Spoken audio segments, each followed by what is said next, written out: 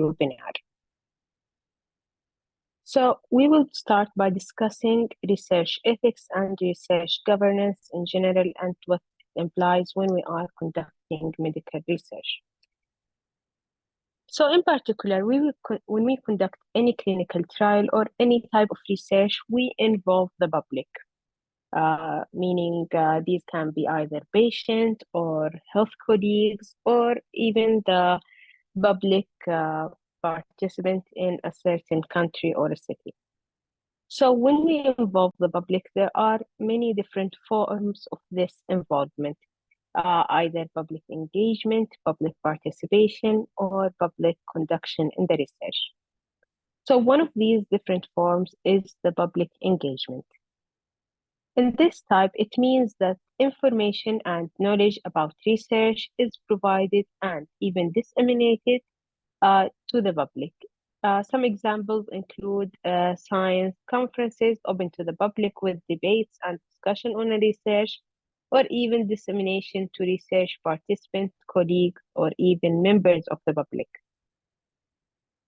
There is also the public participation, in which members of the public, patients, or as a subject or as participant of a research study, for example, in clinical trials or in qualitative study or even observational study.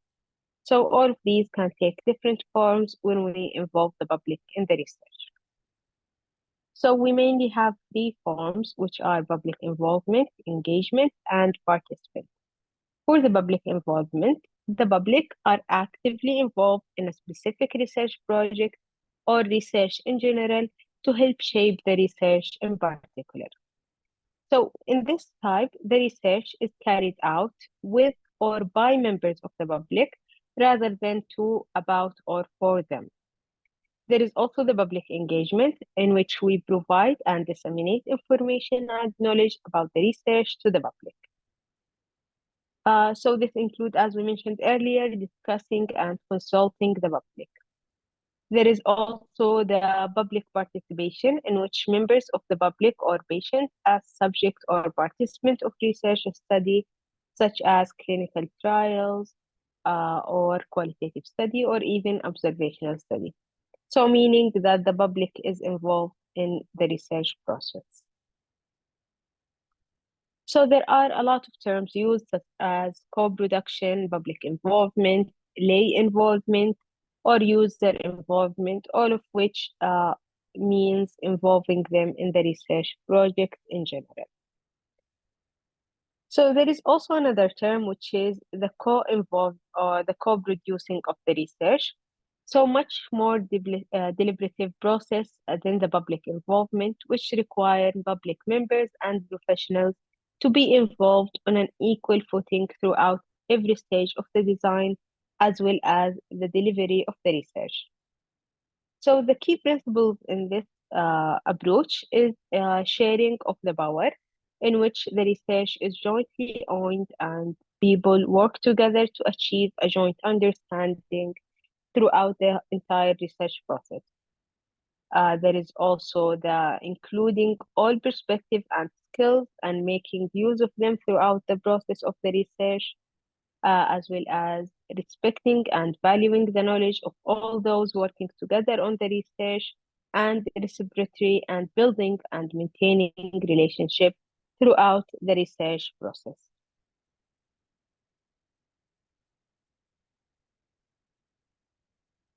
So why do we involve the public in the research?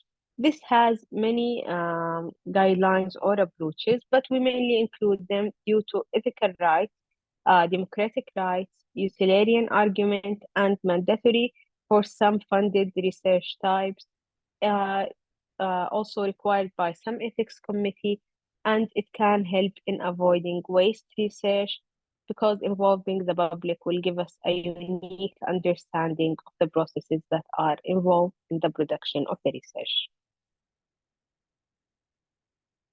So also involving the public in the research will help in revealing subtle, non-producible product. Also, it will help in keeping it real, identifying unmet need, and improving quality and design of the research process, and the research quality. So, in the research cycle process, which include identifying and prioritizing the need, designing and managing, also funding and commission. So, through every step, we can involve the public, and this involvement will depend upon the stage in which we are involving them. Also, will depend upon the skills of the participants that we are involving in the process.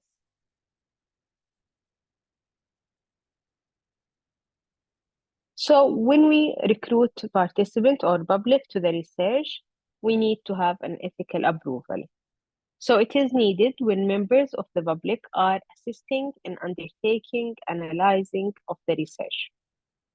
So when they are looking at or discussing the data or talking to people with similar condition, can even remind people of their negative experience. So this may actually cause the participant to have some distress.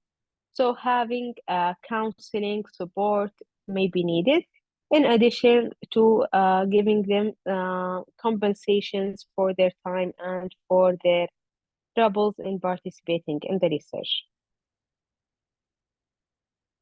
So who should we involve in the research process? This will depend upon three things. The first one is who is the targeted population for the research we are carrying. Also, who are the right people to involve and who will provide insight. In addition, where would you find these people and where would you target them? So, to identify the right people to involve, this will depend upon the research population, whether they are patient or public or community. So, if we are looking to include patient, we will search for them in outpatient clinic or through patient organization and medical records. Or if we are looking to involve the public, we will search through social media, involvement platform, or community levels. And for communities, we can assess for cultural groups or social networks, depending, of course, on the factors that we are looking to investigate. So diversity in a research project is important to have success because everyone can have their own unique perspective on a certain issue that will help in improving or solving the problem that we are investigating. So recognizing the values of the lived experience and showing appreciation is sometimes required in these processes. So this can be non-financial recognition such as training or lab tours, or it can be financial installment, for example, for their transportation or any other paid expenses.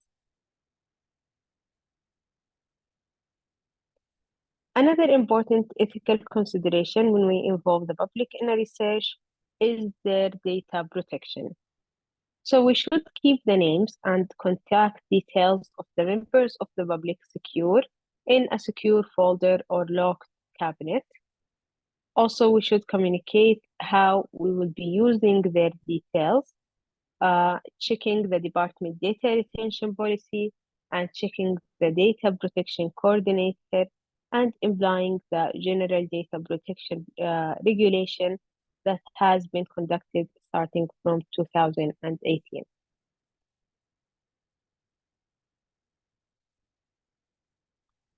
So there is a national standard for public involvement. This includes having inclusive opportunity for everyone, also working together and supporting and learning throughout these processes, in addition to communication, impact, and governance of these processes through all of the different steps.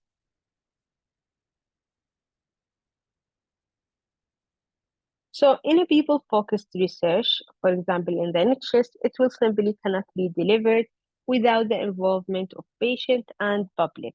So no matter how complicated the research or how brilliant the researcher, the patient and the public will always offer a unique, invaluable insight to certain issues that the researcher wasn't able to see.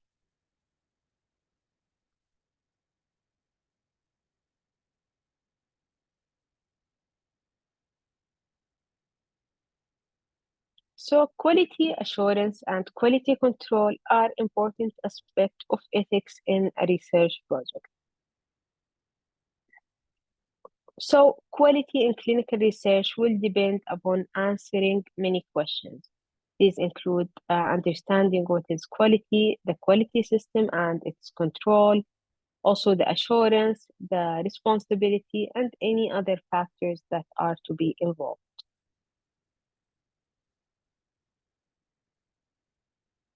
So, in a clinical research, quality is the scientific integrity. This includes having a robust protocol that is accurate with reliable data and can have clear specific aims with scientific questions. So this will also include a well-written with no ambiguity, comprehensive project. It should meet all legal guidelines and governance requirements. In addition, it should be funded or resourced and insured, as well as having sensible recruitment throughout the research process in general.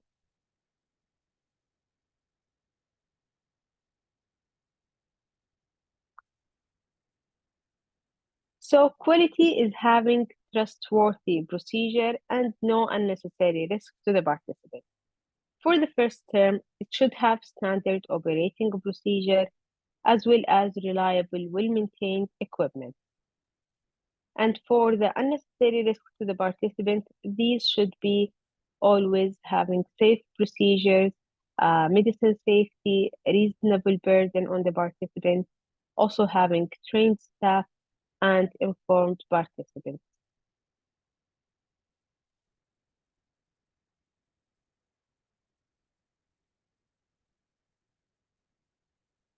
So the definition of quality control is the operational techniques and activities that are undertaken to verify that the requirements for the quality of the trial related activities have been fulfilled.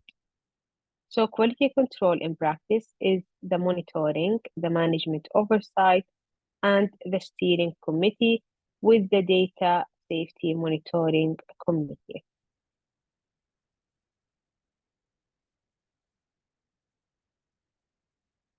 While for quality assurance, it is defined as all those planned and systematic actions that are established to ensure that the trial is performed and the data are generated, documented, as well as reported in compliance with the good clinical practice. So in practice, quality assurance involve having audits, SOPs, policies, and templates, as well as inspections to ensure that everything is going as planned.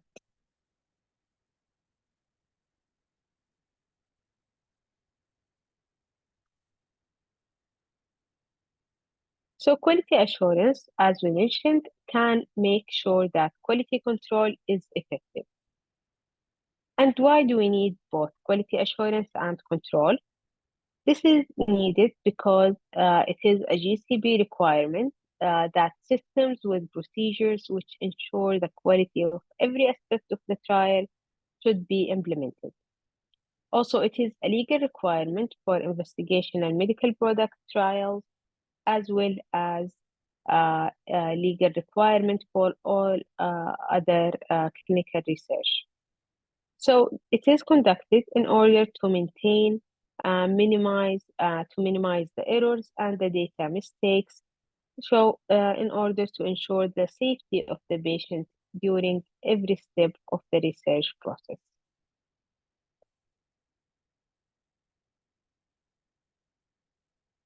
So why do we need them? So a poor quality trial is considered to be a waste of time, as well as of money, and a waste of resources and unnecessary burden to the participants. Therefore, it is regarded as an ethical requirement in general.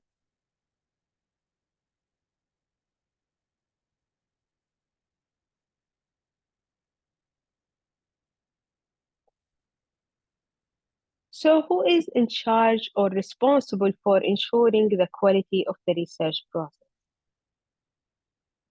This is the sponsor responsibility for implementing and maintaining the quality assurance and quality control systems with written standard operational protocols. Also, the sponsor should review systematically and will appoint monitors and auditors to ensure that the research is carried with appropriate quality. Also, the sponsor can delegate someone to ensure that quality is conducted according to the clinical trial good practice and ensuring that who's in charge will take responsibility for their own work.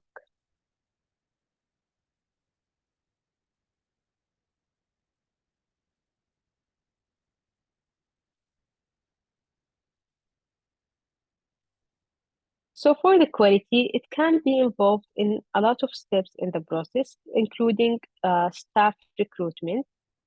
This will be conducted through ensuring that we recruit qualified, experienced staff. Also, quality can be ensured during the training process um, by having a good clinical practice requirement training, on-the-job training, as well as study or procedure-specific requirements. Also, having appropriate protocol, such as peer review, expert input, scientific reports, and statistician analysis.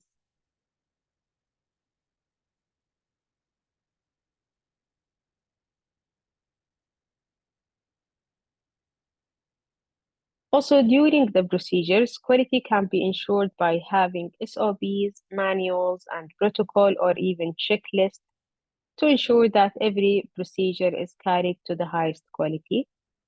Also, having equipment calibration and maintenance, in addition to having appropriate suppliers with contracts and agreements, as well as having high quality investigational medical product and quality protocol release.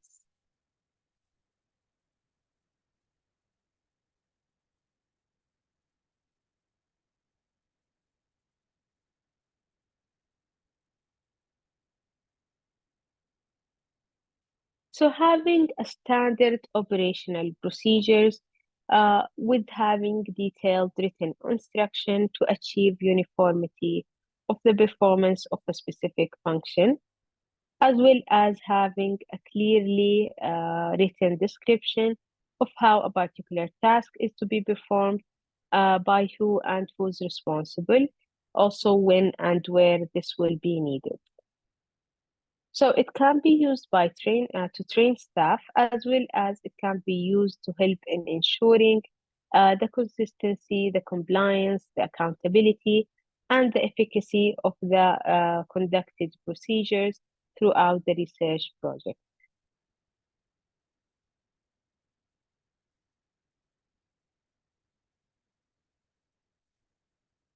So typical section in an SOP include having cover page with authorization, introduction and background, as well as the purpose, the scope of the work, the responsibilities, any specific procedures, as well as associated document or forms, references, and any change in history that has been conducted to this file.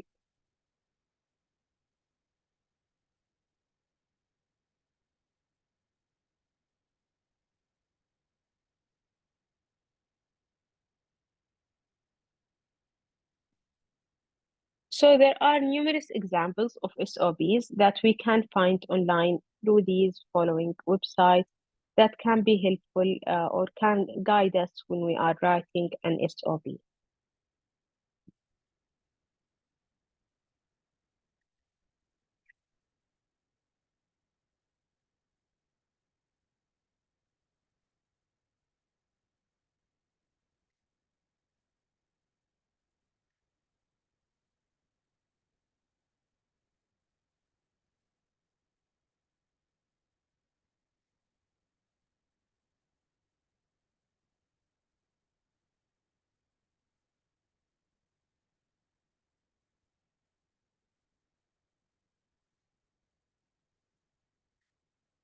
We will be taking a quick 15-minute break for Salat al-Asr and then continue our discussion.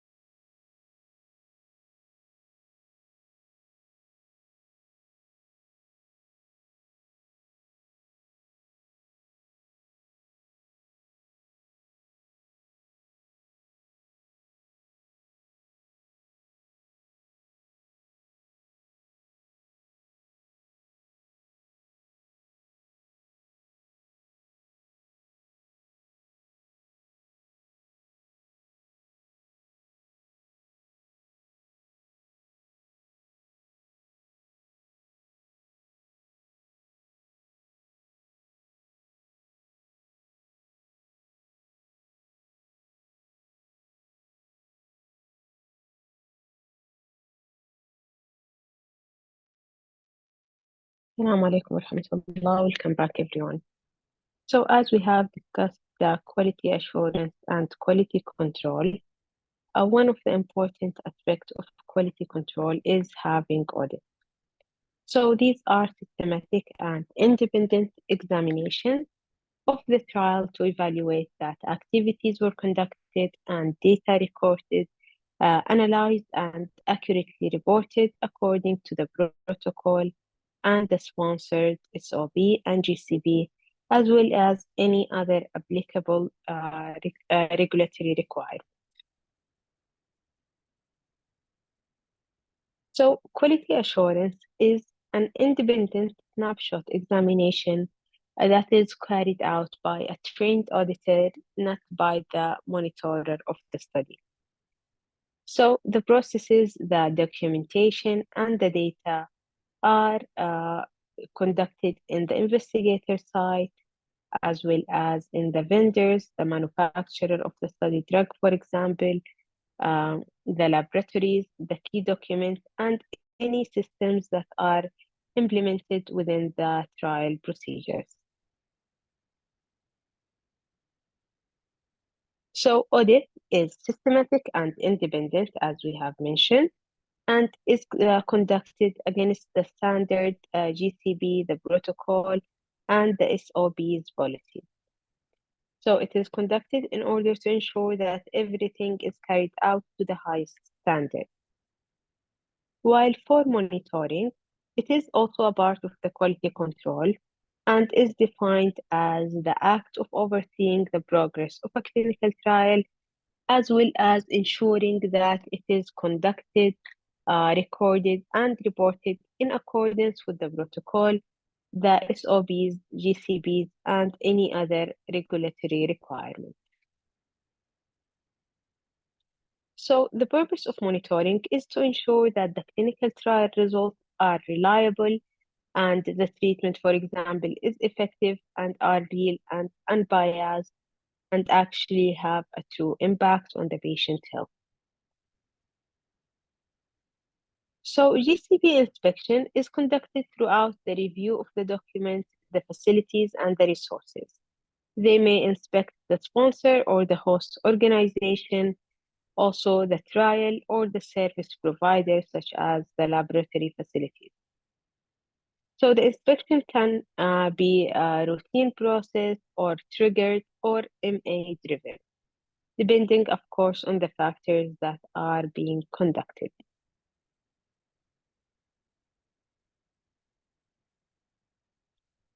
So some of the common findings in non-commercial study include the data management issues and most importantly, the quality system and the monitoring, as well as some serious breaches and essential documents issues, all of which has been discovered during quality monitoring. So what happens if a certain trial is not compliant to the guidelines of the GCB? Uh, so if a finding and inspection has been found, this will have an impact on the organization and its reputation in future research, as well as it is considered to be a criminal offense. For example, start or conducting a trial without having ethical approval and regulatory approvals, as well as failing to notify end of trial or any other non-reported serious breach.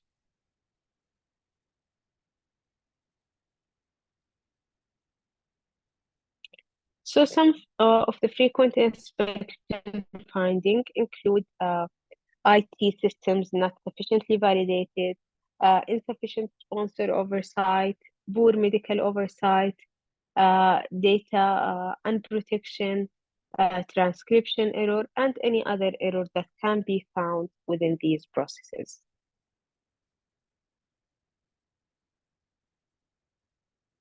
So what is the GCB? We have mentioned it a couple of times at the beginning of the webinar, and GCB is the good clinical practice, which is an international ethical and scientific quality standard for designing, conducting, recording, as well as reporting trials that involve the participation of human subjects. So it helps in providing assurance that the data and the reported results are credible and accurate, as well as assurance that the rights and the confidentiality of the trial subject are protected. So the GCP has gone through several amendments throughout the years. It started in 1996 and has lastly been amended in 2016. So it is consistent with the principle of the Declaration of Helsinki. Also, it has a unified standard that provide mutual acceptance of clinical data by the regulatory authorities. Also, it has harmonization of the four areas in the safety, quality, efficacy, and multidisciplinary impact. Also, in the efficacy in itself, with covering about 7 principles of the GCP in order to be fully understood and carried out appropriately.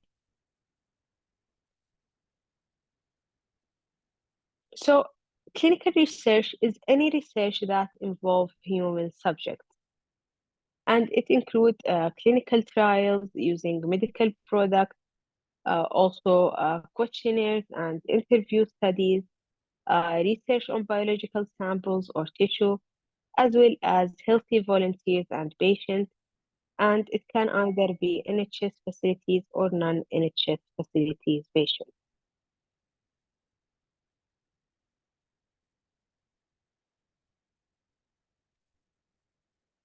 So the GCP has been created due to the development of issues in clinical trials over the years. So in 1932 up to 72, there was the Takuji syphilis study. In this study, it continued for over 40 years and was conducted on 400 African American men who had syphilis. So it was carried out by the US Public Health Service, and subjects were told that they had bad blood. So they followed these patients up until their death, even that a treatment was actually available and they could have used this treatment to treat those patients, but they denied them the treatment because they wanted to study the disease and didn't care about the outcome on the patient's life. So, as a result of this clinical trial, the Belmont report was conducted in 1979 and issued 3 ethical principles of research and was the beginning of the conduction of clinical studies ethics principles. So, the 3 principles included respecting the persons, their beneficence, and having justice to them. So following that, there is the number code trial in which they had voluntary consent of the subject, and the guidelines that developed include having that the results should be fruitful and not producible by any other means. The trial design should be based on the result of animal experimentation at first, and we should avoid any unnecessary suffering and injury, as well as if the researcher believes that death or disabling injury can occur during the trial, then the research is not legitimate and shouldn't be conducted. Also, the degree of risk may not exceed the benefit of the experiment on all participants, as well as every possible action must be taken to protect the subject from injury, disability, or even death.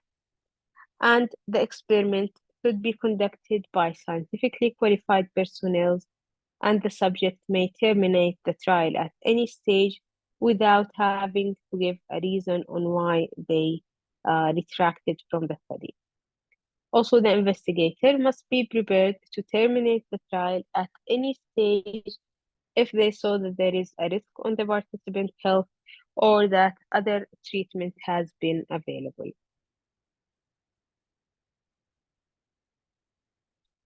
So there is also the thalidomide tragedy that followed during the 1960s. And originally, they were prescribed as having painkillers and sedative to the mother, and having widely prescribed antiemetic for morning sickness and sedative. So, as a result, about 12,000 birth defects in 46 countries has developed. So, animal testing for birth defects subsequently has been introduced before carrying out trials on pregnant women.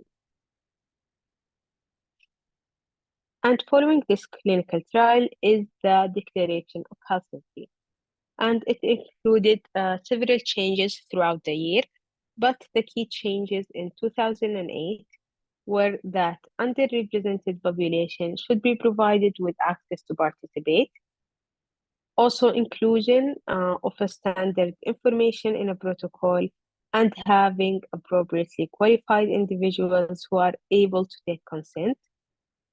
While in 2013, the key changes included having increased protection for vulnerable participants and compensation for harm requirements with access to result and benefit post any study. So these are the clinical trials that had major impact on shaping the GCP or the good clinical practice and the ethical requirement that we have implemented today in order to ensure that participants in any research study will always be safe and be able to have fully consent in order to participate, and they are should be told that they are free to withdraw from the study at any time without having to give a reason on why they are exiting the study. So the directive laws and guidance that has been developed in 2014 in Europe has been developed to replace all clinical trial regulation across Europe in 2020 and have increased harmonization throughout European studies and having a single authorization for ethical requirements and competence authorities, as well as safety reporting and simplifying requirements for low risk trials and clarifying or archiving that should be conducted for at least 25 years after the end of the study. In addition, clarifying the discrepancies on interpreting the GCP requirements.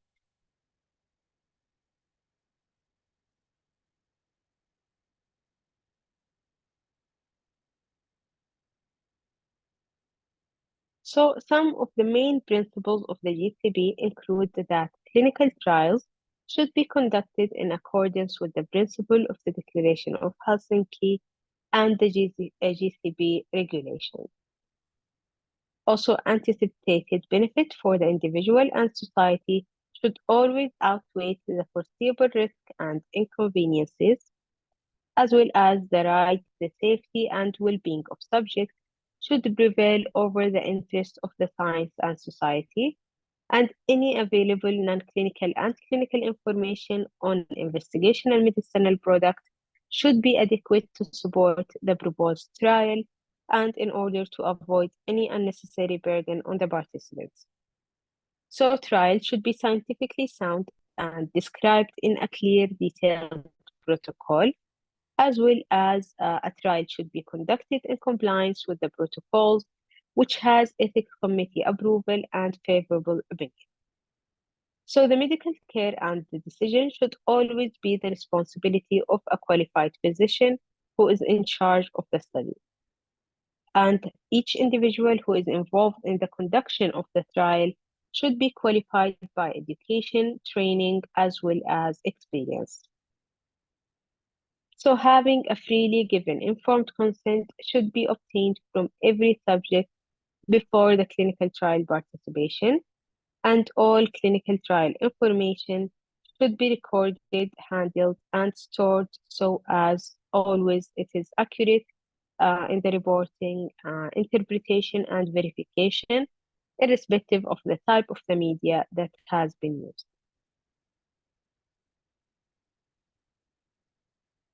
So the confidentiality of the record must also be protected in accordance with the regulation, and investigational medicinal products should be manufactured, handled, and even stored in accordance with the GMP and used in accordance with the approved protocols. So systems that assure the quality of every aspect of the trial should be implemented, and aspects of the clinical trial are essential to ensure that human subject protection and reliability of the trial result should be focused on such systems.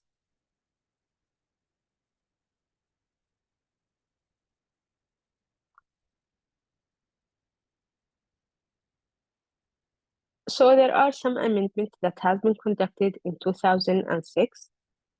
These include that the rights of each subject to the physical and mental integrity that must be safeguarded, as well as the licensing authority approval that is required, and that protocols must be defined, the inclusion and exclusion criteria. So provision must be made for the insurance and indemnity to cover the investigator and the sponsor liabilities in these processes.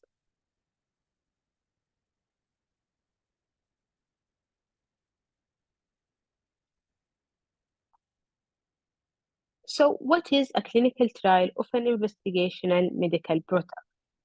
So this is any investigation in human subject other than the non-interventional trial that is intended. Also, it is conducted to discover or verify that clinical, pharmacological, or other pharmacodynamic effects of one or more medicinal products. Also, to identify any adverse reactions to one or more of such products, or even to study the absorption, the distribution, metabolism, and excretion of one or more of these products. This is with the objective of ascertaining the safety or efficacy of those products as well. So this guideline or this table can be followed in order to see if we are following the correct GCP guidelines or not, of whether this is a clinical trial of medicinal product or not.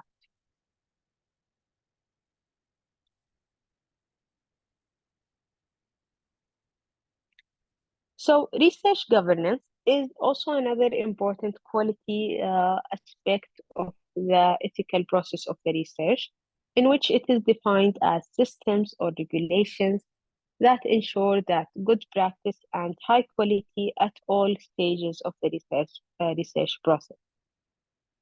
So ensuring that researchers do the right thing in the right way at the right time, and also not having new legalization, but bringing existing regulation and guidance on the clinical research into one document.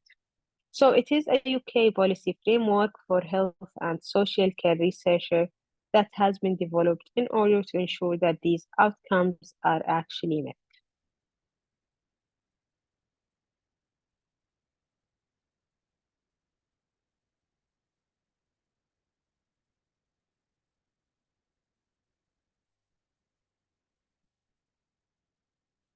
So the purpose of having research governance is to ensure the dignity, rights, and well-being of the public, also to improve research quality and to prevent poor performance and adverse events from developing, also to help prevent misconduct and fraud, as well as it covers the entire research process, including the design, the management, and undertaking or funding, as well as hosting or participating in a research process.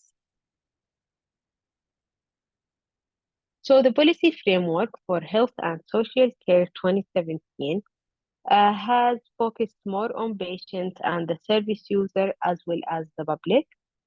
Also, it is safer and more efficient or effective treatment, as well as the care and other service that is to be developed and tested.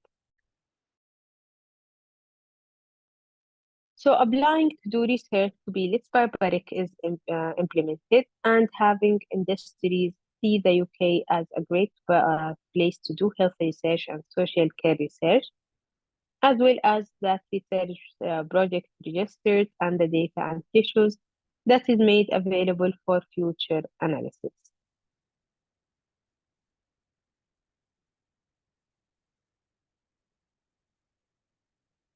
So the policy framework for health and social care in 2017 included 19 principles.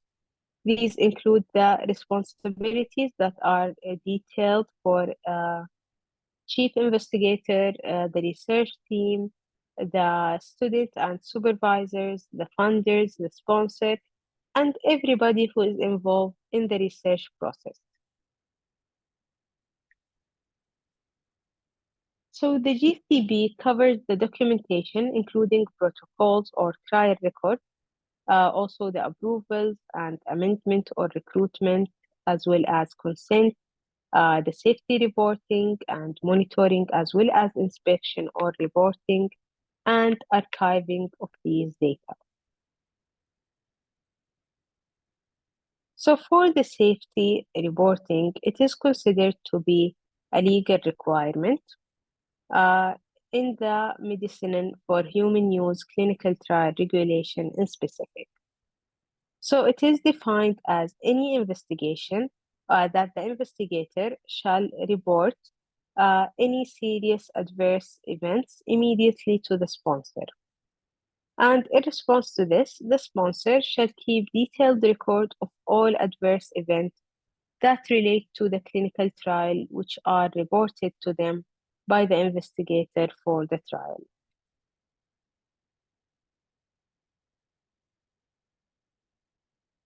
So the annual reports include having two types of reports that must be submitted during the trial. These include the annual progress report, as well as the developmental safety update report. So at the end of the trial, they should have an end of study notification and a final report that is should be conducted within 12 months.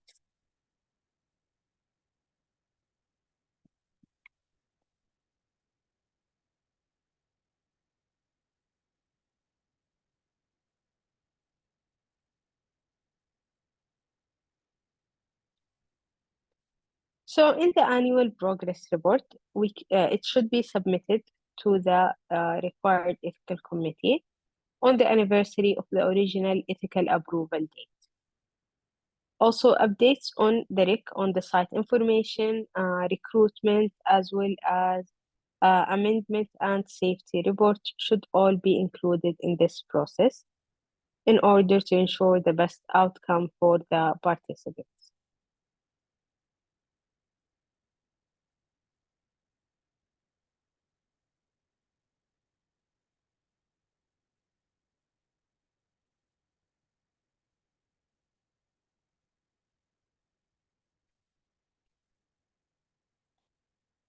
So in the developmental safety update report, it replaced the annual safety report and it was introduced to improve harmonization across the Europe and the USA in order for the research projects to be carried out in similar manners.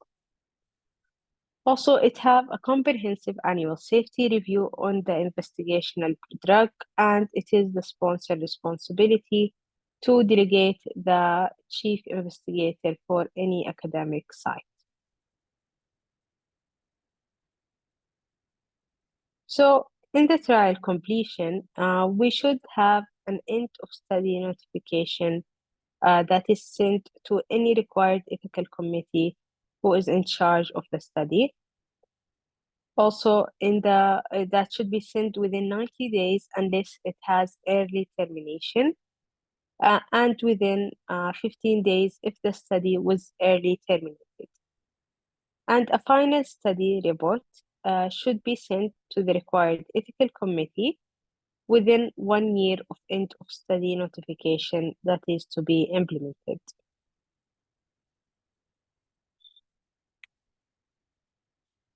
While for the archiving of these data, It should include standard operational procedure on the archiving, also keeping a log of all documents and where they will be located, and ensuring that these data and any software is actually retrievable, as well as labeling the medical note to be retained, and having electronic records and software readers that need careful archiving.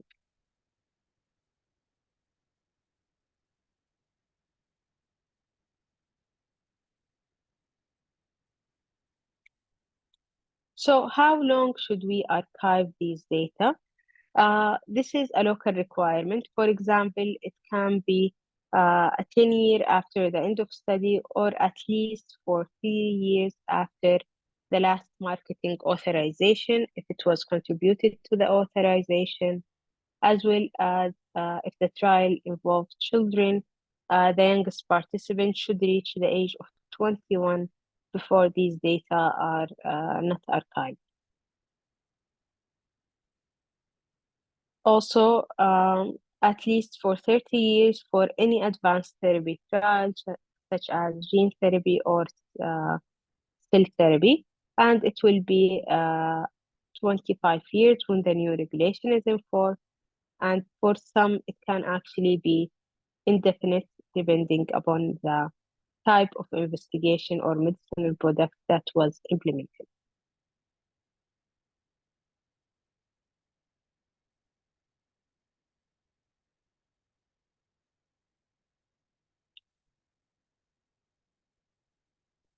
So for the safety reporting, it is considered to be a legal requirement according to the Medicine for Human Use regulation that was implemented in 2004. So an investigator shall report any serious adverse event immediately to the sponsor, and the sponsor should keep detailed record of all adverse events relating to the clinical trial, which are reported to them by the investigator for that trial.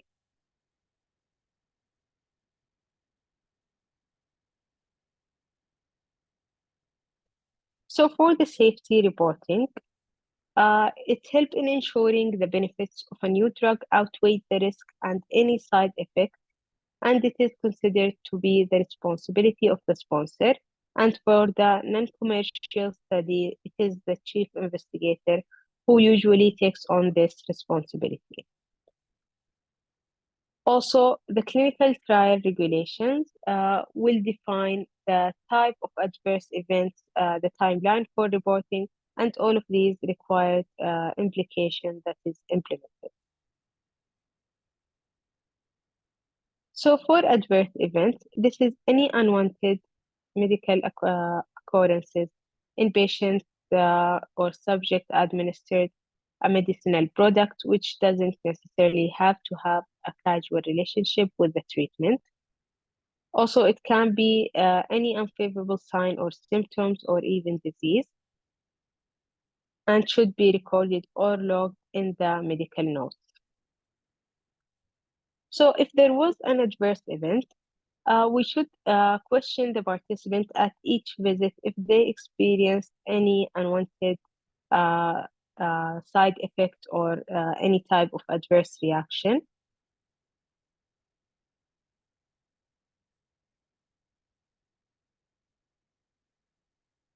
Also, any abnormal lab result, including, for example, ECGs, as well as the medical notes of any admissions or visit to the clinic, and concomitant medication that is being taken, as well as the diary entries.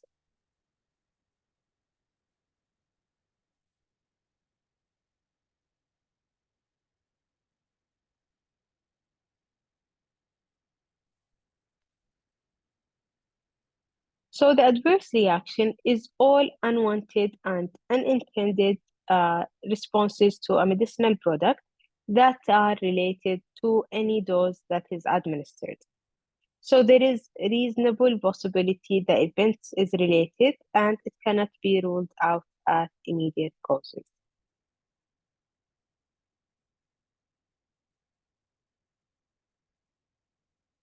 So the serious adverse event is any adverse event that results in death or is life-threatening and require inpatient hospitalization or prolongation of existing hospitalization. Also, it results in persistent or significant disability or incapacity, as well as is considered to be a congenital anomaly or birth defect and a medically important event that cannot be ruled out immediately.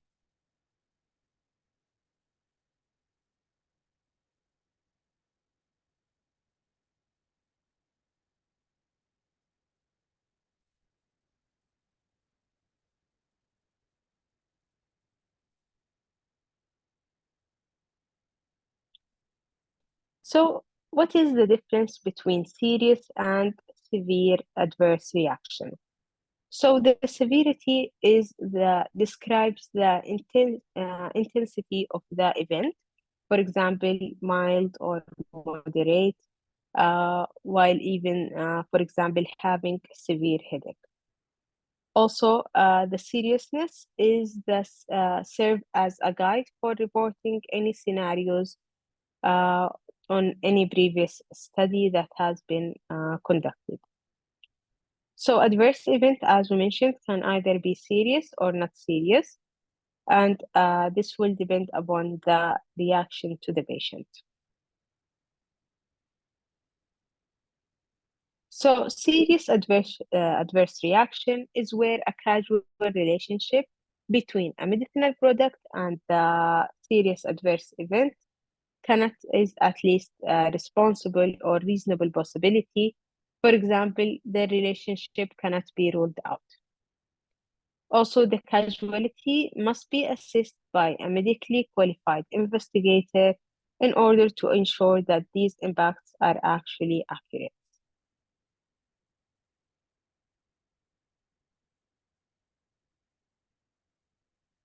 So the adverse event, even if it's not serious, we need to assess whether it is actually related to the medicinal product or not, and is it adverse reaction or adverse event, and is it severe or not. So a foreseeable serious adverse event or reaction often is considered to be certain events that can be predicted and can be actually defined in the protocol as not requiring immediate reporting. Also, there is the disease-related, the pre-existing condition, and the population-related event. For example, in the elderly or serious medical condition, it can be considered as a predictable serious adverse event. And whether it is drug-related event, it can be considered to be predictable as well.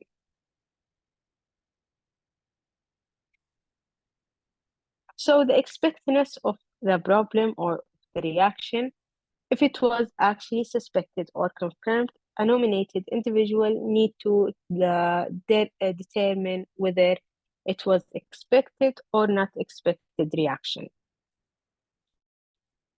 Also, it need to be appropriately trained, but not necessarily a medic to answer for this reaction, as well as referring to the protocol and the reference safe information. And if it wasn't expected, then this is a serious, unexpected adverse reaction.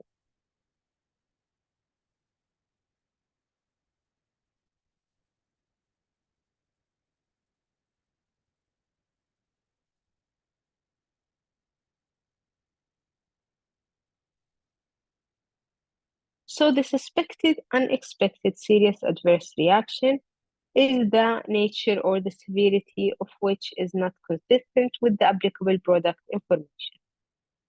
So it must be reported immediately to the sponsor, also to the required ethical committee and the MHRA within 7 calendar days if the condition was life-threatening, also to within 14 calendar days if for any other serious unexpected adverse reactions, And reporting can be conducted electronic in many different organizations. So an event which is not listed in the RSA, which is the suspected adverse event or protocol, or is listed but has occurred at an increased frequency or severity or even a different specificity, uh, then it should also be reported as unexpected side effect or reaction.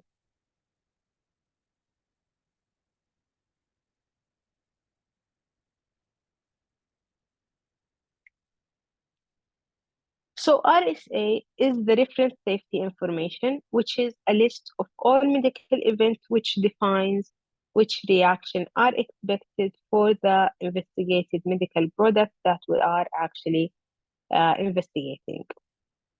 Also, it may be contained in the summary of the medical product characteristic, as well as the investigator brochure, but has been reported, as we mentioned, in different severity or impacts.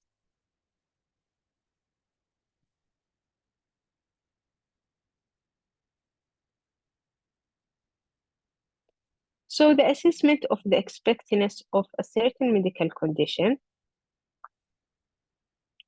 is a reaction that is only considered expected if it is listed in the RSA and at the same specificity and severity, while a reaction that shouldn't be considered expected because of the patient's medical condition, but due to the investigational medical product.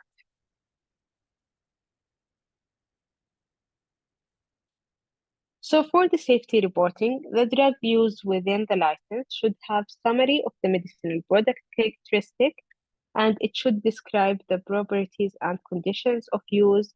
And if a drug was used outside of the license, it will depend on the risk whether an investigational medical product or not.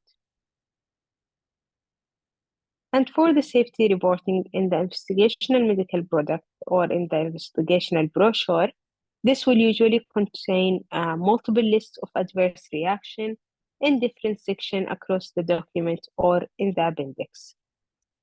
So the section which should be used as the RSA must be identified by a clear title and the reference safety information for the assessment of expectedness and the adverse drug reaction in the appendix as well.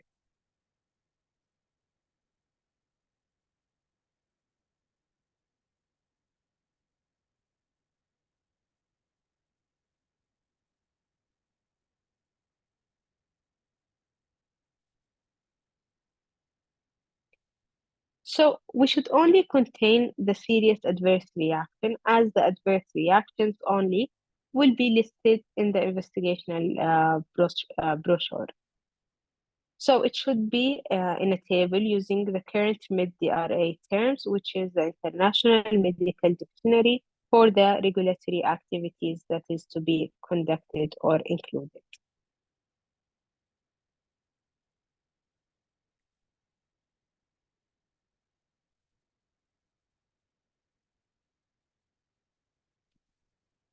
So if these resources are available, then we can actually use online platforms in order to have the best outcome. And if an adverse event has developed, we should follow up on them until the resolution or the event is stable. Also, record should stop the date and the outcome that it has developed during this outcome. And we should report usually on another copy of the serious adverse event reactions.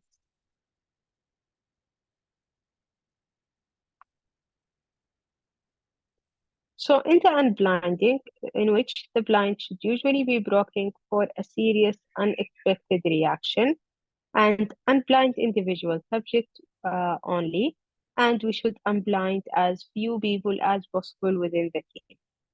So the process should be covered in the protocol or in the SOP in order to have a certain checklist or guidelines that we can follow until the resolution of the problem.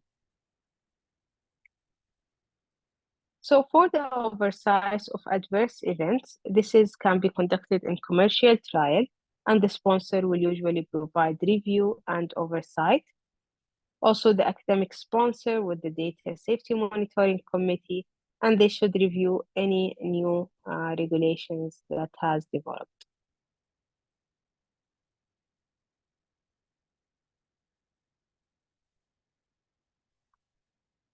While for the oversight of adverse events, we should review all these events to ensure that all have been followed to resolution, and we should perform a trend analysis as well as reviewing reporting procedure on regular basis. Also, for a serious breach, it is defined as a breach which is likely to affect to a significant degree the safety or the physical or mental integrity of the subject of the trial, or even the scientific value of the trial.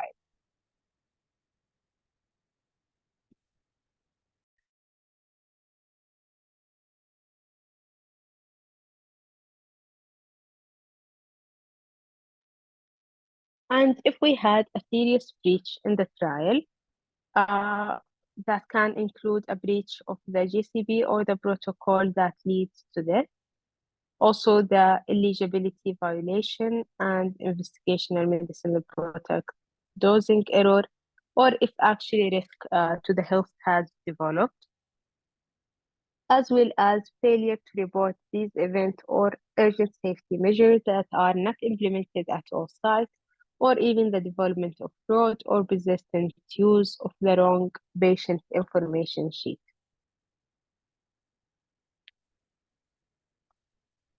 So, in the case of a serious breach, this might be identified by the monitoring or auditor, as well as participants or researchers and investigators.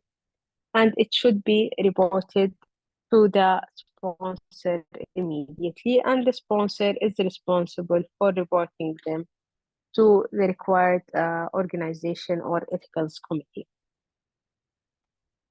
And any urgent safety measure can be implemented immediately without waiting for amendment to be approved.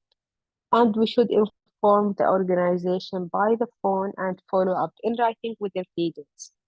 So in the follow-up, we should include what measures have been taken and the reasons on why these measures has been taken, and any amendment form and covering letters.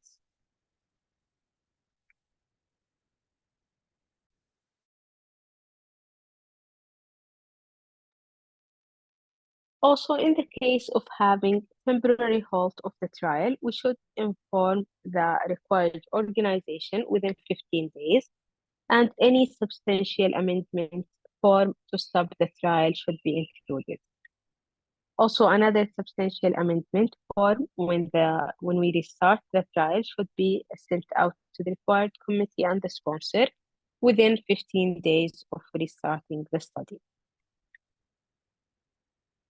And for the annual reports, there are two types of reports that need to be submitted during the trial. These include the annual progress report and the development safety update report. While at the end of the trial, we should have an end of study notification, and a final report should be sent out within 12 months.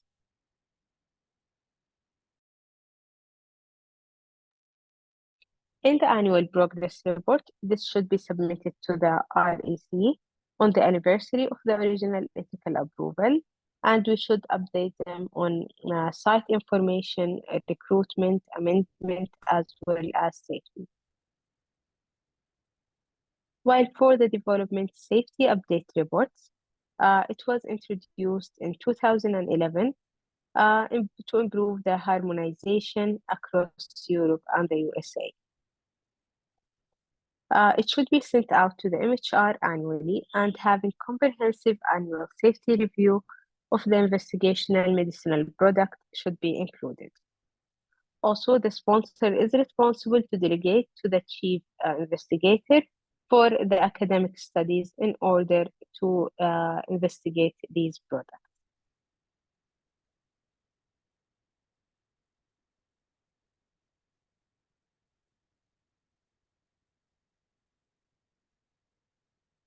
So these can be submitted through online website depending on the organization. And some of the things that we can include in these factors is the table of content that contain the introduction, any actions that has been taken on the reporting, any changes that were made, any inventory of the clinical organizations, and all of the updates that has been recorded during these factors.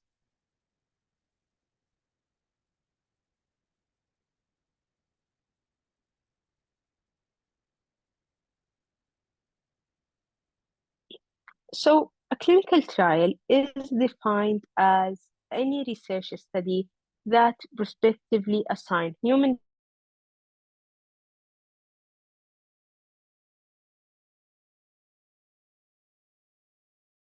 health outcome.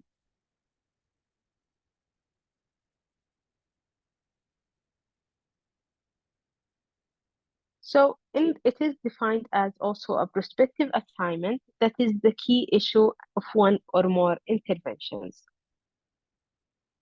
So how many clinical trials are being performed that was assessed in 2019? It included a list of about 300,000 studies in 200 different countries. So who is sponsoring these clinical trials? They are sponsored or funded by a variety of organizations, including medical institutions, foundation, or voluntary groups. So they can either be academic or non-academic institute.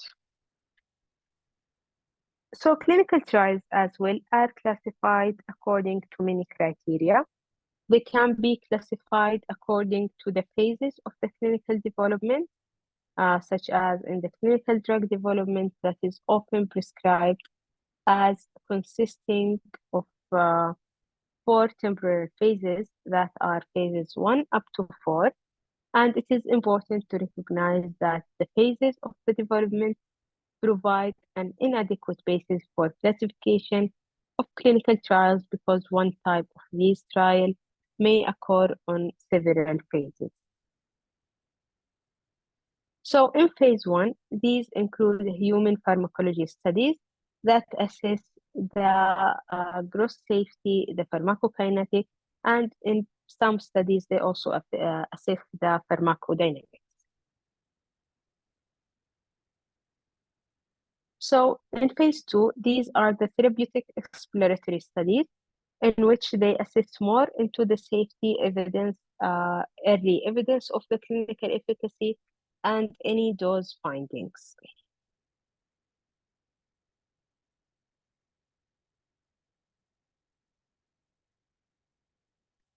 In addition, in phase 3, these are the therapeutic confirmatory studies, and they assess the substantial evidence of efficacy and safety, which is the risk to benefit analysis. Also, they assess the therapeutic use and the safety or efficacy in any clinical practice.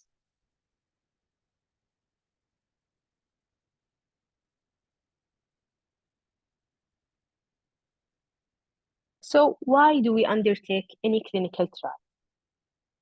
Clinical trials are conducted in order to ensure that we have the best treatment options for all medical conditions, and also because the cost of healthcare provision and the medical services are high. Therefore, we need to ensure that the available resources are used wisely and efficiently. So this has led to the development of the notion of evidence-based medicine, in which the selection of treatment and interventions based on the scientific evidence of the efficacy and safety of these treatments.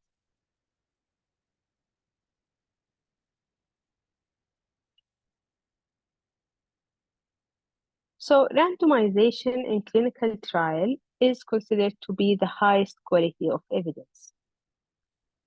And the Cochrane collaboration considered to be the most value in the provision of evidence when we are assessing or examining the studies of these factors.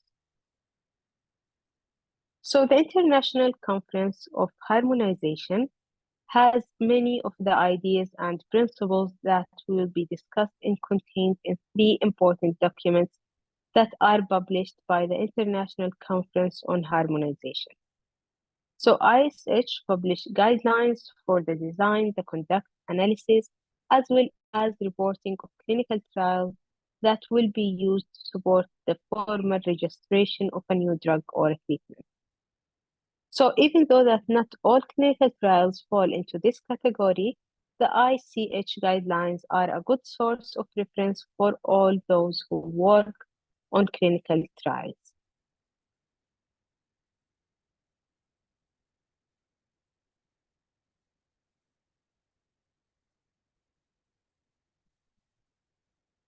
So the three guidelines that are most valuable from the viewpoint of statistical design and analysis are guidelines number 9, in which statistical principles for the clinical trial, and principle 3, the structure and content of clinical study reporting, and guideline 6, which is the guidelines for good clinical practice.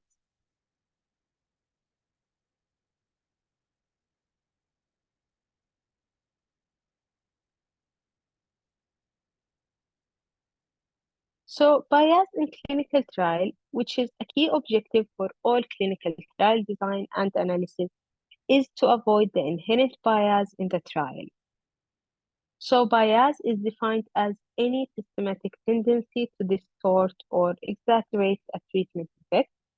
So, we want to avoid making erroneous conclusion about the effectiveness of a treatment, and so we need the reassurance that the trials are unlikely to have any inherent bias, either in the way that we collect the data or the way we organize the trial and the way in which we analyze or even report these data.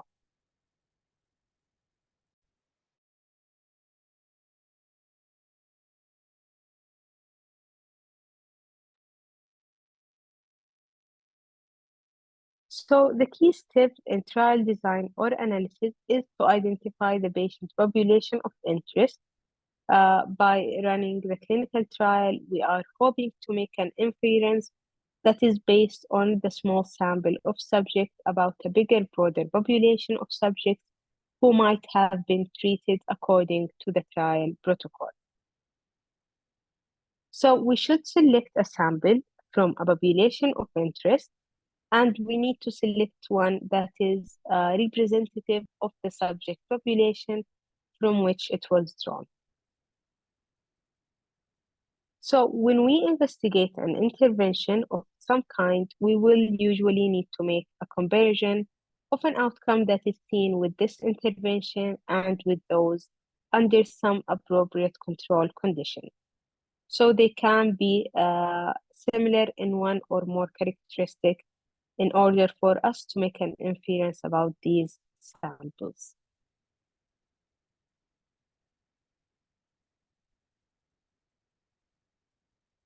So choosing an appropriate trial design, we will need to choose a trial design that meets the objectives of the trial and that fits with any logistical or practical constraints that avoid bias as much as possible. And it should also give efficient estimates of the effects in which we are interested in examining.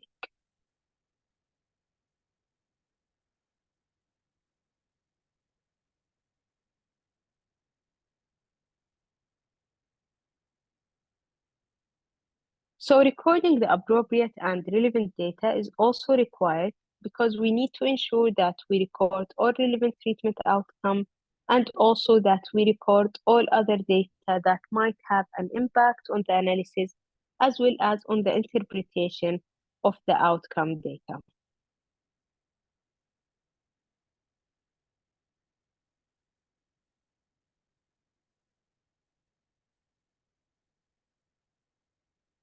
So identifying any relevant hypothesis and statistical method is also required because we need to choose appropriate and clinically relevant hypotheses and choose appropriate statistical method with which to investigate these hypotheses as well.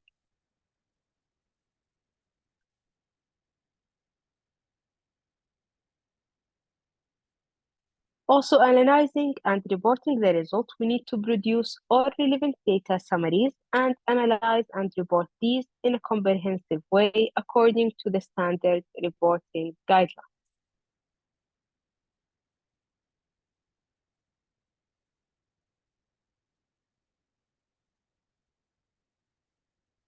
And for the samples and the population in a clinical trial of a new medical treatment, we are trying to draw a valid and reasonable conclusion about what would happen if the new treatment were widely used in a large patient population. But also limitations of resources and practicalities mean that we can only study and collect data from a small sample of patients that are drawn from this larger population.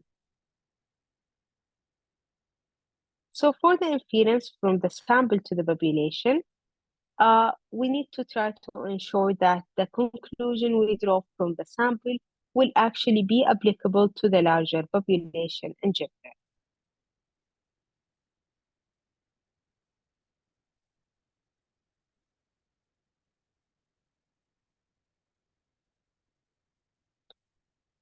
So how do we select a sample and how do we use that sample?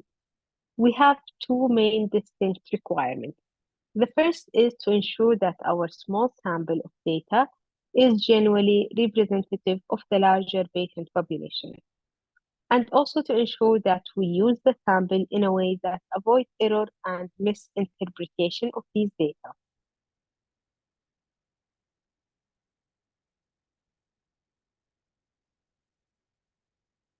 So, from a statistics in a drug research methodology research, they found that for a valid statistical assessment of the efficacy and safety of a study drug, it is important that a representative sample of a qualified patient be selected from that targeted patient population.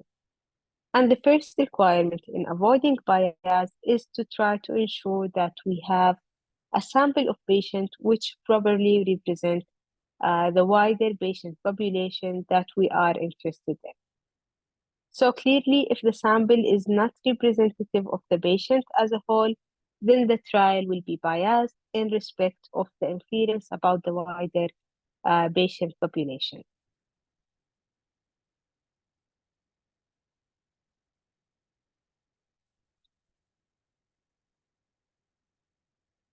So in a random sample, this is the ideal technique for drawing a representative sample from a large population, that is to draw a random sample. Also, in a random sampling technique, every patient in the population has an equal chance of being selected for the sample, and the sample is selected using random processing.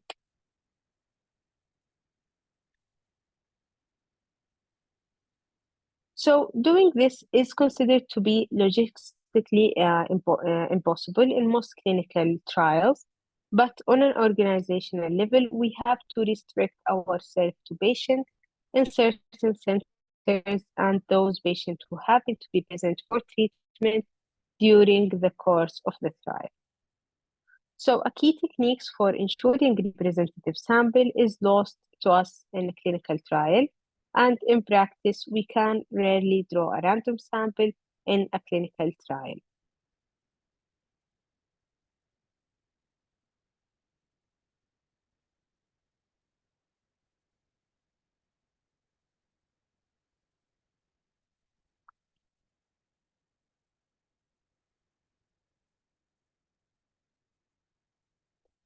So what are the sampling methods that are available? We have two practical options.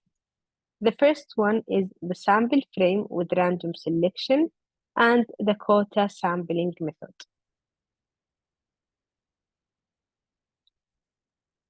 So in the sampling frame and the random sample, if it is restricted set of subject is available, for example, at a certain center only, we should consider constructing a list of all possible available patients and selecting randomly from all patients on that list.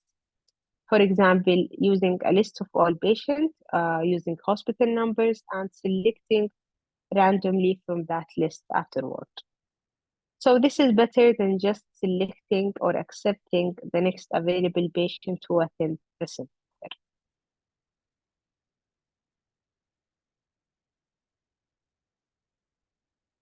So for a study that recruited family physician and patient, they found that 24 postal area were constructed, and from that they generated a list and ordered randomly by random number on a generator program.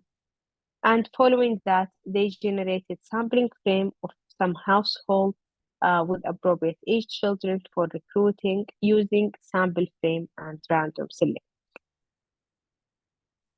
There is also the quota sampling method, in which even restricted random samples, such as the previously mentioned, cannot be selected.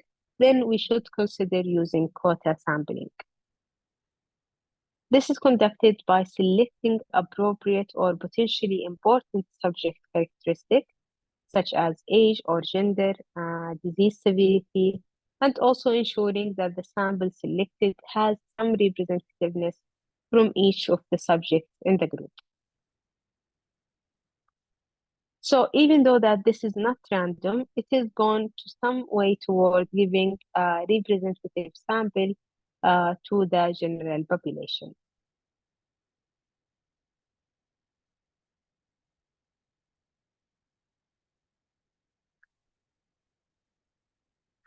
And these are some examples for quota sampling as well. So there is also the convenience sampling, which is often used. And in practice, patients who are recruited into most clinical trials will generally consist a convenience sampling method. So we use those subjects who happen to be available at convenient place and convenient time. And typically, this means that we select the next group of patients that attend the center for consultation. And this is not considered to be as a random method, but has the practical advantage of the simplicity and convenience as well. So why is random sampling considered to be better?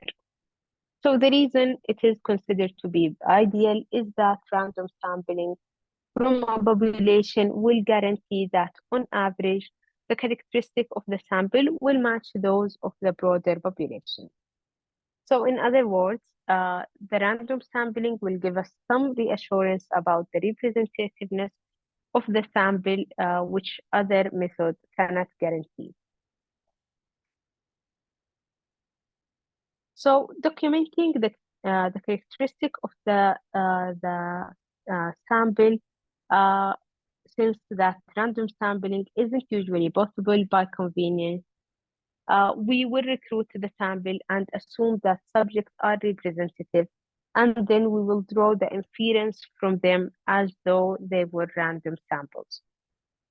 So we must always try to demonstrate that they are representative by good, clear, and comprehensive documentation of the relevant characteristic of those subjects who are in the sample. We should also avoid bias when we use the sample. And the second possible source of bias in the sample can be the way in which we use the sample in order to draw a conclusion about the wider population. So we need to use our small sample, however it was selected, in a scientific and unbiased way as much as possible.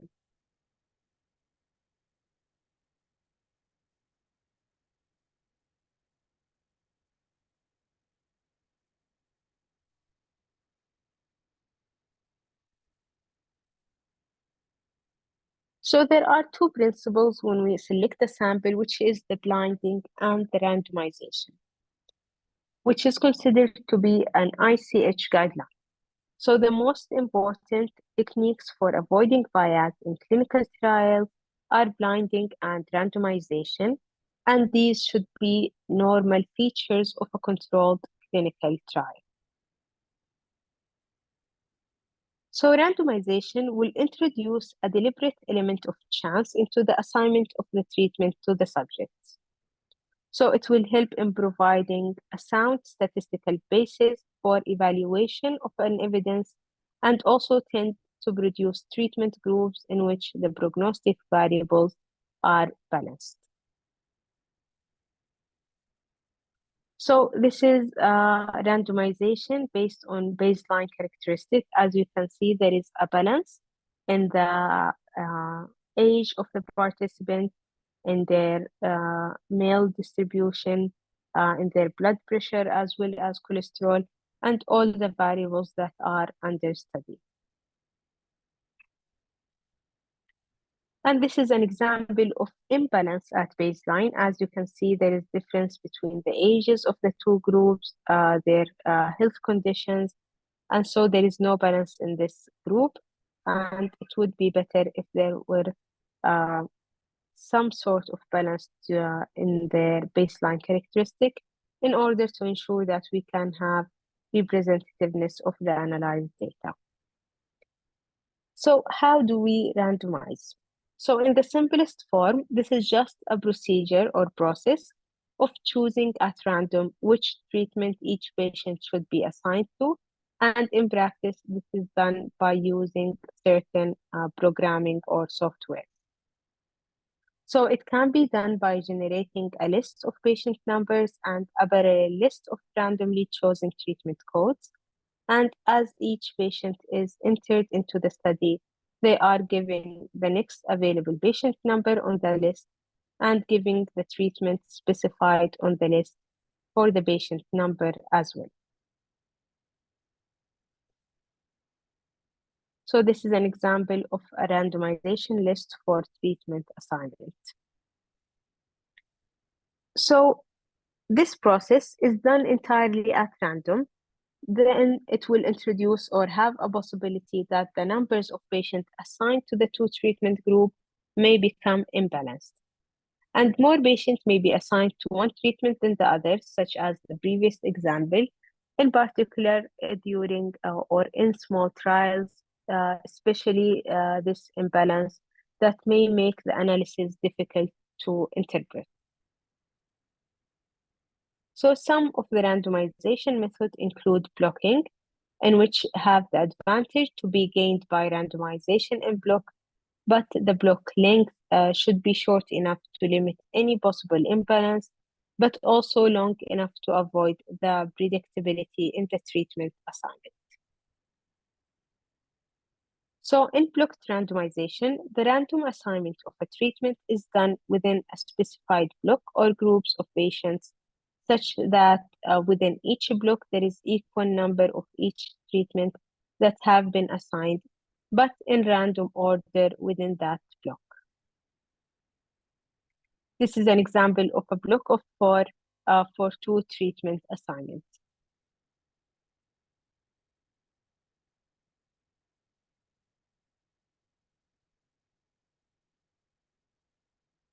So these are also examples of assigning block in different numbers. We can have more than one block for two or more treatments, depending on our desired outcome. So details of the block length should not be in the protocol to avoid breaking the blind. And this will limit the possibility of the investigator being able to predict the next treatment assignment from knowledge of the previous assignment.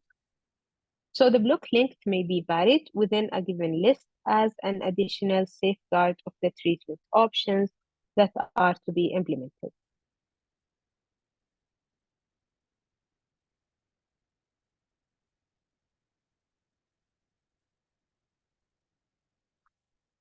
So randomization can also be conducted in a structured list, and this general principle of structuring randomization lists in order to avoid any possible imbalance can be applied for other reasons. For example, in a multi-center trial, it is desirable that the numbers are allocated to each treatment group should be roughly equal within each center. But in the simple randomization, this may not actually be achieved or may not actually be conducted. Also, we can stratify by center, especially in small trials. For example, generating a separate block randomization list for each center so that balance within the center is actually maintained.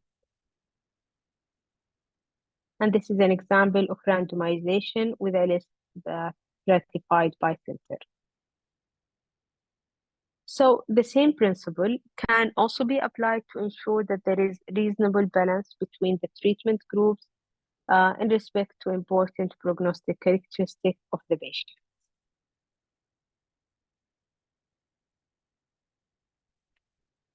We can also stratify by center and by important prognostic variables, especially in small trial, and this will often result in several levels of stratification within the trial.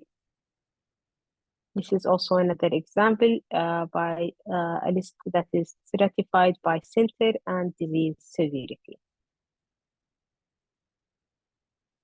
We shouldn't also over-stratify, and generally it is a good rule to try to stratify using too many factors, but it will result in overall poor treatment group balance, especially in the small trials.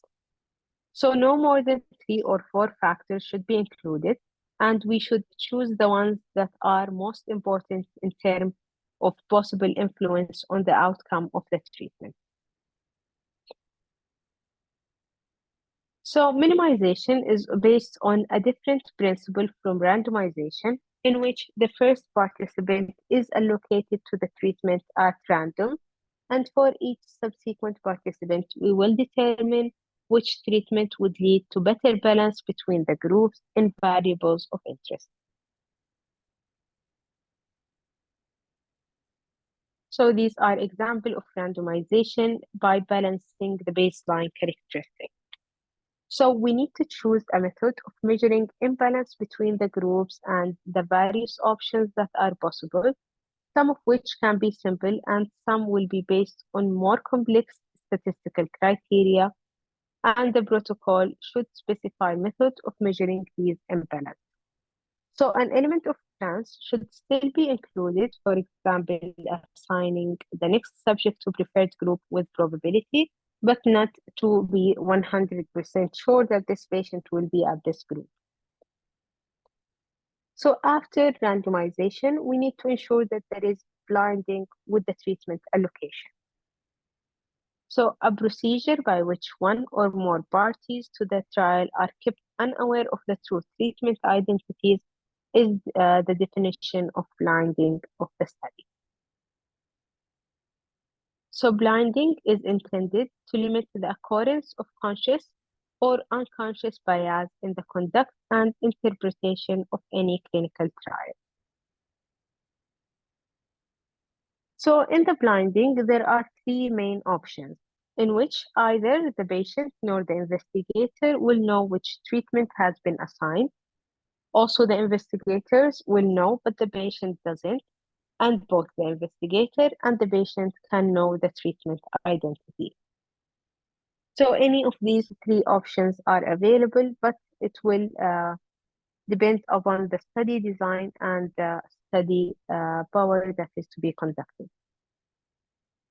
So in a double-blinded study, both the subject and anyone who is involved in the treatment or the clinical evaluation of the subject will remain unaware of the true treatment identity.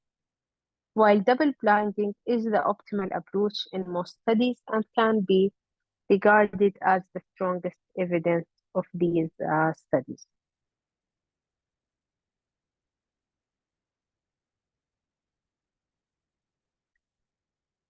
So double blinding will require that standardization of the appearance of the treatment and also the details of the administration of the treatment. And this can sometimes be complicated and may even in some instances be logistically or practically impossible. So in this case, the single blinded study is the next best option to be implemented.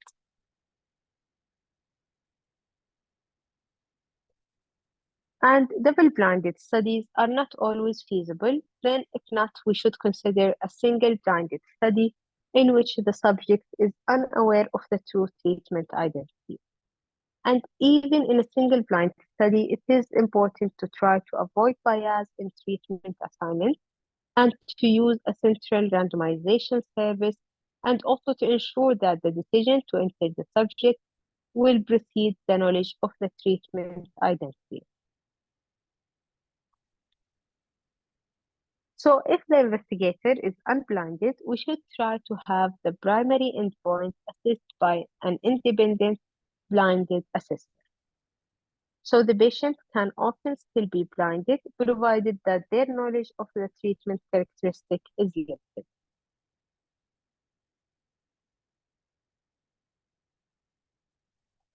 So if the investigator is unblinded and we assess this endpoint by an independent blinded assessor, then the patient can still be blinded to the outcome of the treatment. Also, in the open label studies, both the patient and the investigator are aware of which treatment has been assigned, but this may influence both the patient response and the investigator assessment of the response. So, if possible, we should use a completely objective measure of the response in order to avoid this type of bias.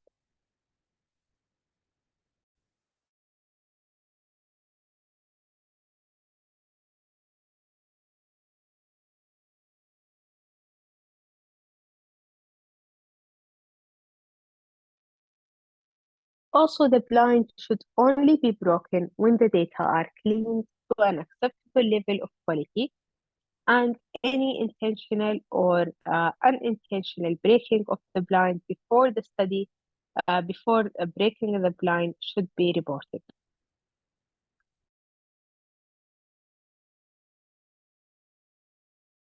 Also, it is important to implement the procedures which will clearly reveal any early breaking of the blind.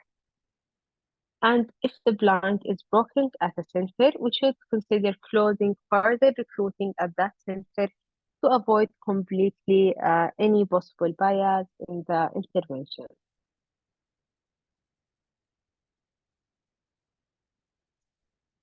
So, in summary, there are three types of bias. The first one is the selection bias, and to draw a reliable inference in clinical trial, we need to select a representative sample and use the sample in a way which avoid bias. Also, there is the allocation bias, in which randomization to treatment regimen is the key tool, and we should ensure balance across the treatment groups. There is also the assessment bias, in which blinding is the key tool, and knowledge of the treatment allocation can influence the assessment of these patients.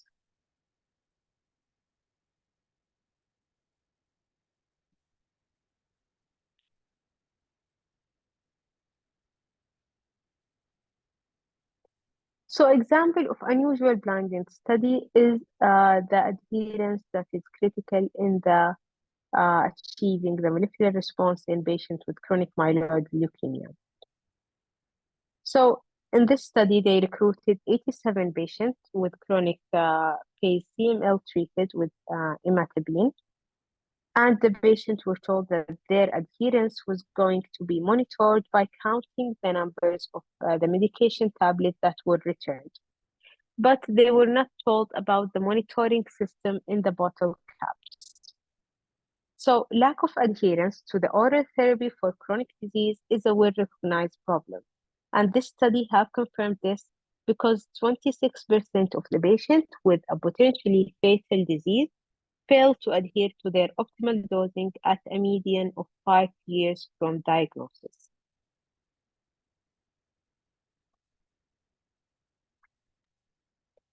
So why do we implement all of these criteria or guidelines when we conduct clinical trials?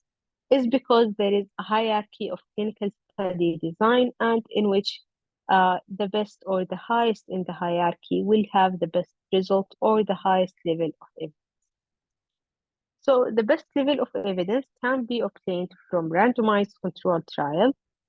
This is followed by other type of clinical trial and followed by studies that are not clinical trials.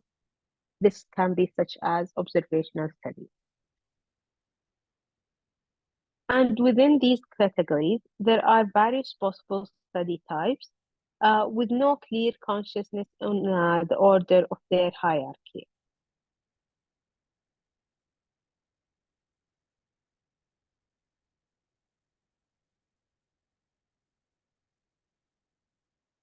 So studies that are not clinical trials include cross-section surveys of subject disease state, also the qualitative description of the subject outcome, and the cohort studies, as well as the case control studies.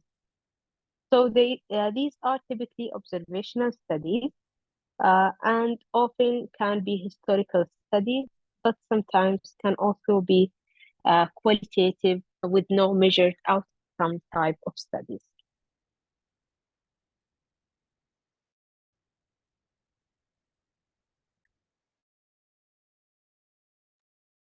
These are examples of studies that are not clinical trials. These can include concurrent cohort studies and follow-up studies, which are defined as follow-up studies that compares the outcome between the participants who have received an intervention and those who have not. So participants are studied during the same concurrent period, either in a prospective or more commonly in a retrospective manner. There is also the historical cohort studies, in which variation on the traditional cohort studies, where the outcome from a new intervention is established for participants who are studied in one period and also compared with those who didn't receive the intervention in a previous period.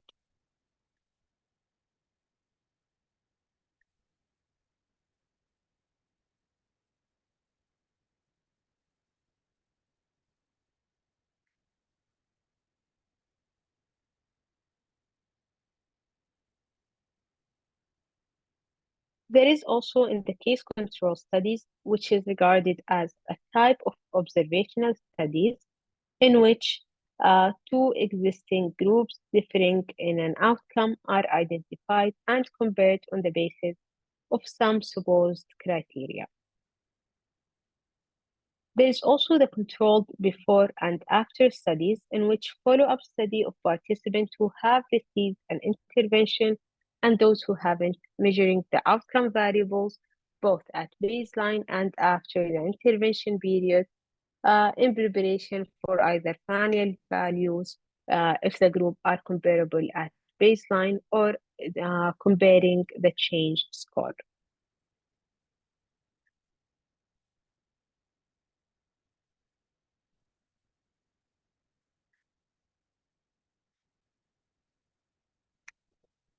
This is also another example of some studies that are assessed and that are not clinical trials.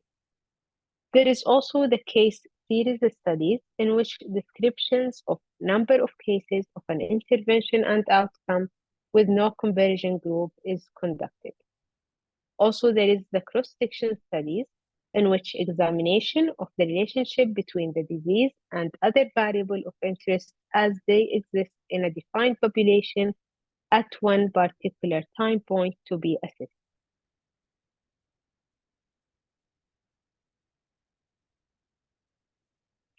This is also another example of these type of studies that are assessed as a non-clinical trial. So randomization is considered to be the gold standard and are not the only mean of collecting the evidence, but as we have mentioned, they are recognized as the gold standard of these studies.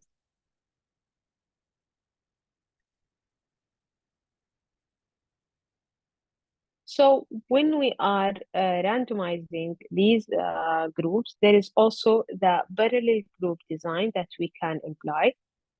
And this is the most common design for a confirmatory trial, that is the parallel group design, in which subjects are randomized to one or more groups depending on the differences that we are assessing. So, for example, one group can receive just one regimen, in which each group would receive just one of the specified treatment regimens, and the subjects are recruited in parallel into various groups. So this type of study is the simplest form of analysis and interpretation and is considered to be less likely to suffer from problems which may render the result unusable or even difficult to interpret. So it should be preferred option for most trials. Also, there is the crossover design. This will help in reducing the patient numbers and can sometimes require large numbers in the parallel group.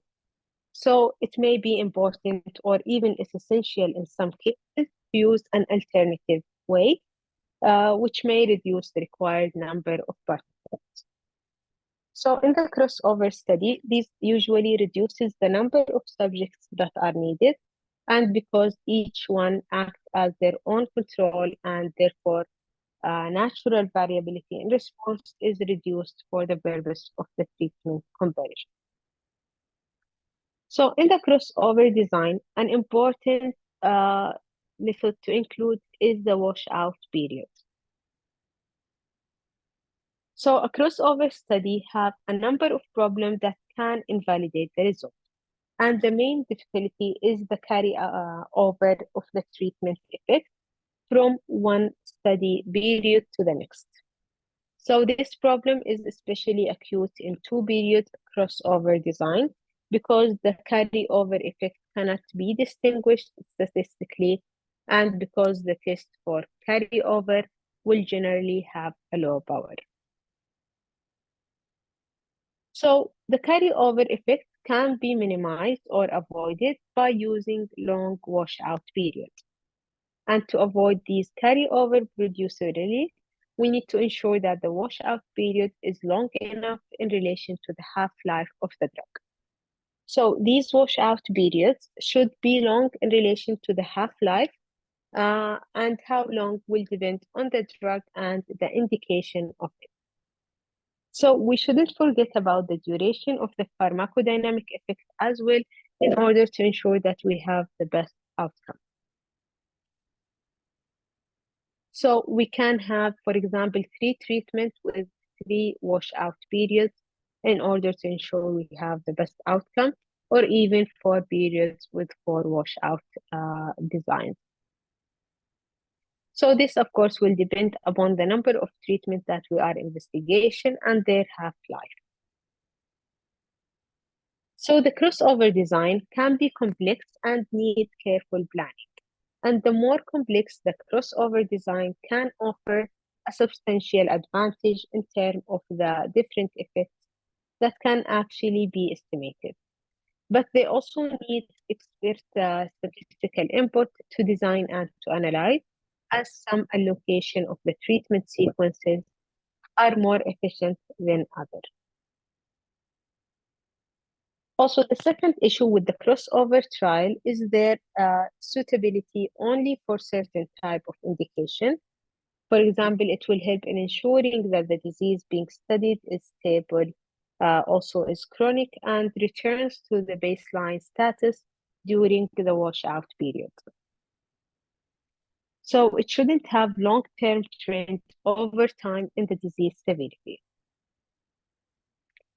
And further issue is that crossover trial often have to last longer than the parallel trial, which increases the possibility that the subject will drop out of the trial before its completion.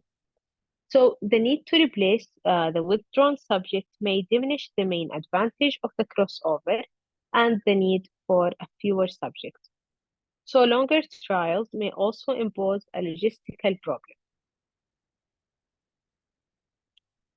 So when we are choosing control group, we need to follow the ICH guidelines of the clinical trial. And the choice of this control group is always a critical decision in designing a clinical trial. And that choice will affect the inference which can be drawn from the trial, as well as the ethical acceptability of the trial and the degree to which bias in conducting and analyzing the study can actually be minimized, and the type of subject that can actually be recruited in this trial.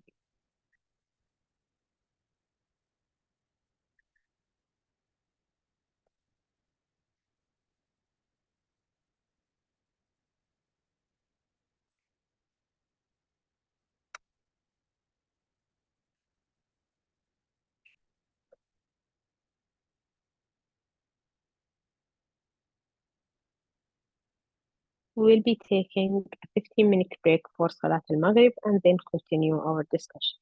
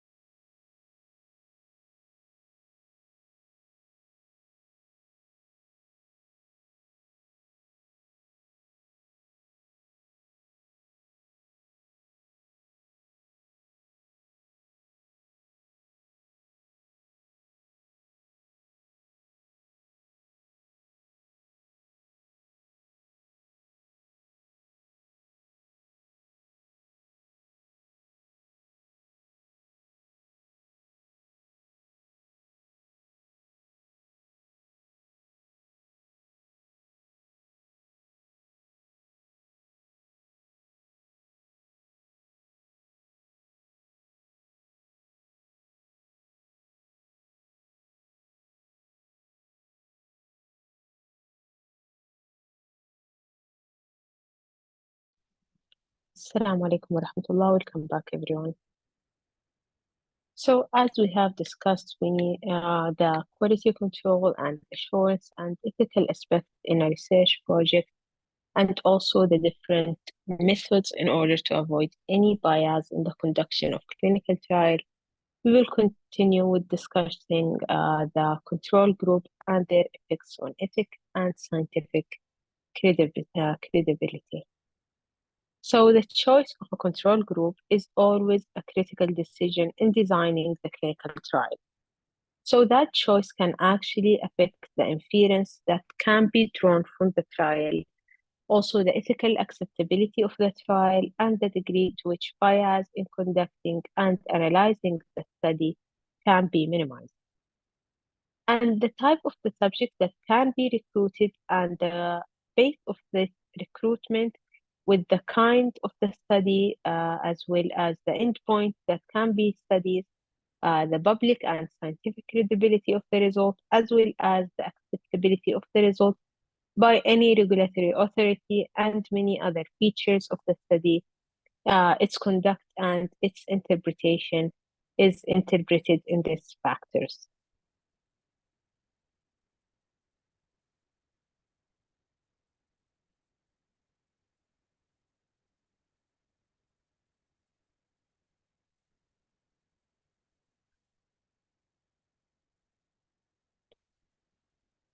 So there are many different types of control groups. These include the placebo concurrent control group and also the non-treatment concurrent control group and the dose response control, the active concurrent control, the external control, and the multiple control groups.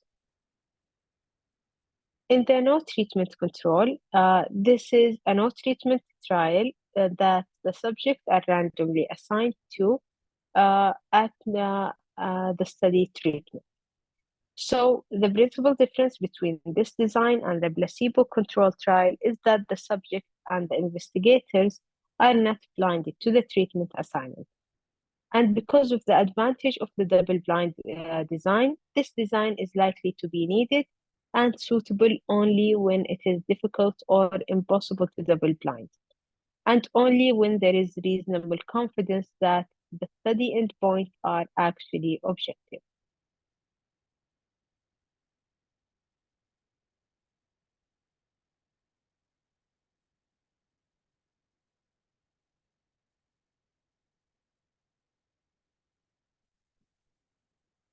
Also, in the placebo control group, uh, the subjects are randomly assigned to a test treatment or to an identical appearing treatment which doesn't contain the tested drug.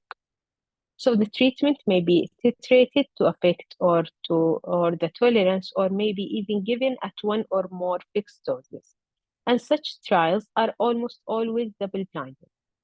And also the name of the control will suggest that the purpose is to control for the placebo effect, but that is not only the major benefit, but rather the placebo control design by allowing blinding and randomization and including a group that received an errant treatment with control for all potential influence on the actual or apparent course of the disease, other than those arising from the pharmacological action of the medication.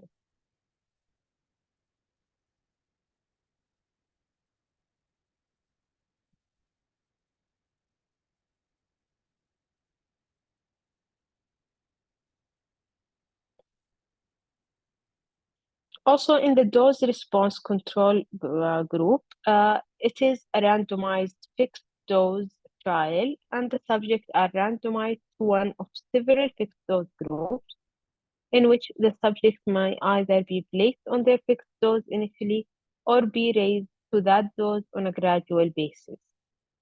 But the intended conversion is between the groups on their final dose.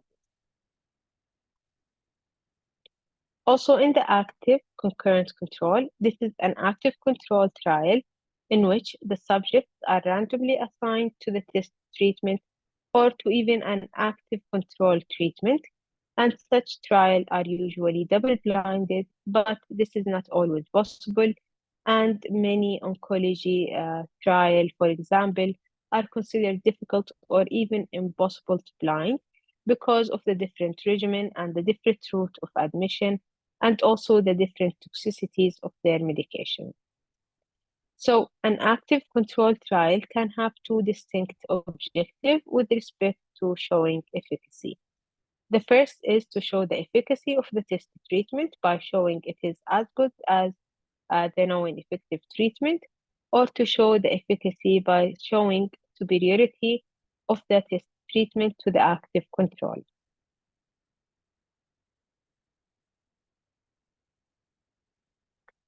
Also, there is the external control group in which patients from outside the trial are recruited or included in the study, rather than an internal control group consisting of patients from the same population that are assigned to different treatments. So the external control can be a group of patients who are treated at an earlier time or a group that is treated during the same time period but in another setting.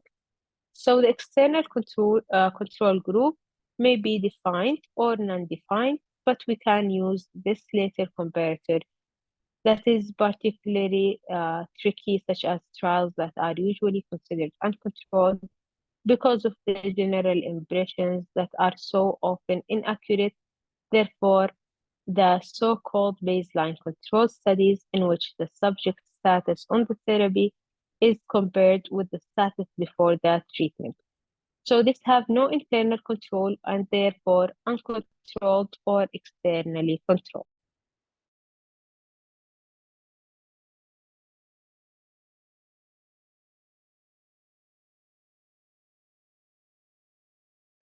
Another example is the multiple controls, especially the placebo and the active one.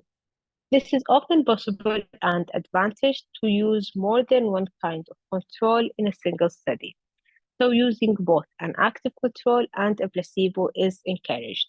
And similarly, the trials can use several doses of this drug and several doses of an active control with or without a placebo. And a common inequivalence study is the placebo that are included so that we can demonstrate that the new treatment is better than the placebo, and that the active control included so that we can demonstrate that it is either better than the placebo and the active control and the test are equivalent in their impact. So some endpoints is choosing an endpoint in a clinical trial that should be based on the clinical relevance. Also having a primary and secondary endpoint that should be specified in clinical trial. Also having pre-specification is essential in confirmatory trials. So measuring the endpoint at baseline if possible and considering taking several such measurements to get a good average value. Also taking the baseline measurement in crossover studies before each treatment period is also encouraged. So recording the values of the relevance of prognostic factor at baseline will allow for the assessment of baseline comparability and possible influence on the outcome.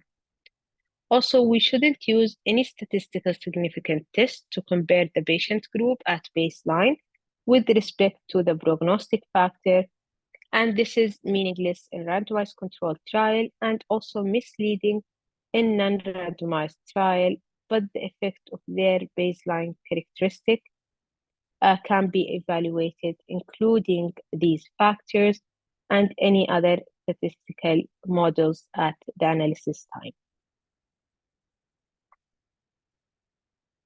So when we are planning repeated measurement of an endpoint during the course of a trial, we should consult a statistician that the optimal number and timing of the repeated endpoint measurement depend on the expected trend over time.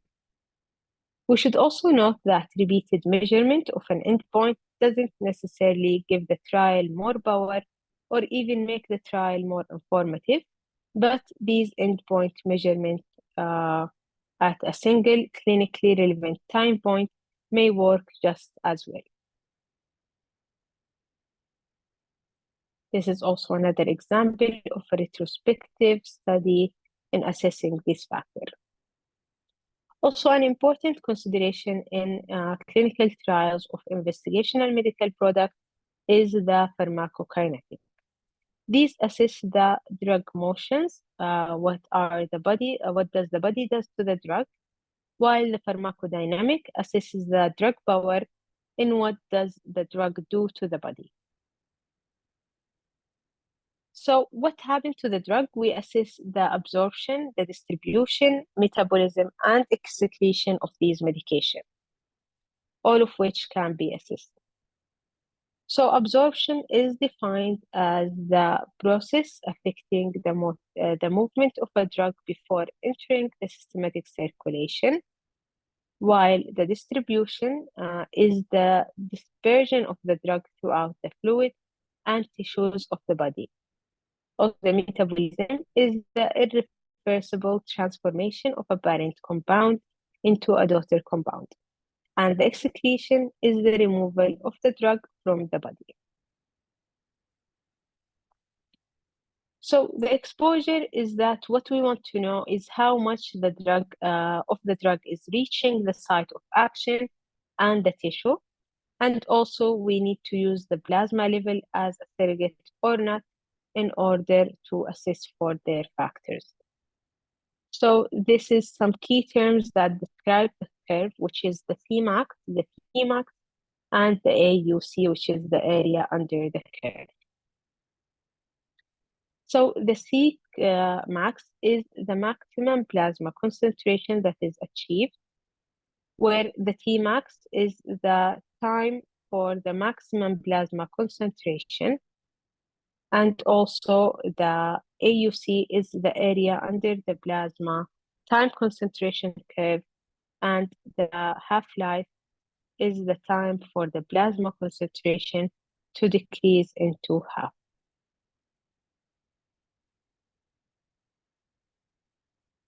So some of the typical pharmacokinetic study protocol is that it involves usually healthy volunteer, and some expectation can include in oncology drug medication that already have data on the pharmacokinetic compound with the safety and some measures on the biological effect.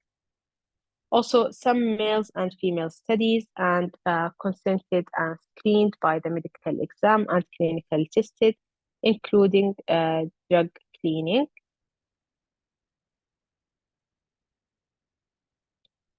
Also, house in facilities for about 2 to 3 weeks, fasted overnight testing, having a single dose of study drug and standard volume of water.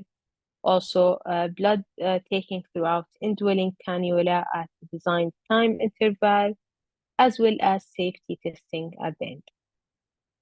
This is an example of how the data is usually collected and how their plasma concentration curve is assessed. So some of the pitfalls of pharmacokinetic studies is that making sure the subject is compliant. For example, it meant to start overnight, then concomitant medication to be taken. We can find lack of adherence. Also, the labeling with the actual date and time, as well as the subject number, as well as sampling from the correct site and following the SOP in a sample preparation for storage. Also, some factors that influence the pharmacokinetic profile of the drugs that are influenced by the physicochemical property of the drug, also the product formulation and the administration route, as well as the patient intrinsic and extrinsic factors, such as organ dysfunction, disease status, other medication intake, as well as food consumption. This is also an example of assessing the bioavailability of these medications and how the factors influence them can be impaired. So some of the key points is that pharmacokinetic tells us about the exposure of the tissue to a drug and also informed us on the dosing, both the amount and the frequency. And it has four main components, and also the pharmacokinetic studies involve constructing a plasma concentration time curve following the drug administration. Also, another important consideration in investigational medical product clinical trials is the metabolism of these medications. So in phase 1 metabolism, the body usually uses oxidase to introduce or unmask the polar group on a drug. And in phase 2 metabolism, they use this transferase to attach a small endogenous polar molecules to a drug and the conjunction reaction that will increase the water solubility. So the outcome of these are the active drug to non-active medication, in which most drugs and occasionally will generate toxic metabolites such as paracetamol, and the prodrug to an active drug in which the codeine to morphine can be transferred, as well as the lipid to soluble water conversion for the excretion. Also, constant amount of a drug is eliminated per time and independent of the total drug concentration in the plasma, and the zero-order kinetic rather is rare, but mostly occurring when the elimination system is saturated with the drug.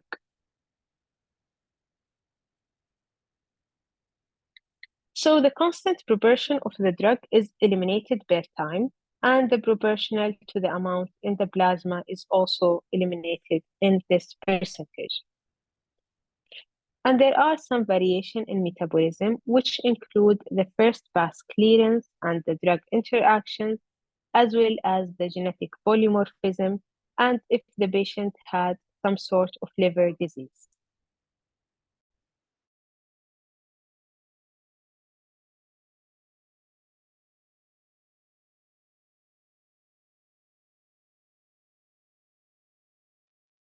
So in the first pass clearance, the medication will enter the gastrointestinal tract, and the extent of the removal of a drug by the liver during its first pass in the portal blood throughout the liver in the en route to the systematic circulation. In the high bioavailability drugs, there is a low hepatic extraction ratio of these drugs, such as the theophylline, also the low extraction ratio, and it doesn't have much removed by the liver. There is also the doubling or tripling amount removed by the liver, which makes no difference to the bioavailability of these medications. Also, the high bioavailability drugs include, for example, verapamil. This has high hepatic extraction ratio of the drug, and it has minor amount that reaches the systematic circulation and will also have big effect on the bioavailability of these medications.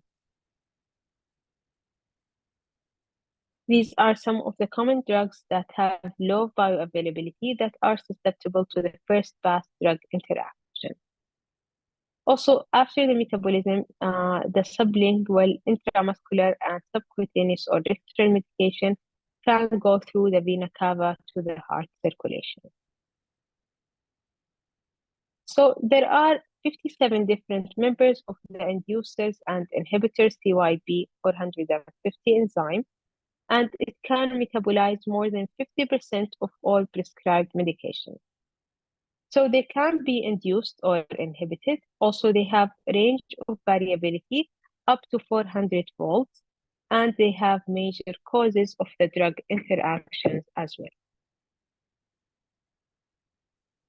These are a list of the inhibitors and inducers of the CYP isoenzymes and their substrate and their inducers.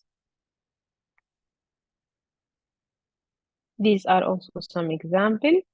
So some persons who have genetic polymorphism with inherited gene variations that can impact on the enzyme expression or function.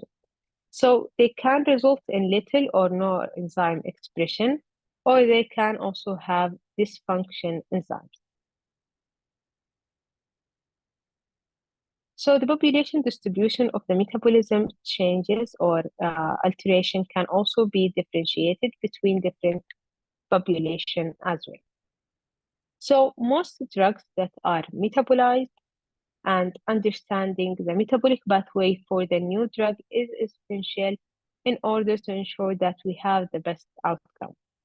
Also, impact on dose and route of administration can have different results, and drug metabolized by a single enzyme at high risk of variable blood levels due to drug-to-drug interaction and genetic polymorphism as well can be generated.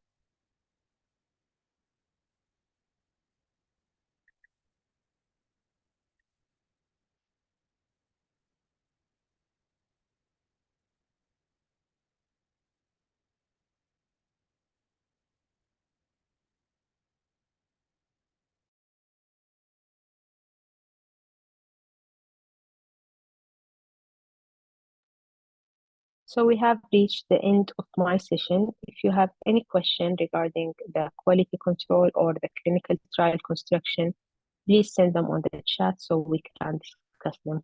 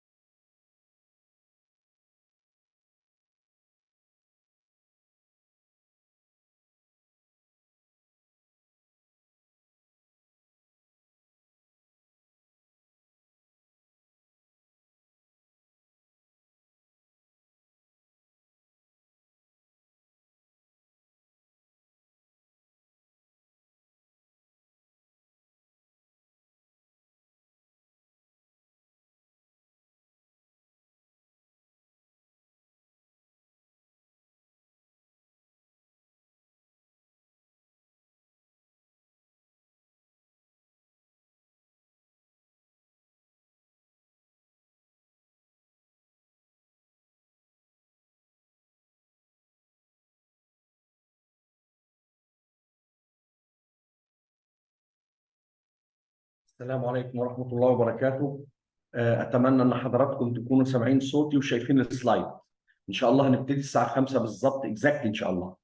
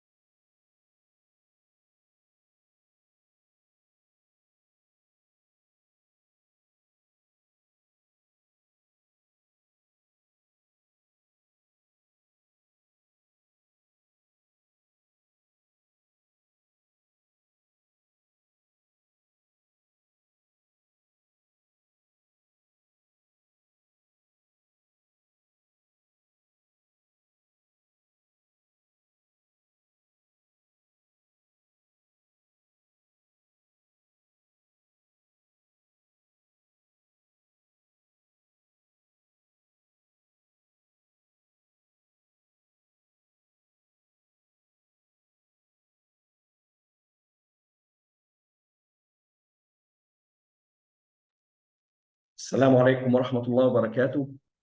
بيشرفني ويسعدني أن أكون مع حضراتكم خلال الثلاث ساعات الجايين إن شاء الله، عشان هنتكلم في ثلاث موضوعات من الأهمية بمكان في موضوع البحث العلمي، وخاصة في المجال الصحي والمجال البيولوجي.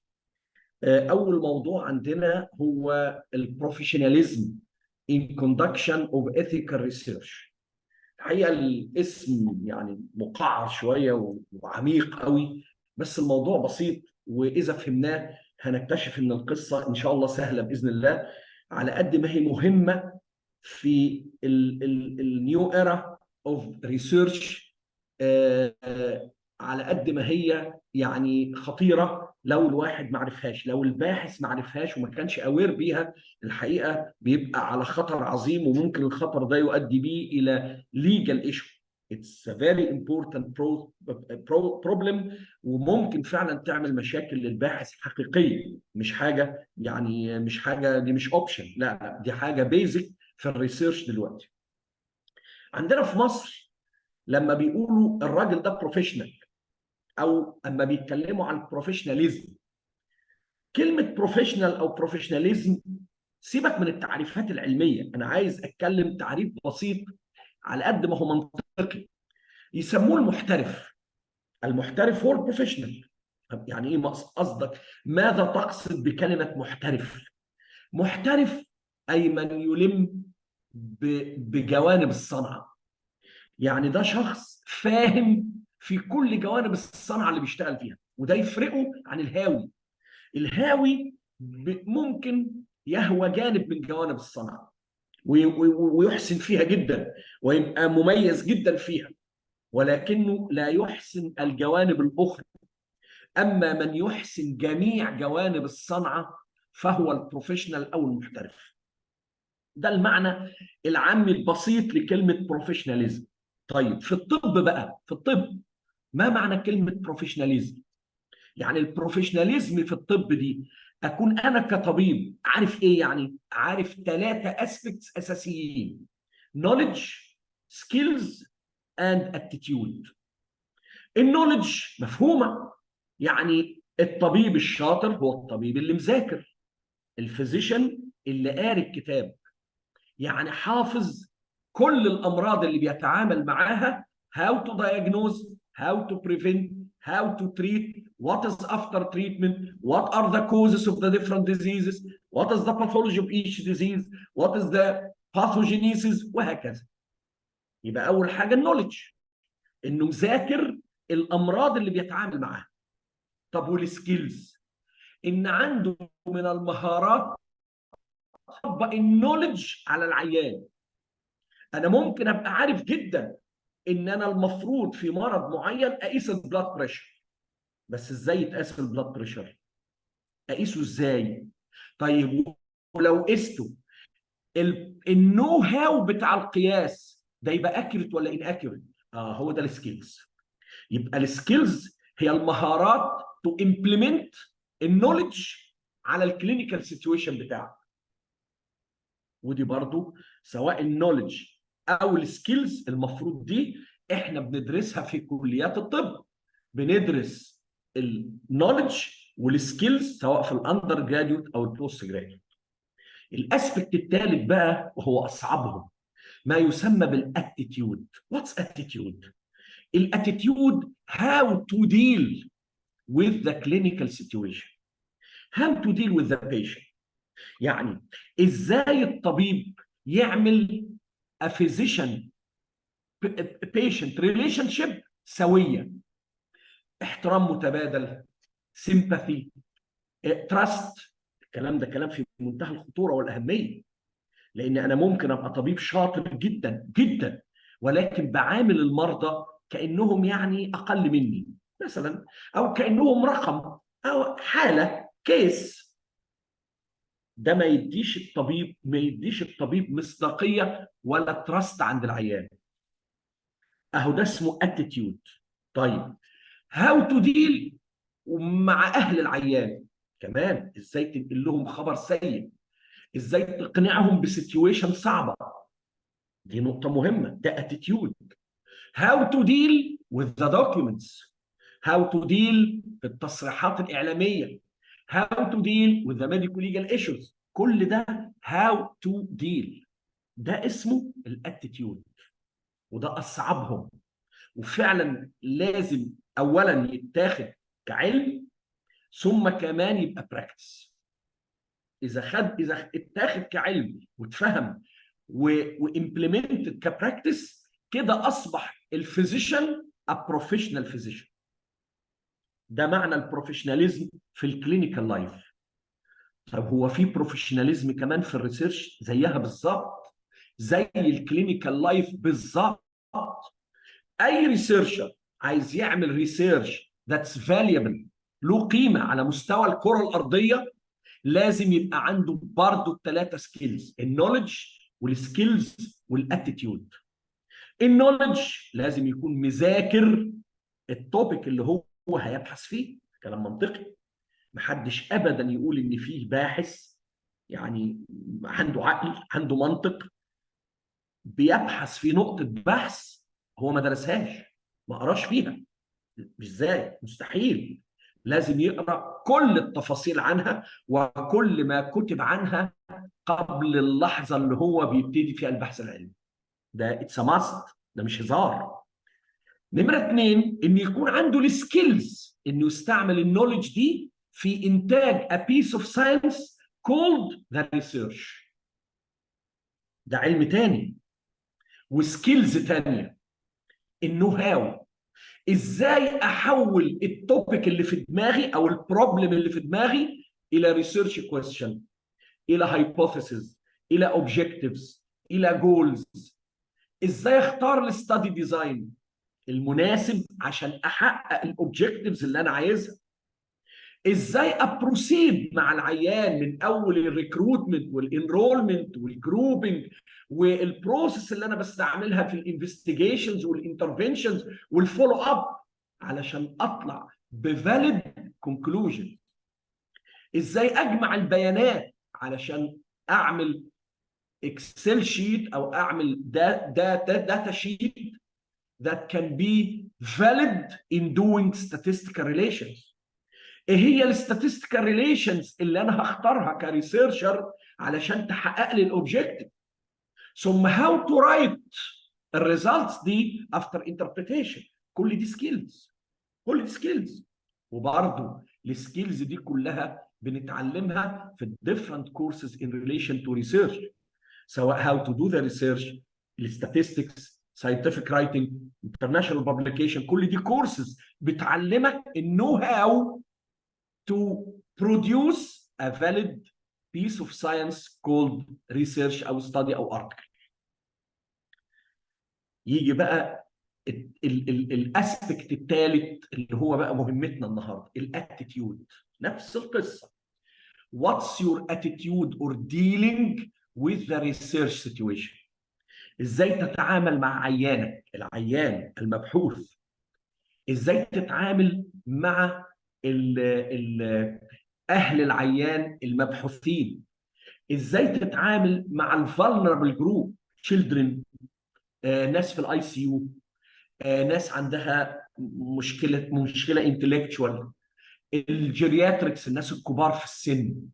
ازاي تتعامل معاهم في الريسيرش؟ انا بتكلم عن الريسيرش. ازاي تضمن حقوقهم وانت يعني بتاخد اسرارهم وبتكشف عليهم وبتاخد داتا منهم، والداتا دي انت من حقك ان انت تستعملها بشكل معين مش ازيد. لازم تضمن للمبحوث انه ما يحصلوش هارم، تقلل الريسك از ماتش از يو كان، تزود له البينفيت وتقنعه بده. كل الكلام ده اتيتيود. اهو الاتيتيود ده هو الايثكس اوف ريسيرش. اتمنى ان تكون المقدمه دي فهمتنا وات از ethical research او وات از ريسيرش ethics. يبقى ده معناه ان الريسيرش ethics هي الاتيتيود of research situation. So research ethics is a code of guidelines on how to conduct scientific research in a morally acceptable way. واعتقد ان انتم من غير علم انتم فاهمين كويس قوي ان ممكن باحث يستخدم العيانين بشكل غير آدمي وغير اخلاقي. ما نعرفش التفاصيل او مش فاهمين التفاصيل لسه هناخدها، ولكن اكيد انتم حاسين بالمشكله ان دي ممكن تحصل. So it is the principles and standards that help researchers to uphold the value of and standards of knowledge of knowledge construction. يعني ازاي تكونستراكت knowledge اللي هو البيس اوف ساينس اللي هي الريسيرش in a moral way. What are the principles and the standards؟ كلنا عارفين ان اي باحث في الدنيا المفروض بيلتزم في البحث بتاعه بالساينتفك رايجور. معنى كلمه ساينتفك رايجور ان انا ابقى ستك للستاندردز العالميه on how to do a research عشان يطلع الريسيرش فاليد. generalizability of findings، يعني المفروض انك الريزلتس بتاعتك اللي اتعملت على سامبل صغيره يمكن تطبيقها على بوبيوليشن كبيره، والا يبقى ملهاش لازمه. البحث بتاعك ايه لازمته اذا ما كانش يتطبق على بوبيوليشن مهما كانت البوبيوليشن دي لوكال. قد تكون البوبيوليشن دي in your country، in your city، in your government، ممكن governorate، وممكن تكون اقليم كامل، وممكن تكون كونتيننت، قاره كامله، وممكن يكون العالم كله. لازم يكون في some sort of generalizability of your findings، والا يبقى البحث بتاعك values. universality and objectivity. universality، كل ما البحث بتاعك كان مور يونيفرسال، يعني بيخدم عدد اكبر من البشر، كل ما كان مور valuable. واوبجكتيفيتي كل ما كنت جميع الميجرز اللي حضرتك عملتها يقدر اي حد غيرك يعمل نفس الميجر بنفس الستاندردز عشان يطلع ريزلتس ويتاكد هل الريزلتس بتاعتك صح ولا غلط. يعني ما ينفعش ان البحث العلمي يكون مبني على وجهات النظر، غلط. وده الفرق ما بين الاوبجكتيفيتي ان ريسيرش والسبجكتيفيتي في اي توك. انا ممكن اديكوا توك عن اي شيء في الطب، اي شيء في الدنيا، اي شيء، وبنقل لكم فقط وجهة نظري. هذا ليس بحث علمي، لا، اتس ا توك. زيه بالظبط النيوز بيبر ارتكل. This is a newspaper article. This is a narrative review. narrative يعني ايه؟ يعني لا يعتمد الا على وجهة نظر الكاتب، وانت بتصدق اللي بيقوله لانك تراستنج الكاتب ده بس. انما انت ما عرفتش هو جاب الكلام ده منين، on what base, by what measures, by what standards. ما الكلام ده مالكش علاقه بيه خالص ولا لك دعوه بيه. ده بيتسمى السبجكتيف ساينس. ده سبجكتيف، والسبجكتيف ساينس له ميزاته، ولكن من احد العيوب الكبرى فيه انك you cannot judge هل الكلام ده له مصداقيه حقيقيه ولا لا. ما تقدرش تعرف، ما تقدرش تعرف. وان مصداقيتك انت كسامع او كقارئ فقط بسبب انك واثق في علم وخبره هذا الشخص اللي بيتكلم. اما ده طبعا لما يكون الشخص تراستبل، انما لو عندنا الاف مؤلفه من الريسيرشرز بنقرا لهم ما نعرفهمش اصلا، طيب اون وات بيز اصدق او اكذب؟ لازم يكون في اوبجكتيفيتي بحيث ان يبقى في نو هاو موصوفه تماما.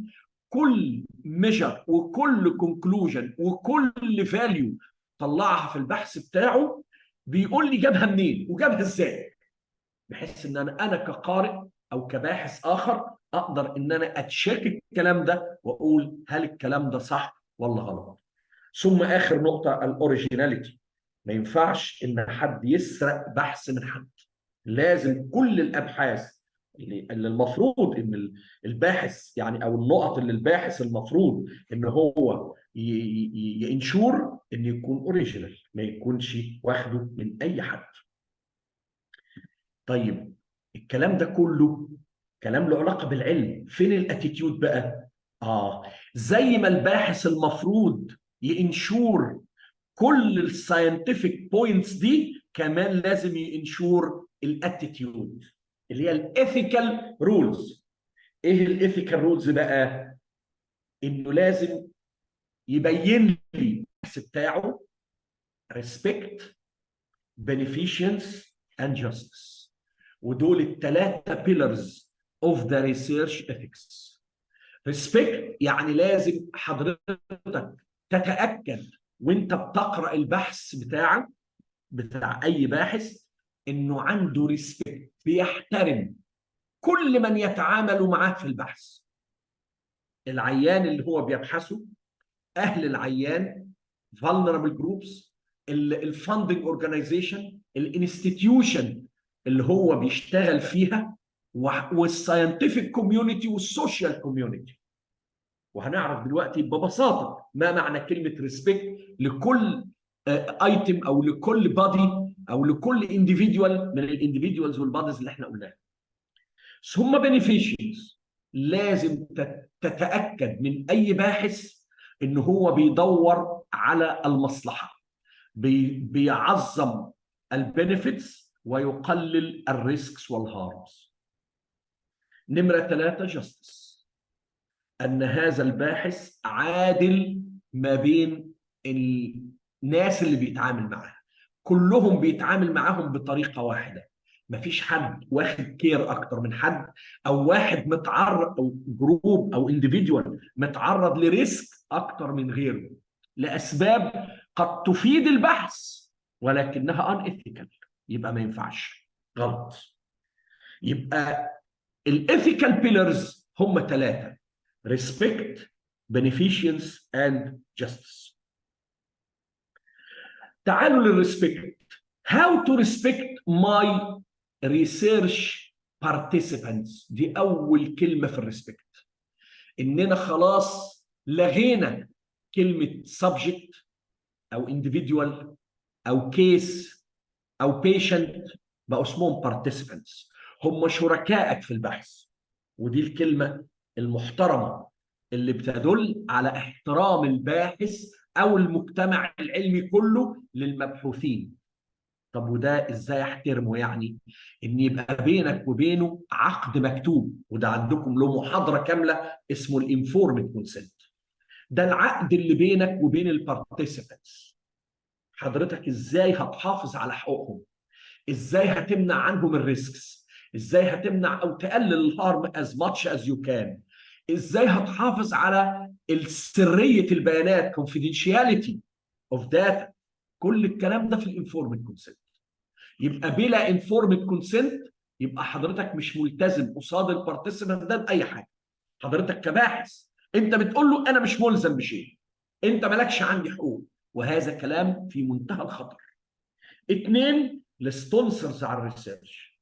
طبعا السبونسر على الريسيرش الاحترام والريسبكت بتاعهم ان حضرتك هم بيبقوا معاك في كل بيس وفي كل ستيب من الريسيرش بتاع حضرتك، من اول البروبوزل لحد كل الخطوات هم بيبقوا متابعينك، وانت متقبل ده ومرحب بيه وما عندكش اي مشكله في النقاش ولا حتى مشكله في الانتقاد.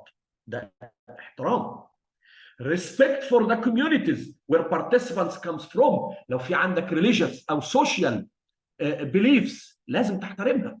ما ينفعش انك تقول لا لا لا الكلام ده كلام فارغ، ماليش دعوه، المسلمين او اليهود او المسيحيين او البوذيين او ما دول ماليش دعوه انا بالدين بتاعهم، هم عندهم الرولز بتاعتهم يعملوا فيها اللي هم عايزين. نو، مش اسمها كده. اي باحث بيشتغل في كوميونتي، في سوشيال كوميونتي، في ريليجيوس كوميونتي، في تراديشنز، لازم يحترمها. اخر حاجه ريسبكت للنولج اند اكاديميك كوميونتي. من اول الانستيتيوت لازم تحترمها. تحترم الانستيتيوت بتاعتي ازاي؟ اني بقى اعلمها ان انا هعمل بحث وادخل البروتوكول ده للجنه، وابقى متقبل ان اللجنه دي تبدا تعدل وتغير وتناقشني علشان نوصل لافضل يعني شكل للبحث العلمي. فده كل ده اسمه ريسبكت. اثنين، beneficiaries. The researcher is responsible for the mental, physical and social well-being of the participant throughout the participation in the study. حضرتك مسؤول. مفيش حاجه اسمها ان العيان جاله سايد افكتس من الدراج وانت تقول لا دي مش مسؤوليتي، طب انا مالي اعمل ايه؟ لا، حضرتك مسؤول. ومعنى كلمه المسؤوليه هنا انك انت مسؤول انك انت تمنع ان ما كنتش تقدر تمنع، تقلل ان ما كنتش تقدر تقلل، تكومبنسيت، تتريت. لازم يبقى في حل منتال او فيزيكال او سوشيال ويل بينج. Benefits must be weighted against potential risks that a person might have by participating. اي بحث في الدنيا وبالذات الانترفنشنال ريسيرش بتنترفين بعمليه، بفيزيوثيرابي، بسايكولوجيكال ثيرابي، بطريقه معينه، بدراج، كل الحاجات دي لها بينيفيتس ولها ريسكس. بتحاول كباحث انك انت توي الريسكس مع البينيفيتس عشان تعظم البينيفيت وتقلل الريسك as much as you can. Research should only be justified if it conducts and results will be benefit to the participants. يعني في النهاية لازم البينيفيتس outweighs الريسكس بدرجة مقبولة. وهنا القبول قبول للمجتمع العلمي، ما فيش عندي كات اوف معين، يعني ما فيش ارقام، انما ده شيء بيقبل عموما يعني او بيبقى مفهوم في المجتمع العلمي.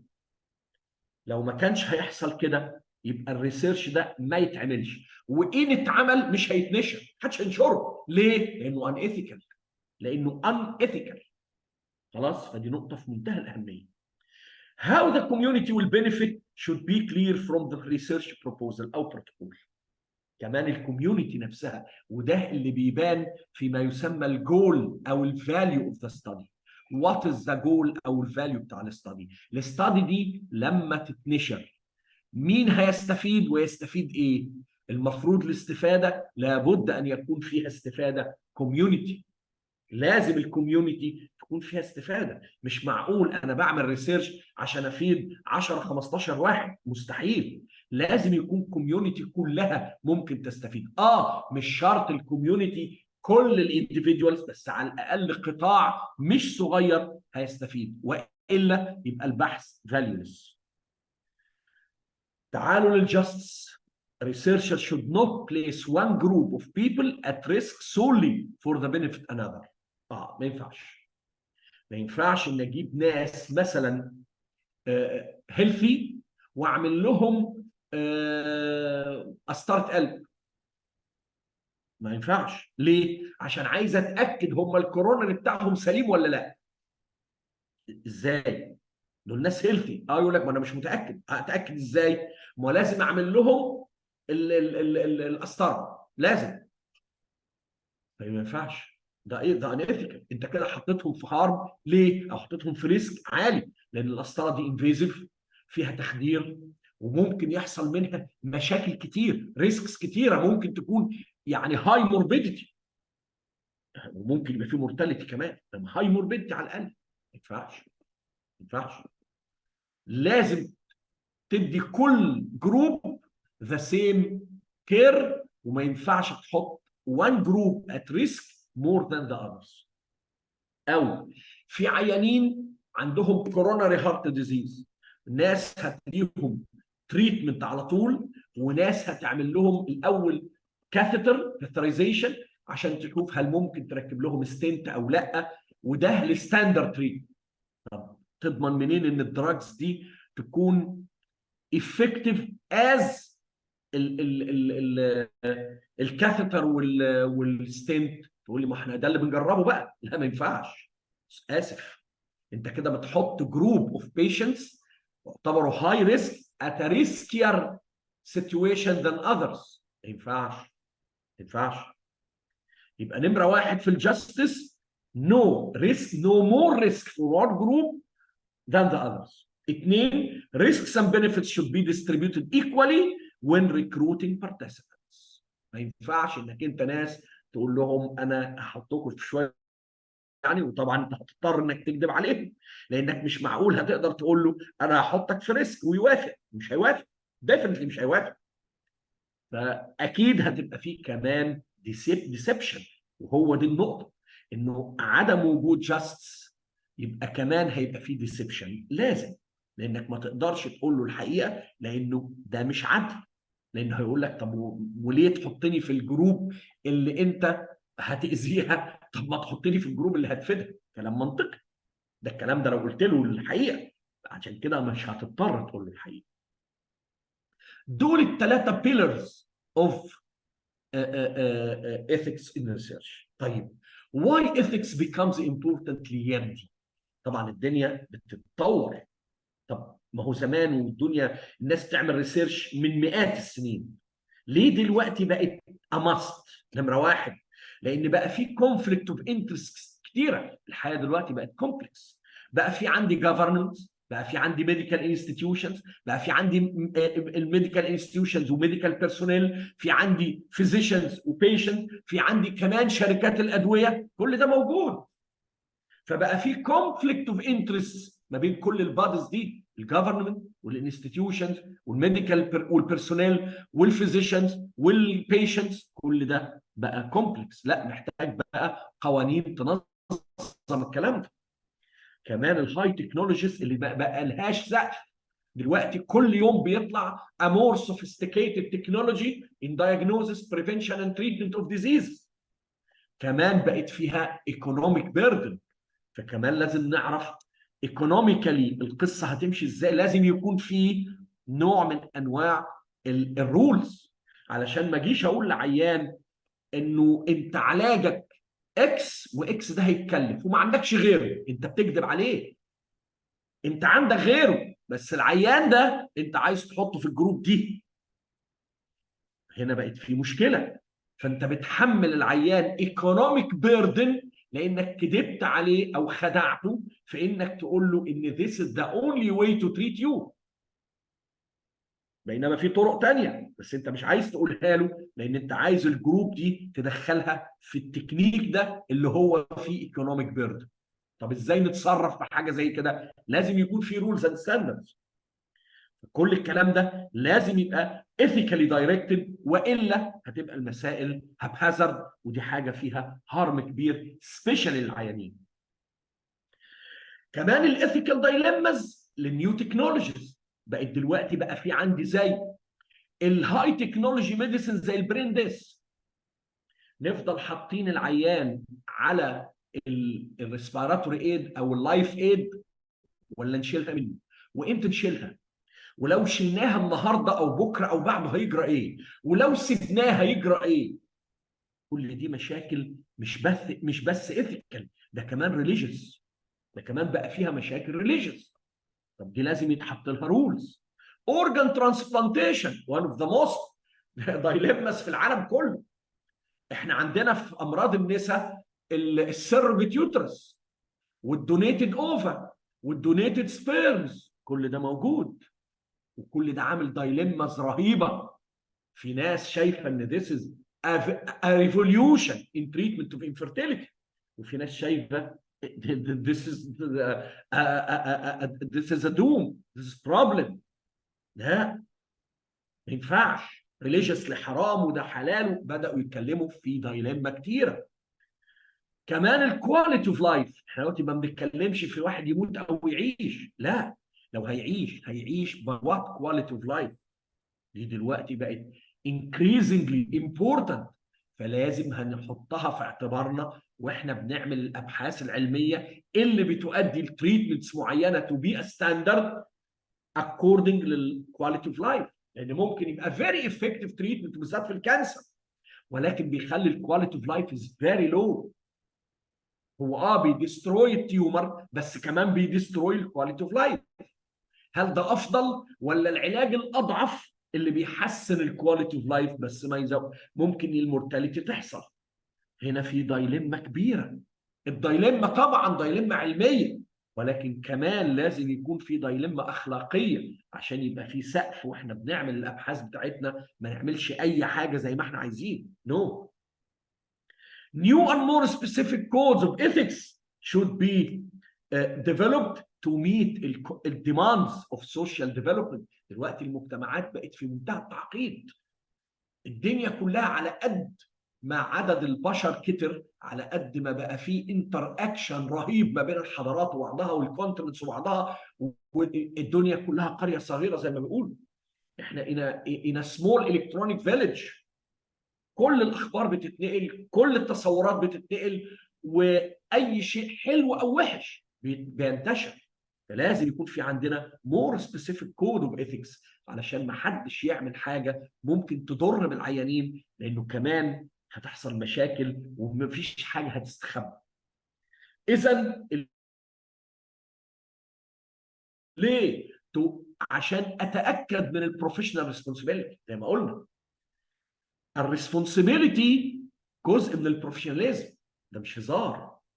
واللي مش هيبقى ريسبونسبل عن عيانه وعن اهل العيان وعن السيتويشن اللي بيشتغل فيه يبقى مش بروفيشنال. ما ينفعش، انا مش المفروض اعمل اللي انا عايزه. نو. كمان تو افويد ريبيوتيشنال دامج. طبيعي الدكتور او الفيزيشن اذا ريبيوتيشن، لو سمعتك باظت سواء بقى كطبيب او كريسيرشر، الحالتين ده مدمر بالنسبه لك، لان مش ممكن انسان او مجتمع علمي يثق في انسان of bad reputation. ما ينفعش. وكمان ممكن to avoid litigations.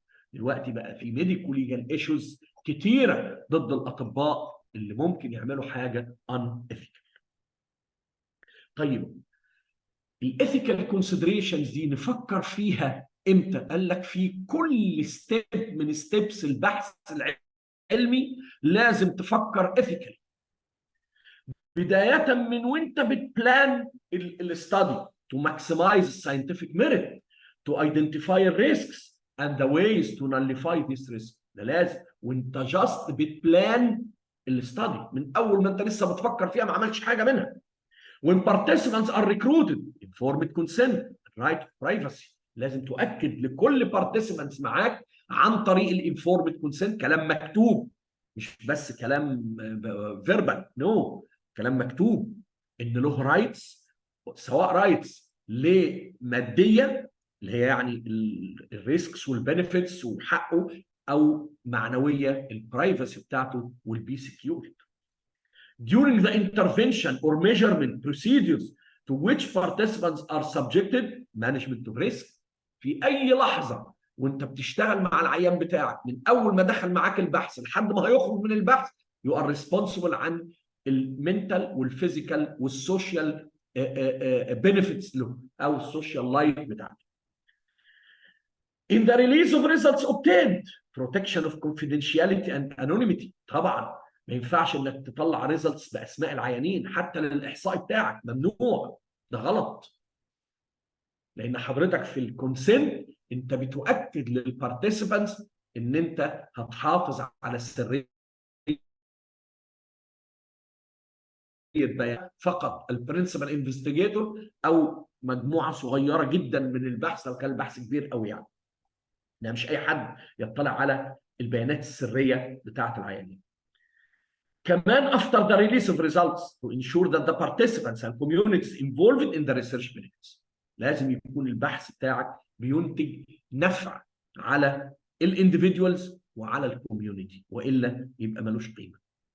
يبقى كل دي ethical considerations in all steps of the scientific research.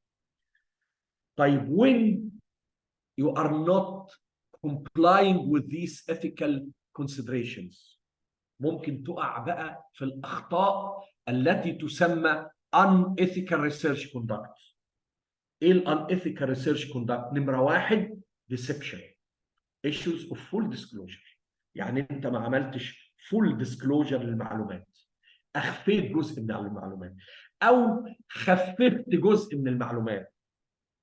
انت ما كذبتش، انت ما قلتش معلومة خاطئة، بس حجبت جزء من المعلومات، فعشان كده القرار للبارتيسيبانت كان قرار خاطئ ضده. زي انك withhold the information about the aim of the study. انت ما قلتلوش الايم الحقيقي بتاع الاستادي، انت بينت له ايم هو موجود ولكن مش ده الايم الاساسي. الايم الاساسي ايم shameful وعشان كده انت ما قلتوش. misleading participants about the risks of inherent in participating the لو في risks انت ما قلتلوش عليه، قلتش، انت قلت البنفيتس بس، فانت الكلام صح، انت ما كذبتش، مفيش لاين في الموضوع، ولكن في ديسيبلين. اثنين بليجاريزم، السرقه العلميه، سرقت اي جزء من بحث. conducting research that doesn't have an ethical base. يعني افرض واحد قال لك شوف الناس اللي متعرضه للليد توكسيستي هيحصل لهم ايه ليتر اون. طب مين اللي متعرضين للليد توكسيستي؟ بالليد، زي الليدد فول، الناس البلاد اللي فيها ليدد فول، الوقود اللي هو بنزين فيه ليد. نشوف بقى الناس اللي قاعده في الشارع على سافر المرور، البائعين الجائلين اللي في الشارع على طول، نسيبهم كده 10 15 سنه ونقعد كل سنتين ثلاثه نعمل لهم شويه انفستيجيشن، يعني نعمل حمله كده، يعني على اعتبار انها حمله يعني حاجه تطوعيه كده عشان نشوف الناس وصحتها وكلام زي كده. ده السبب المعلن. اما السبب الحقيقي انت عايز تشوف قد ايه اجسام الناس دي بتتدمر من الليد. Is it ethical? No. Is it a research? No. Can you publish this research? No. مفيش مجلة هتقبل منك الريسيرش ده، لأن أي مجلة هتنشر فيها الريسيرش ده هتسألك طب لما أنت بعد سنة أو اتنين تأكدت من وجود ريسك، لأن أنت بدأت تشوف عندهم الرينال فانكشنز بدأت تتعب، الهارت فانكشنز بقى فيه مشكلة، الآي بقى فيها مشكلة، البرين بقى فيه مشكلة، طب ليه ما وقفتش البحث ده وطلعت النتائج الأولية دي وقلت لازم يحصل يعني الجفرمنت تيك كير للقصه دي؟ لا، ما عملتش انا كده عشان عايز اشوف نهايه الموضوع ايه، هيموتوا بعد قد ايه، وهيموتوا من ايه، شوف اهو ده بحث علم اهو، بس هل ده ethical؟ never. اهو this is conducting a research that doesn't have an ethical base. lack of objectivity yes and integrity in the research designer process. دي بقى نقطة علمية ولكنها يعني تنتهي إلى ethical effects. إنك أنت عملت بحث لا تلتزم به فيه بالساينتفك ستاندردز، النتيجة إن البحث الفاليديتي بتاعت البحث ده، المصداقية بتاعت البحث ده راحت.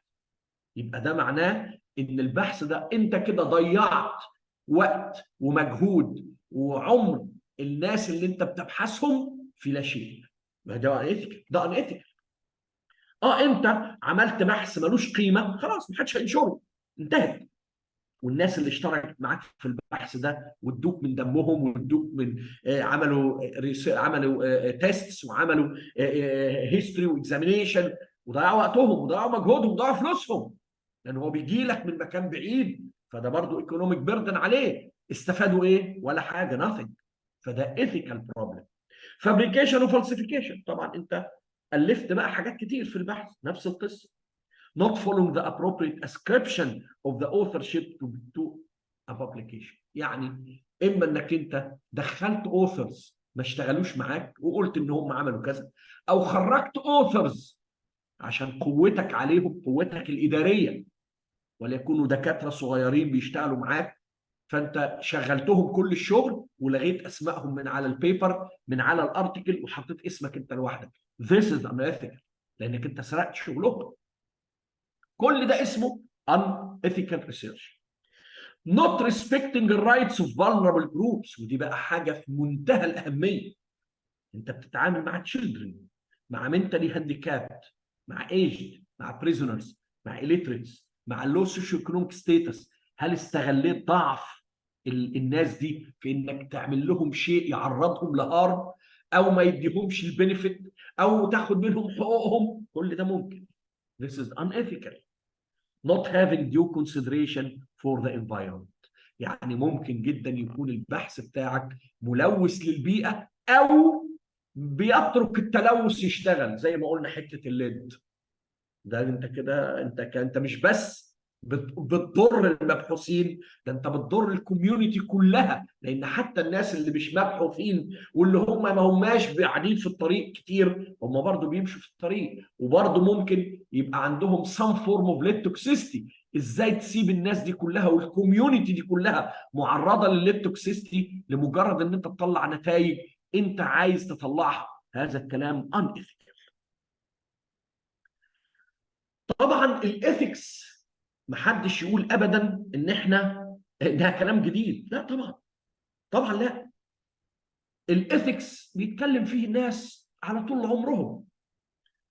الجريمه موجوده من يوم ما قابيل قتل هابيل، الجريمه موجوده، والنفوس الضعيفه والنفوس المريضه موجوده من ايام قابيل وهابيل.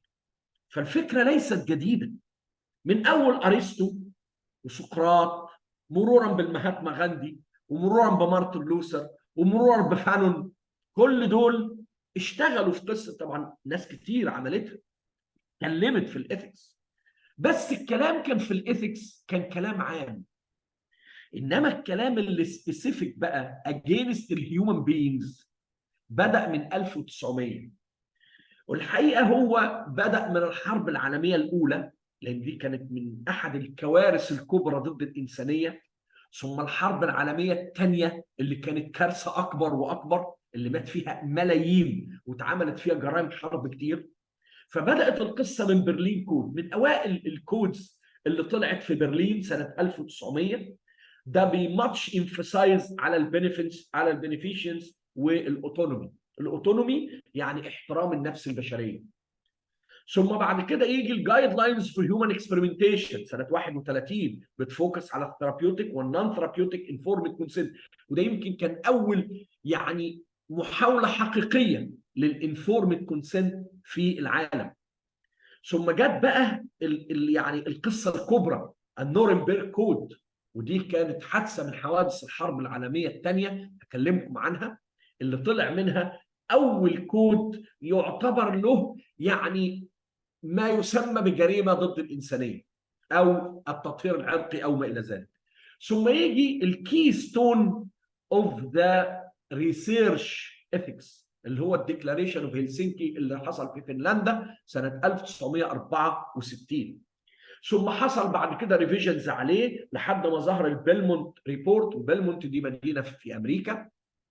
ظهرت على قصه لذيذه جدا هقولها لكم. هي مش لذيذه يعني كوميديه، لا، يعني قصدي يعني تدلكم قد ايه البشر ممكن يأذوا بعضهم. ثم بعد كده بدأت تظهر بقى المسائل تتعقد شويه. فالكونسل اوف انترناشونال اورجانيزيشنز اوف ميديكال ساينس اللي هي الكوميز دي عملت جايد لاين سنه 82، والانترناشونال كونفرنس اوف هارمونايزيشن سنه 90، وبعد كده حاجات توالت لحد الزمن اللي احنا فيه بدأت تاخد المسائل امور سبيسيفيك كودز، مور سبيسيفيك رولز، وبقت فيها تعقيدات كبيره اللي وصلنا بيها لحد دلوقتي. هنصلي وهنرجع الساعه 6 ان شاء الله رب العالمين، هنكمل وهنشوف بقى القصه بتاعه تطور الكودز اوف ريسيرش ايثكس باذن الله. نشوفكم على خير بعد الصلاه باذن الله رب العالمين.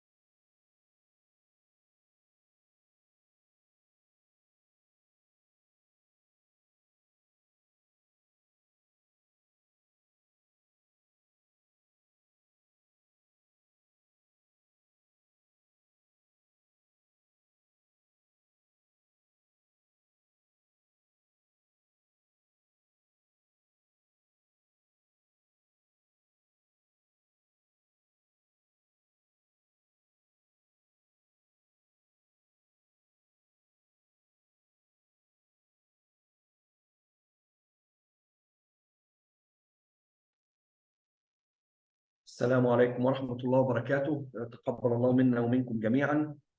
تعالوا بقى نستكمل رحلتنا في قصة الريسيرش ايثكس فاندامنتالز.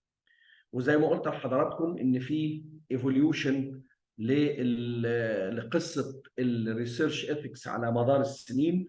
تعالوا نبتدي بشوية تفاصيل عن الايفوليوشن ده وايه اللي اتغير من كل ايفنت للايفنت. اول ايفنت زي ما قلت لحضراتكم يعتبر يعني في النيو ايرا اللي احنا فيها كان النورنبرج ترايل. نورنبرج دي مدينه في المانيا. النازيين عملوا فيها يعني جرائم بشعه ضد الانسانيه وبالذات ضد اليهود.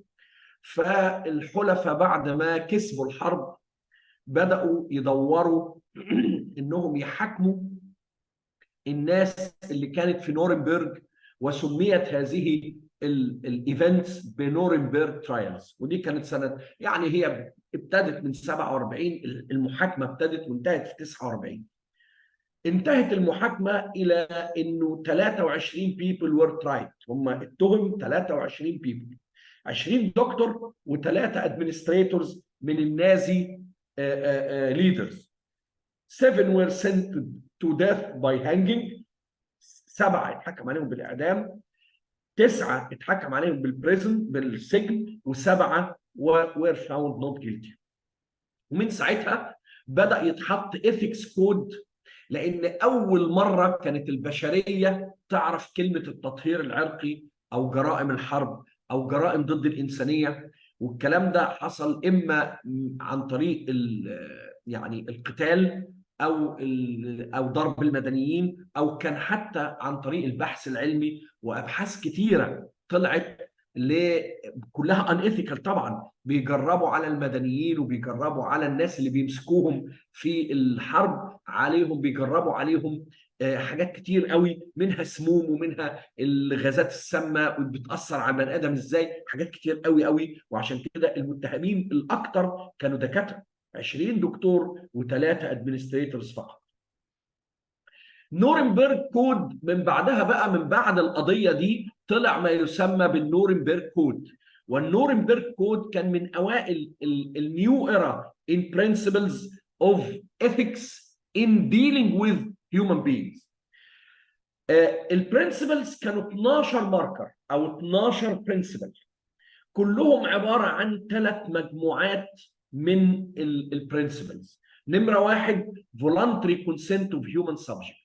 مفيش انسان يتعامل مع انسان اخر in relation to medicine او science او research الا لو كان الانسان المبحوث عنده voluntary consent. والفولانتري كونسنت ده اولا يكون عنده الكاباسيتي تو كونسنت، ما يبقاش انسان عقله مش موجود، او يكون انسان مش قادر يتكلم، فان كان منكم ضعيفا او سفيها او لا يستطيع ان يمل هو فليملل وليه بالعدل. يعني لو الناس دي ما تقدرش يبقى عندها كاباسيتي تو جيف ا كونسنت ممنوع. 2 فريدم فروم كوريجن، ممنوع ان يكون عليه القصف او التهديد او التوعد، ما ينفعش. understanding the risk and the benefit involved، لازم يبقى فاهم ايه البنفيتس وايه الريسكس. freedom to bring the experiment to an end، دي نقطة في منتهى الأهمية يا جماعة. أي إنسان مبحوث، كل البارتيسيبانتس بتوع البحث من حقهم يوقفوا اشتراكهم في البحث بدون إبداء أسباب وبدون أي نوع من أنواع الهارم عليهم خالص خالص. لا هارم مادي ولا معنوي ولا سوشيال ولا اجتماعي، غلط، مفيش، ممنوع، من حقه انه يسيب البحث في اي وقت. دي اول مجموعه من الماركرز. ثاني مجموعه مينيمايزيشن اوف ريسك اند هارم. الباحث لابد ان يكون مسؤولا عن انه يقلل الريسك والهارم ان ما كانش يقدر يمنعه تماما. The science and design of the study must yield fruitful outcomes. دي نمرة 3. مفيش حاجة اسمها إن أنا عايز أشوف الغاز السام الفلاني بيعمل إيه في البني آدمين. لا لا لا، ده كلام أصلا ما ينفعش. لازم يكون البحث بتاعك يؤدي إلى benefits للبني آدمين، للبشر. بعده نيجي للديكلاريشن اوف هلسنكي، ده كان في فنلاند سنه 1964. ده كان ادوبتد بالورلد ميديكال اسوسيشن. 10 out of the 12 markers من نورنبرج كودز were adopted. والcentral point of the Declaration of Helsinki is the principle that the well-being of the participants should be take precedence over the interest of the science. يعني حتى لو كان البحث ده المفروض ان هو يدرس السايد افكتس او الريسكس، ان ظهر ريسك لازم يوقف البحث. انسى، ما ينفعش، لان المفروض ان الويل بينج اوف ذا بارتيسيبانتس لازم ياخد الاولويه عن حتى الانترست بتاعت البحث. حصل 3 ريفيجنز خلال 10 15 سنه من الديكلاريشن اوف هلسنكي. اول واحد فيهم فيرست ريفيجن كان في طوكيو سنه 75. الكي اديشن was the requirement of independent committee reviewing the research protocol. اول مره الناس تتكلم عن لجنه اخلاقيات البحث العلمي، ده كان في 75 في طوكيو. قال لك ان المفروض انه لازم اي باحث افلييتد لاي مكان بيشتغل بحث لازم يكون في independent committee تريفيو الريسيرش بروتوكولز اللي هيعملوه الناس عشان تشوف هل هو ethical او لا. كمان informed consent requirements were simplified للنون ثيرابيوتيك ريسيرش، لان حتى الان ما كانش النون ثيرابيوتيك ريسيرش ظهر لها كودز واضحه، كان اساسا للثيرابيوتيك انترفنشنال ريسيرش. اما النون انترفنشنال ريسيرش يعني ما كانش ظهر له قوي. زي ما انا قلت لكم القصه بتاعه الليد توكسيستي، ده ما فيش ثيرابي ولا حاجه، وانا لا انا لا بديهم ليد ولا بشربهم ليد ولا بشممهم ليد، انا مالي. لا بس انيثيكال برضه، بالرغم ان ده نون انترفنشنال ستادي الا انه ستيل انيثيكال.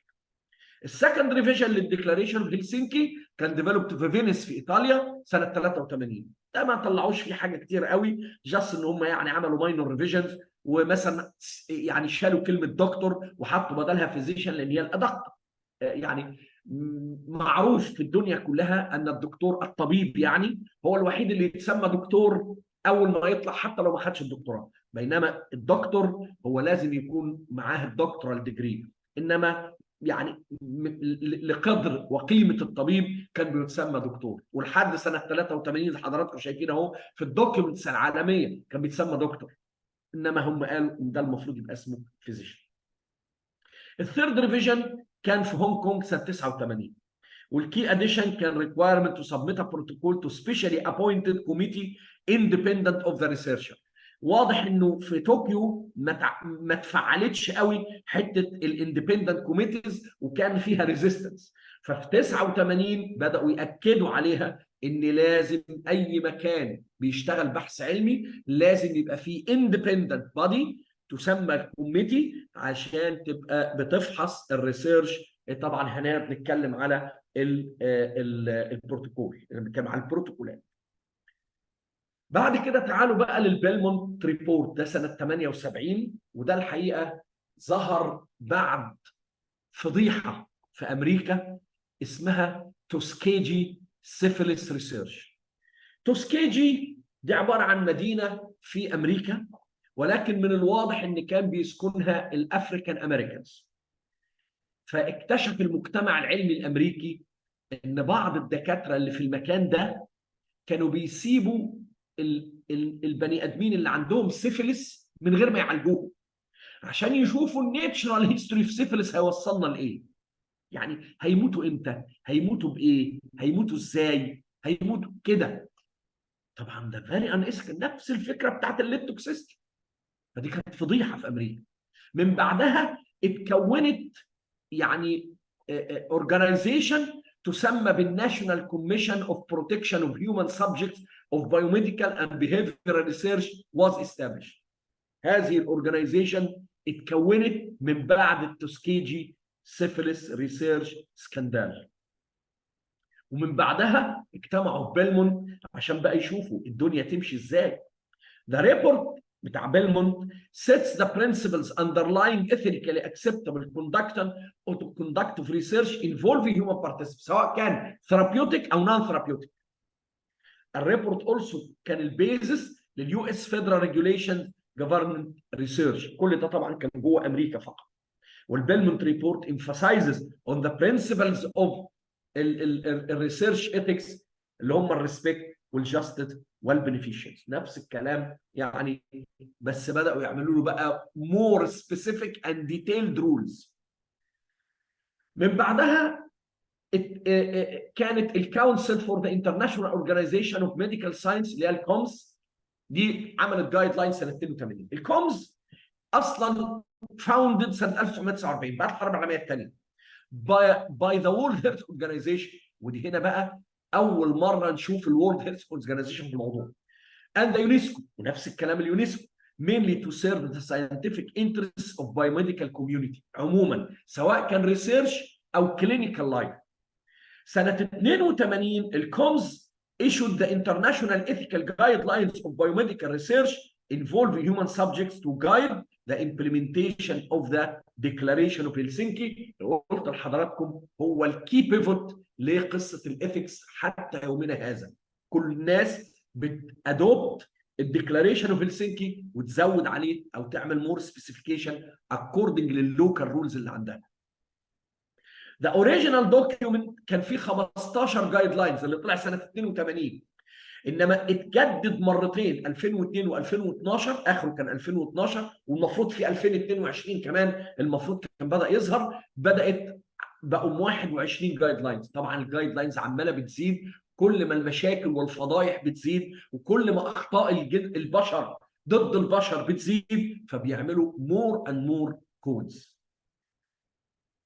The topics of COMES guidelines include ethical justification of the validity, informed consent again, standards of external review, and research of communities with limited resources. لأن الحقيقة كل الكلام ده معناه كوست عالي للبحث العلمي. أنت عمال بتقول لي خد بالك من 1 2 3 4 10، طب ما أنا هدفع الكلام ده منين؟ فبدأوا يتكلموا عن طب إيه البدايل في اللو ريسورس كوميونيتيز، ودي طبعا كانت حاجة مهمة. آخر حاجة أو آخر إيفنت اتعمل كان الاي سي اتش اللي هو الانترناشونال كونفرنس اون هارمونايزيشن. الحقيقه ده اتعمل سنه 90 ما بين الريجولاريتي اوثورتيز والفارماسيوتيكال اندستري ان يوروب وجابان ويونايتد ستيتس. هنا بقى كان بيتكلم مع شركات الادويه عن قصه هاو تو ايثيكالي ديفلوب اند ريجستر الادويه. واول مره سنه 96 في الاجتماع الثاني بتاعهم الاي سي اتش فاينلايزد الجايد لاينز لما يسمى جود كلينيكال براكتس او الجي سي بي اللي بقى مشهور جدا دلوقتي.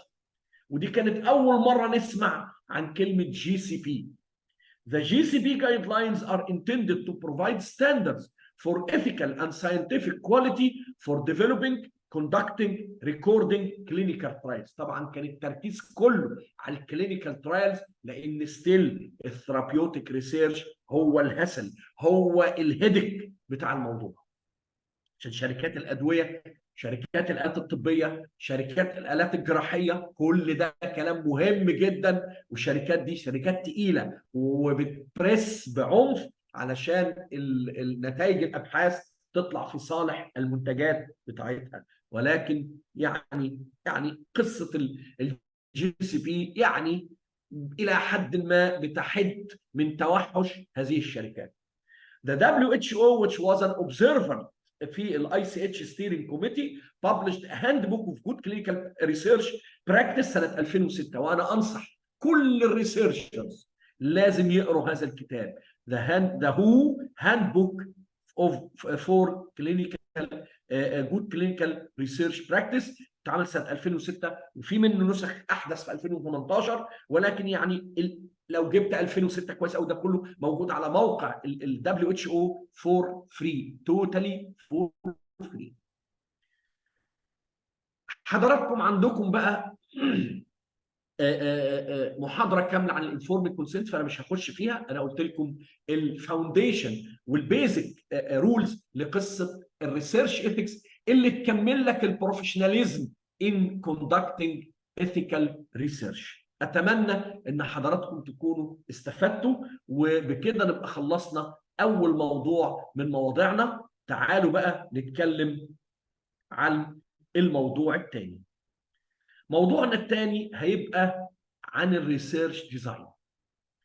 الريسيرش ديزاين شيء في منتهى الأهمية. هنا بقى في النو هاو، هنا احنا بنتكلم في جزء البروفيشناليزم للنو هاو، مش للإثكس بقى، لا. تعالوا نتكلم عن قصة الريسيرش ديزاين. The research designed to optimize the quality. زي ما قلنا قبل كده ان الريسيرشر is responsible for a perfect quality of his research. طيب ازاي نستخدم الريسيرش ديزاين to optimize the quality؟ في الطب وفي البيولوجي عموما احنا بنستخدم قوالب فاضيه، قوالب للريسيرش. كل قالب فيهم كانه باكج اوف بروسيدورز تخدم اوبجيكتيف معين، جول معين، ريسيرش كويشن معين. يبقى لما الباحث بيحدد الريسيرش بروبلم بتاعته والريسيرش جول والريسيرش اوبجيكتيفز والريسيرش كويشن والريسيرش هايبوثيسز، كده بقى عنده فكره واضحه انهي ديزاين هيستعمله. طب تعالوا نشوف ايه انواع الديزاينز اللي عندنا وكل ديزاين نستخدمه في ايه. قال لك الريسيرش ديزاين له كلاسيفيكيشنز كثيره جدا جدا، ولكن من ابسط واسهل الكلاسيفيكيشنز انك تسال نفسك سؤالين. اول سؤال، هل البحث بتاعك الهدف منه تو ديسكرايب حال مجموعه من الناس، ولا لا انا عايز اعمل ريليشنز؟ يا اما يكون descriptive only and no relations، نسمي ده descriptive family of research، او لا I need relations، انا عايز اشوف مين اكبر من مين، مين اصغر من مين، مين ماشي مع مين، مين مش ماشي مع مين، مين مرتبط بمين. كل الكلام ده relations. الكلام ده كلام يعني very primitive. يبقى ساعتها انت محتاج ما يسمى بالاناليتيكال ريسيرش. يبقى انا عندي two big families of research design، either descriptive research او analytical research. طيب هو انا ايه يا دكتور مجدي اللي يخليني اوصف بس؟ طب ما نعمل ريليشنز على طول. لا، احنا عموما في الطب اساس شغلنا الامراض، هي دي اهم فينومينون عندنا، الامراض. واي مرض في الدنيا عشان توصفه انت محتاج توصف 10 جوانب له، يسموا ب10 دومينز. اول دومين الديفينيشن، المرض ده اسمه ايه وهو عباره عن ايه، ثم معدل انتشاره، ادي الدومين الثاني، ثم الايتيولوجي ايه اسبابه، ثم الباثوجينيسيس ازاي بيتطور المرض من الفسيولوجي والاناتومي للباثوفسيولوجي والباثو اناتومي، ثم يجي الباثولوجي، ايه بقى الباثولوجيكال تشينجز اللي موجودين في هذا المرض، ثم يجي الكومبليكيشنز، ايه الكومبليكيشنز بتاعت المرض، ثم يجي الدايجنوزس، هاو تو دايجنوز المرض، ثم يجي البريفنشن، هاو تو بريفنت، ثم هاو تو تريت، ثم وات از ذا بروجنوزس. لو عديتوا اللي انا قلته هتلاقيهم 10 دومينز. اول 2 دومينز مفيش فيهم ريليشنز اصلا بطبيعه الدومين نفسه. يعني لو انا عندي مرض اول مره انا اوصفه، انا اللي اكتشفته، ريليشنز ايه اللي انا عايز انشرها؟ انا عايز اقول للناس انا اكتشفت ظاهره جديده، مرض كامل او كومبليكيشن لمرض او سب تايب لمرض او نوع معين من مرض ايا كان، فبوصفه بس، مفيش عندي حاجه ثانيه. فين الريليشنز هنا؟ مفيش منطق للريليشنز اصلا. الدومين الثاني ان بعد وصف المرض، طب معدل انتشاره، فين الريليشن هنا؟ انا عايز اعرف هو معدل انتشار المرض عموما قد ايه؟ في الستات قد ايه، في الرجاله قد ايه، في الاطفال قد ايه، في الحوامل قد ايه، ايا كان بقى ابقى اوصف. انما انا عايز اقول الرجاله اكتر ولا الستات، مش دي قضيتي دلوقتي. انا لسه مش عارف هو المرض اصلا منتشر ولا نادر، مش عارف، ما اعرفش. اذا لو انا بشتغل في التو دومينز الاولانيين من العشره، فانا عايز ديسكريبتيف ريسيرش اصلا، مفيش منطق للريليشن. اما لو بدات تتكلم في ايتيولوجي، يا ترى السموكينج بيعمل المرض ده ولا لا؟ اجيب سموكرز ونون سموكرز واشوف المرض في السموكرز والمرض في النون سموكر، وطبعا يبقوا ماتشد في كل الاذر فاكتورز. لو كان المرض مور في السموكرز، يبقى السموكينج يؤدي الى المرض، بس خلاص. هنا يبقى مور، ما دام قلت مور في السموكر دي ريليشن. طب انا عايز اشوف الباثوجينيس، نفس القصه. هو يا ترى ازاي، ايه الميكانيزمز اللي بتظهر في السموكرز عشان تؤدي للمرض؟ هبدا اقارن ما بين ميكانيزمز مختلفه واشوف مين الميكانيزمز الاكثر حدوثا. يبقى برضو ما دام قلت اكثر حدوثا ده ريليشن. عايز اشوف الباثولوجي، يا ترى بيحصل هيباتيك باثولوجي ولا لا؟ ابدا اشوف واقارن الهيباتيك اناتومي وفسيولوجي ما بين الناس اللي فيهم المرض والناس النورمال اللي ما فيهمش المرض وعندهم كل الظروف الاخرى اللي تشبه المرضى. يبقى انا عشان اشوف مين السبيسيفيك باثولوجيكال تشينجز اللي بتحصل في المرض ده، سبيسيفيك ان ريليشن لمين؟ لامراض ثانيه او للهيلثي، يبقى لازم يكون في ريليشن. عايز اشوف الكومبليكيشن، نفس القصه. بجيب الناس اللي فيهم المرض والناس اللي ما فيهمش المرض، او الناس اللي فيهم الكومبليكيشن والناس اللي ما فيهمش الكومبليكيشن دي من نفس المرض، وابدا اقارنهم ببعض، نفس القصه. عايز اشوف الدايجنوز، يا ترى العيان ده بيبقى عنده فيفر ولا لا؟ ابدا اشوف هو الناس اللي عندهم المرض ده والامراض المشابهه، هل الفيفر يفرق ولا ما يفرقش؟ ريليشن. عايز اشوف هاو تو بريفنت، نفس القصه.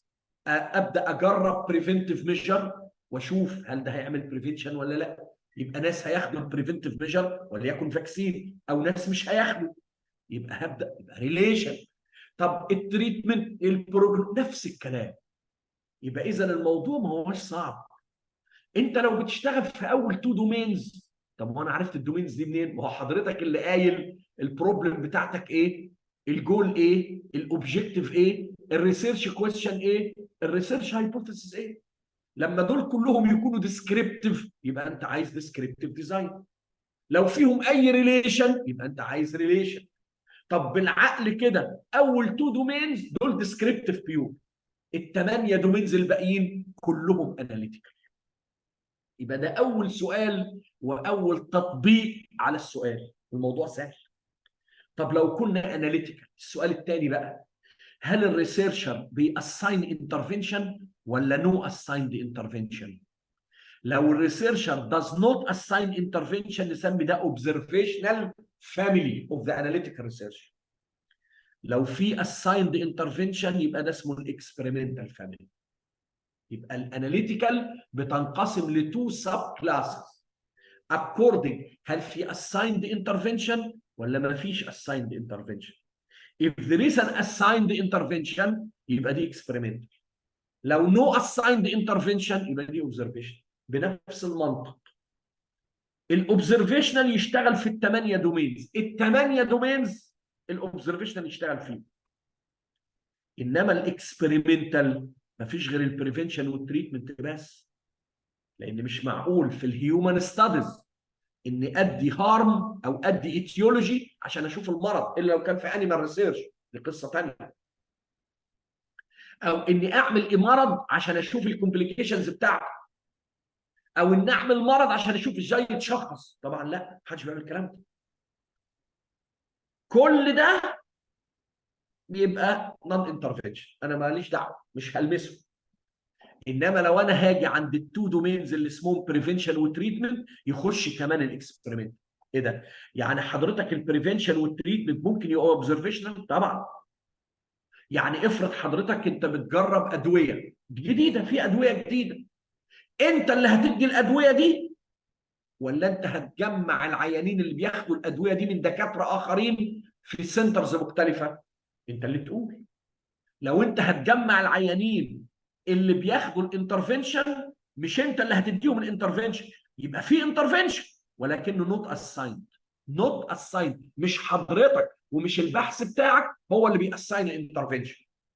يبقى دي نون اسايند ولكن انترفنشن، ولكنه نون اسايند، فيبقى برضه ستيل اوبزرفيشن.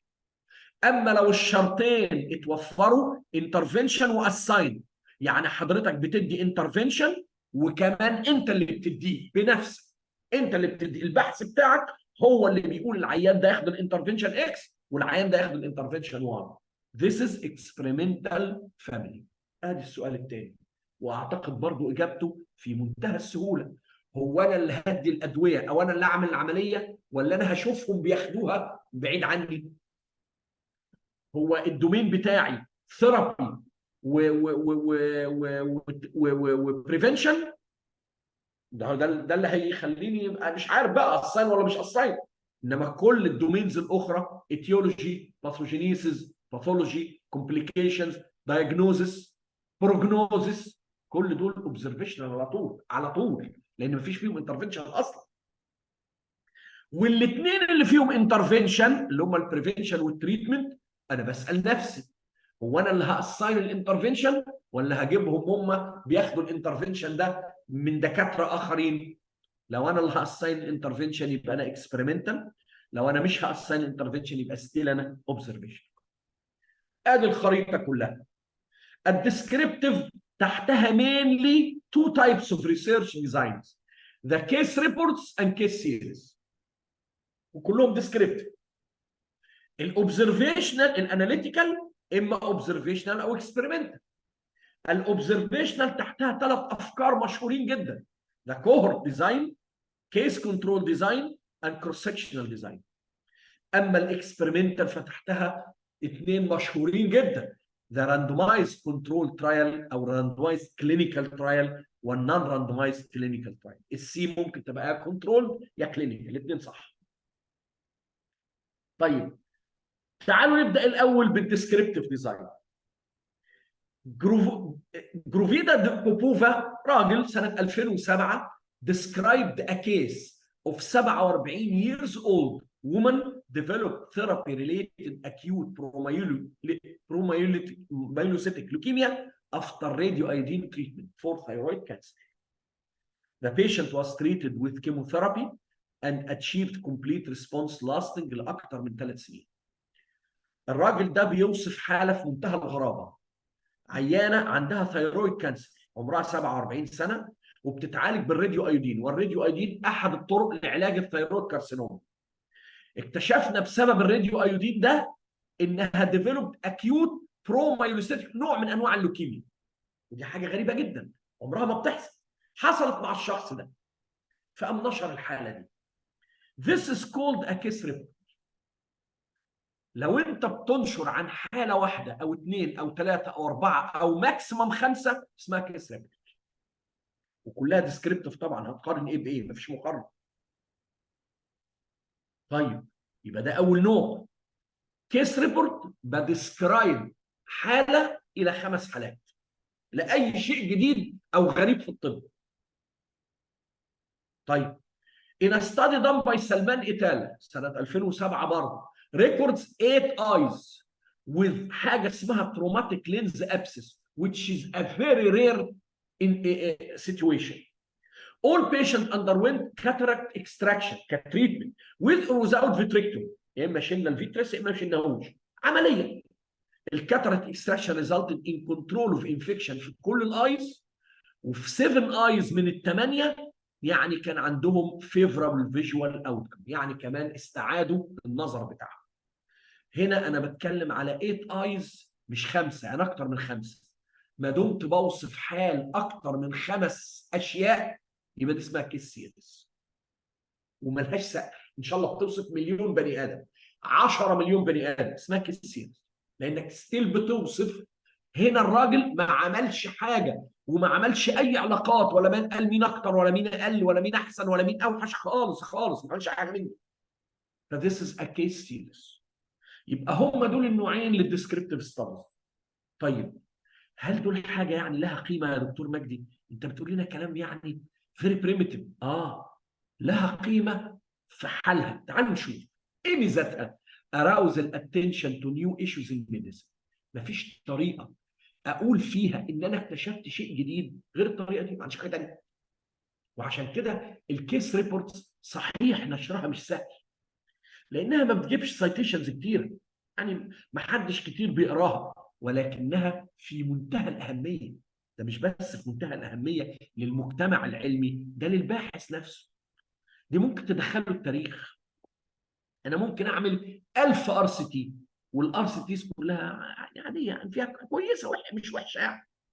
انما لو انا نشرت وان سنجل ايفنت عن مرض جديد مكتشف، هيتسمى باسمي، هيتسمى باسمي. فخلاص مفيش احسن من كده. فمحدش ابدا يستتفه الكيس سيريس والكيس ريبورتس خالص، بس لازم تكون معموله صح. ومش ممكن ينشرها غير اكسبرت. اكسبرت بمعنى اكسبرت اللي هو واحد يقدر يقول فعلا this is a new event in medicine، وما يطلعش غلطان، وما يطلعش حد يقول له لا انت يعني اخطأت ما بين الحاله الفلانيه والحاله الفلانيه، وانت تخيلت ان دي حاله جديده بينما هي حاله قديمه ومعروفه. بس خلاص راح. اثنين useful informing hypotheses planning natural history studies and describing clinical experience. طبيعي كل شيء جديد معناه ثيوري جديده، ومعنى ثيوري جديده يعني فينومين جديده يبقى ثيوري جديده، ومعنى ثيوري جديده يعني ممكن يبقى افنيو جديد لابحاث كتير تبحث في هذه الثيوري. easy and inexpensive to do in hospital settings. طبعا يعني في النهايه يعني مش غاليه، ولكن هي محتاجه كثير من الخبره، كثير من الخبره. طب عيوبها ايه؟ very selective patient no generalization. انا ما اقدرش اقول ان انا اكتشفت ان انا اقول ان الراديو ايودين يا جماعه بيعمل بروميوليتيك ليوكيميا، لا طبعا ما اقدرش اقول كده. only most typical or atypical cases are included. طبيعي لازم تبقى الحاله واضحه وضوح الشمس انها حاجه غريبه. difficult to know whether findings are true or by chance. حتى لو ظهر مع الراجل ده حاله حقيقيه، ما يمكن العيانه دي بس هي اللي مور برون للبرومايلوسيتيك لوكيميا، ويمكن البرومايلوسيتيك لوكيميا كانت عندها من قبل ما تاخد الراديو دي. نعرف منين؟ ما هو الكانسر كله مش في اوله ما بيبقاش سيمتوماتيك، ما نعرفش. فهل فعلا دي ان انسيدنت ولا دي ريال فاكت؟ ما نعرفش. امتى نعرف؟ لما اذر ريبورتس تبدا تطلع وتبدا توصف حاله شبهها، بس ستيل يتبقى لهذا الرجل السبق. هو اول واحد وصف، لان كتير ممكن تعدي على ناس فينومينا يطنشها ما ياخدش باله منها، ما ياخدش باله منها. كم واحد وقعت على دماغه تفاحه من شجره؟ ايزاك نيوتن فقط هو اللي بدا يعمل قوانين الجاذبيه. اذا المساله مش مساله انه ممكن يبقى الايفنت حتى نادر، لا ممكن يبقى مش نادر، ولكن كل الناس اللي شافوا الايفنت ده لم يتاثروا بيه الا واحد فقط هو اللي بدا يتكلم عليه. وبعد ما هو نشر بدات الناس تاراوز الاتنشن، يقول لك الله ما احنا عندنا الحاله بتاع السنه اللي فاتت ننشرها، واحد تاني يقول ايوه ما احنا كان عندي الحاله شبهها من 3 سنين وننشرها. يبقوا ستيميوليتد ان هم ينشروا الحالات دي. مع تجميع الحالات دي يبدا يبقى نيو ايفنت في الطب فعلا، يبقى نيو فينومينال في الطب فعلا. ونبدا بقى بعدها نشوف بقى بقيه ال10 دومينز بتاعتهم. طب اذا كانت الظاهره دي موجوده منتشره ولا لا؟ طب ايه اسبابها؟ ايه كل حاجه لحد ما نوصل للتريتمنت والبروجنوز. ده كده بالنسبه للديسكريبتيف ستادز. طب الاوبزرفيشنال ستادز هي اناليتيكال. طيب بتعمل بقى دي بتشتغل في ال8 دومينز. تعالوا نقول مساله سيمبل. افرضوا ان ماي بروبلم هل السموكينج يؤدي لكانسر لانج ولا لا؟ ده البروبلم بتاعتي انا كريسيرشر. ايه الافكار؟ اول فكره اني اجيب ناس سموكرز هم قرروا يسموك الايام دي، ناس لسه شباب صغير، وناس تانية doesn't smoke ومش هيسموك ومش مقتنعين بالسموكينج، قاعدين في نفس الظروف.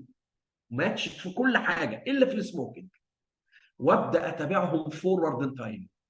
طبعا الاثنين الجروبس الاثنين ما كانش عندهم كانسر لانج خالص، وابدا اتابعهم فورورد ان تايم، وابدا اتابعهم لحد ما اشوف كام كانسر لانج هيطلع من كل جروب. ان طلع الكانسر لانج اكتر من السموكرز عن النون سموكرز، يبقى السموكينج may be a cause for cancer lung. الديزاين ده اسمه كوهورت ستادي. كوهورت ستادي ايه شروطه بقى عشان اقول اني عملت كوهورت ستادي؟ 5 شروط. اولا اني اشتغل اناليتيكال، لازم اكون عندي هدف ان في اناليسيس. 2 نو اسايند انترفنشن، مفيش اسايند انترفنشن. السموكينج والكانسر لانج مفيش اسايند، مش انا اللي هقول للناس يسموك خالص، انا جبت ناس بداوا يسموك دلوقتي خلاص. الشرط الثالث بقسم الجروبس according to the exposure مش الاوت. ودايما لما الانسان بيعمل ريليشن اتليست ما بين حاجتين. في المثل اللي انا قلته لحضراتكم ده انا بعمل ريليشن ما بين اكسبوجر واوت. مين الاكسبوجر؟ السموكينج. مين الاوتكم؟ الكانسر لانج. اعتقد ان الكلام ده كلام علمي وكلام طبي وبيولوجي، ملوش علاقه بالاحصاء ولا له علاقه بالريسيرش. لما واحد يقول لك سموكينج وكانسر لانج، مين الاكسبوجر ومين الاوتكم؟ تقول له السموكينج هو الاكسبوجر والاوتكم هو الكانسر لانج. ليه مش العكس؟ لان الكوميونيتيف نوليدج بتاعتنا في حياتنا بتشوف الناس اللي عندهم سموكينج هم اللي بيجي لهم كانسر لانج وليس العكس. فانا عارف ان الاكسبوجر هو السموكينج والاوتكم هو الكانسر لانج. طيب انا بقسم على مين؟ سموكرز ونون سموكرز، يبقى انا بقسم على الاكسبوجر. يبقى ده ثالث شرط، اني بقسم على الاكسبوجر. رابع شرط لازم يبقى فيه فولو اب. ليه؟ لان الاوتكم لم يكن قد ظهر مع بدايه البحث. مفيش اوتكم لسه ظهر، لا دول ولا دول، لا السموكرز ولا النون سموكرز عندهم كانسر لانج. فلازم اتابعهم عشان اشوف مين فيهم اللي هيطلع له كانسر لانج. فلازم يبقى فيها فولو اب. ليه؟ لان الاوتكم لم يكن قد ظهر. ادي ال5 شروط. اذا ال5 شروط دول حضرتك طبقتهم يبقى انت بتعمل كوهورت ستادي. اناليتيكال، اوبزرفيشنال، بقسم على الاكسبوجر، لم يكن الاوتكم قد ظهر فبعمل فولو اب علشان يظهر الاوتكم. طبعا الكلام ده كلام جميل، والكوهورت ستادي هي البيست ايفيدنس جنريتنج ستادي ديزاين في الاوبزرفيشن، البيست والوحيده اللي تقول ايتيولوجي. ليه؟ لان احنا ابتدينا بالسموكينج من غير ما الكانسر لانج يكون ظهر. لما يظهر الكانسر لانج بعد السموكينج يبقى السموكينج از ذا ايتيولوجي اوف كانسر لانج. خلاص خلصت. مش العكس، مش البني ادم بيجي له كانسر لانج فيكتئب فيسموك، لا لا. انا شاكك من الكاميولاتيف نولج ان السموكينج هو الاكسبوجر، والكوهورت ستادي اكدت لي الكلام. انما واحد يجي يقول لي استنى يا دكتور مجدي، انت بتقول كلام حلو قوي ومترتب بس لما نفكر فيه ما يتعملش. يعني ايه انك جبت ناس قرروا يسموك النهارده؟ جبتهم منين دول؟ يبقى دي اول مشكله، انك عشان تبدا الاكسبوجر لوحدهم كده محتاج تدور عليهم، ودي مش مساله سهله. لانك لو جبت ناس سموكينج من زمان ما باظت. لا، انا عايز ناس يكون نيولي سموكرز. ادي واحد. 2، حضرتك هتتابعهم كام سنه؟ اقول لك 25 على الاقل طبعا، لان الكارسينوجينيسيس ده لونج تيرم. هتتابع ناس 25 سنه عشان تقول ان السموكينج خطر او لا؟ يا نهار ابيض، ما ينفعش. طيب حضرتك هتتابع كام سموكر وكام نون سموكر؟ هو نسبه يعني حتى لو الكانسر لانج بيطلع بسبب السموكينج نسبته قد ايه؟ 1%؟ نص في المية؟ مش 20% ولا 30 ولا 50%؟ لا طبعا مش شرط. طب ده انت كده محتاج عدد كبير جدا من الناس سموكرز ونون سموكرز عشان يطلع منهم عدد معقول من الكانسر. والا لو دول ما طلعش منهم ولا كانسر، لو انت جبت 100 و100 مثلا، ممكن بعد 25 سنه ولا سموكر يطلع منه اي كانسر. والنون سموكر ما طلعش منهم كانسر، تقوم تقول ايه؟ السموكينج هاف نو ريليشن للكانسر. يا دي المصيبه السوداء. يبقى انت عملت بحث ديسيفنج للناس. يبقى الكوهورت بالرغم ان فيها ميزات الا ان فيها عيوب كتير. وطبعا اهم عيب فيها انها محتاجه عدد كبير من الناس لو الاوت كم رير، محتاجه لونج تيرم فولو اب لو كان الاوت كم لونج تيرم، ودول الاثنين يترجموا الى كوست. فلا، الفكره دي حلوه بس مليانه مشاكل. طب مش ممكن نشوف فكره تانية؟ اقول لك نعمل العكس، نخش على معهد الاورام ونجيب 1000 2000 عندهم كانسر لنج، وزيهم ناس عايشين في نفس المكان ونفس الظروف ما عندهمش كانسر لنج، وابدا اسالهم في الهيستوري بتاعهم على الهيستوري اوف سموكينج.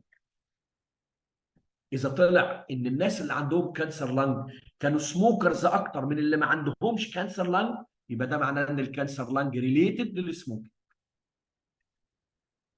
الديزاين ده اسمه كيس كنترول ستادي. كيس كنترول ستادي. يبقى الكيس كنترول ستادي شروطه ايه؟ 5 شروط. اناليتيكال، اوبزرفيشنال يعني نو اسايند انترفنشن. هنا بقسم على الاوت كم مش على الاكسبوجر.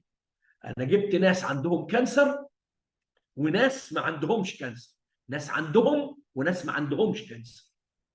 يبقى انا قسمت على مين؟ على الاوت كم.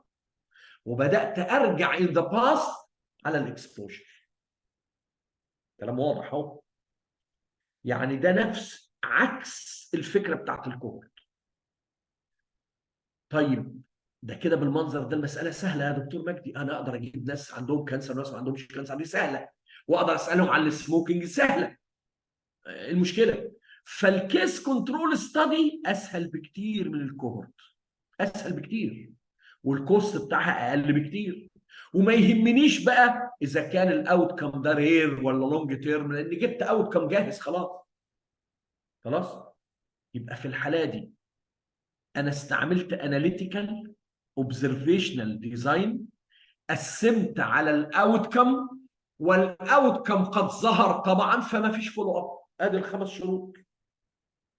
اقولهم تاني: اناليتيكال، اوبزرفيشنال ما فيش اسايند انترفنشن، بقسم على الاوت كم بوزيتيف اوت كم نيجاتيف، والاوت كم ظهر لاني بقسم عليه فالاوت كم ظاهر فعلا خلاص، فما فيش فولو اب خلاص. طيب ما دي كده اسهل بكتير.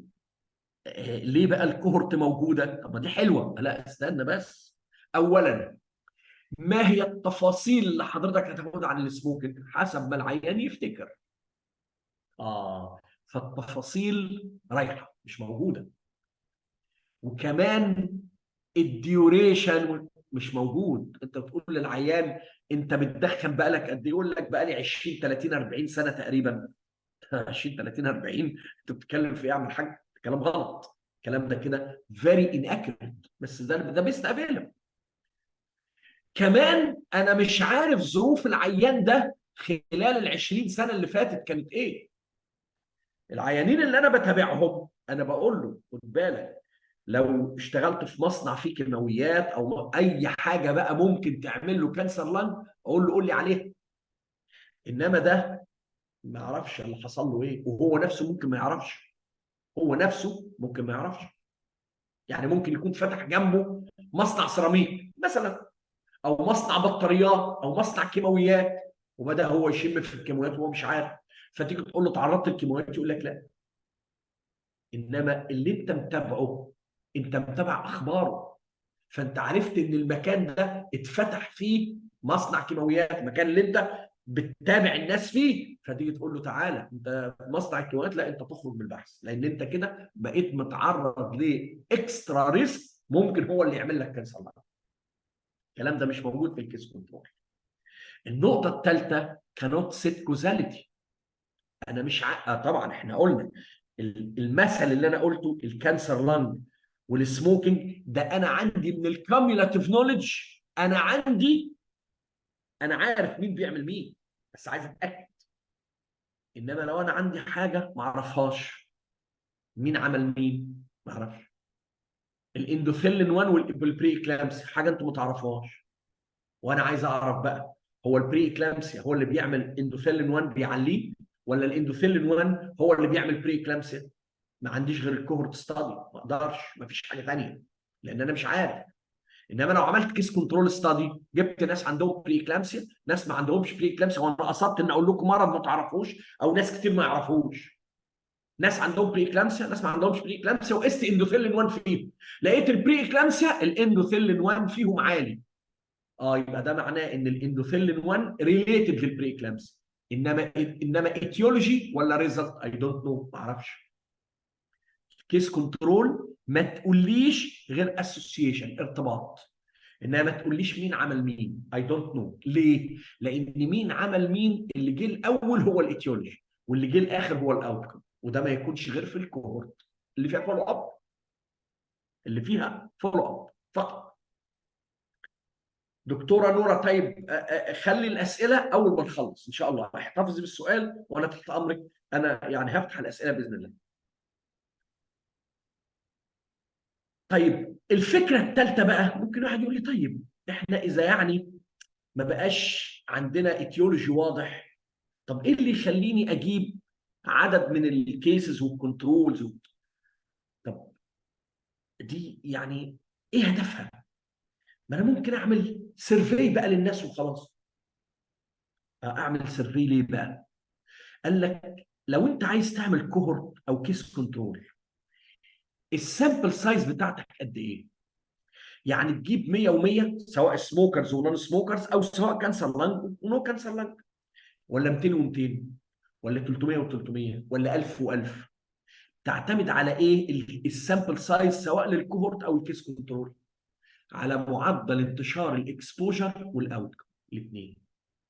طب لو ده مش عندي في الكوميونتي بتاعتي، مش ما عنديش المعلومه، انا مش عارف هاو ماتش بريفالنت الاكسبوجر والاوتكم، انا ما اعرفش كام في الميه من البوبيوليشن بيدخنوا، ما اعرفش اصلا، المعلومه دي مش عندي. كام في الميه منهم عندهم كانسر لانج، ما اعرفش.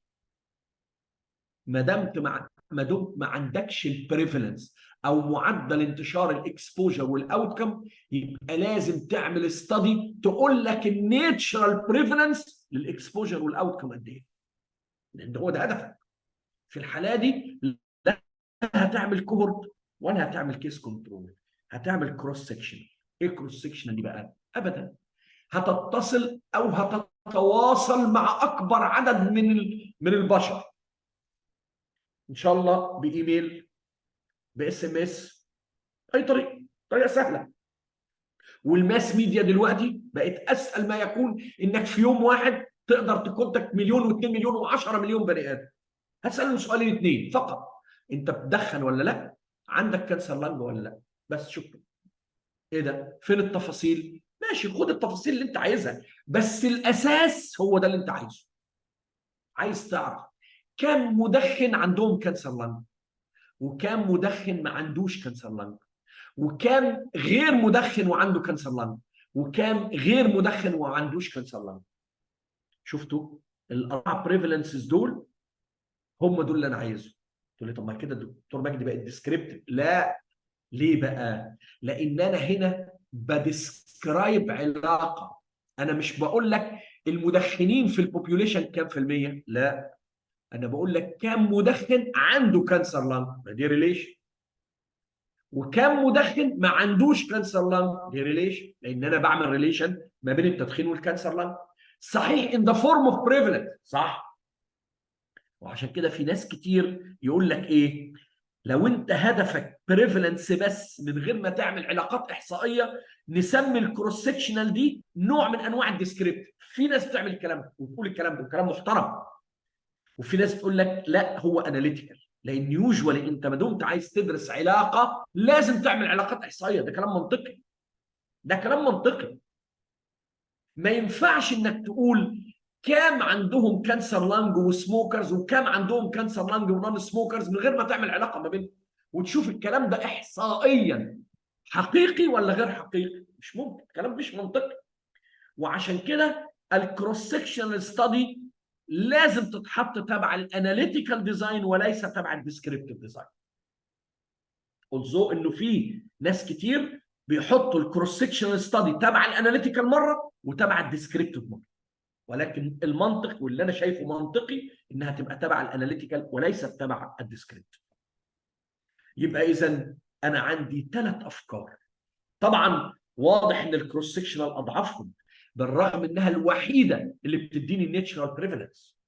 دي ما تقوليش الناتشرال بريفالنس قد ايه، ليه؟ لان انا قلت انا جايب 100 سموكرز و100 نون سموكرز، ده معناه ان نسبه السموكرز 50% في المجتمع؟ لا، دي الكورت ستادي بتقول لي فقط الناتشرال بريفالنس اوف ذا اوتكم في كل جروب، والكيس كنترول بتقول لي الناتشرال بريفالنس اوف ذا اكسبوجر في كل اوتكم جروب. انما اللي تقول لي الناتشرال بريفالنس للاكسبوجر والاوتكم مع بعض هي الكروس سكشن ستادي الوحيده اللي تقول لي الكلام ده، ولكن مليانه عيوب.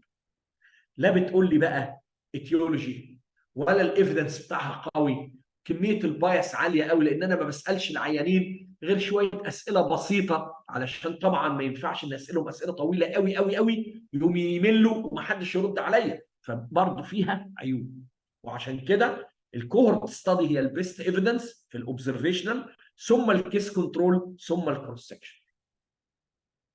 يبقى اما اني عندي كوهورت ابتدي بالاكسبوجر واتابع العيانين للاوتكم، وده الناتشرال فلو اوف ايفنتس، وعشان كده نسميها بروسبكتيف ستادي. كلمه بروسبكتيف معناها ان فكر البحث ماشي مع الناتشرال فلو اوف ايفنتس، الاول الاكسبوجر ثم الاوتكم. انما ساعات ابتدي بالاوتكم وارجع في الهيستوري على الاكسبوجر، دي الكيس كنترول، وعشان كده يسموها ريتروسبكتيف ستادي. كلمه ريتروسبكتيف معناها اني ببتدي بالايفنت المتاخر اللي هو الاوتكم، وارجع على الايفنت المتقدم اللي هو البدري عن طريق الهيستوري، او سناب شوت ان تايم. دي الكروس سكشنال ستادي، بدرس الاكسبوجر والاوتكم ات ذا سيم تايم.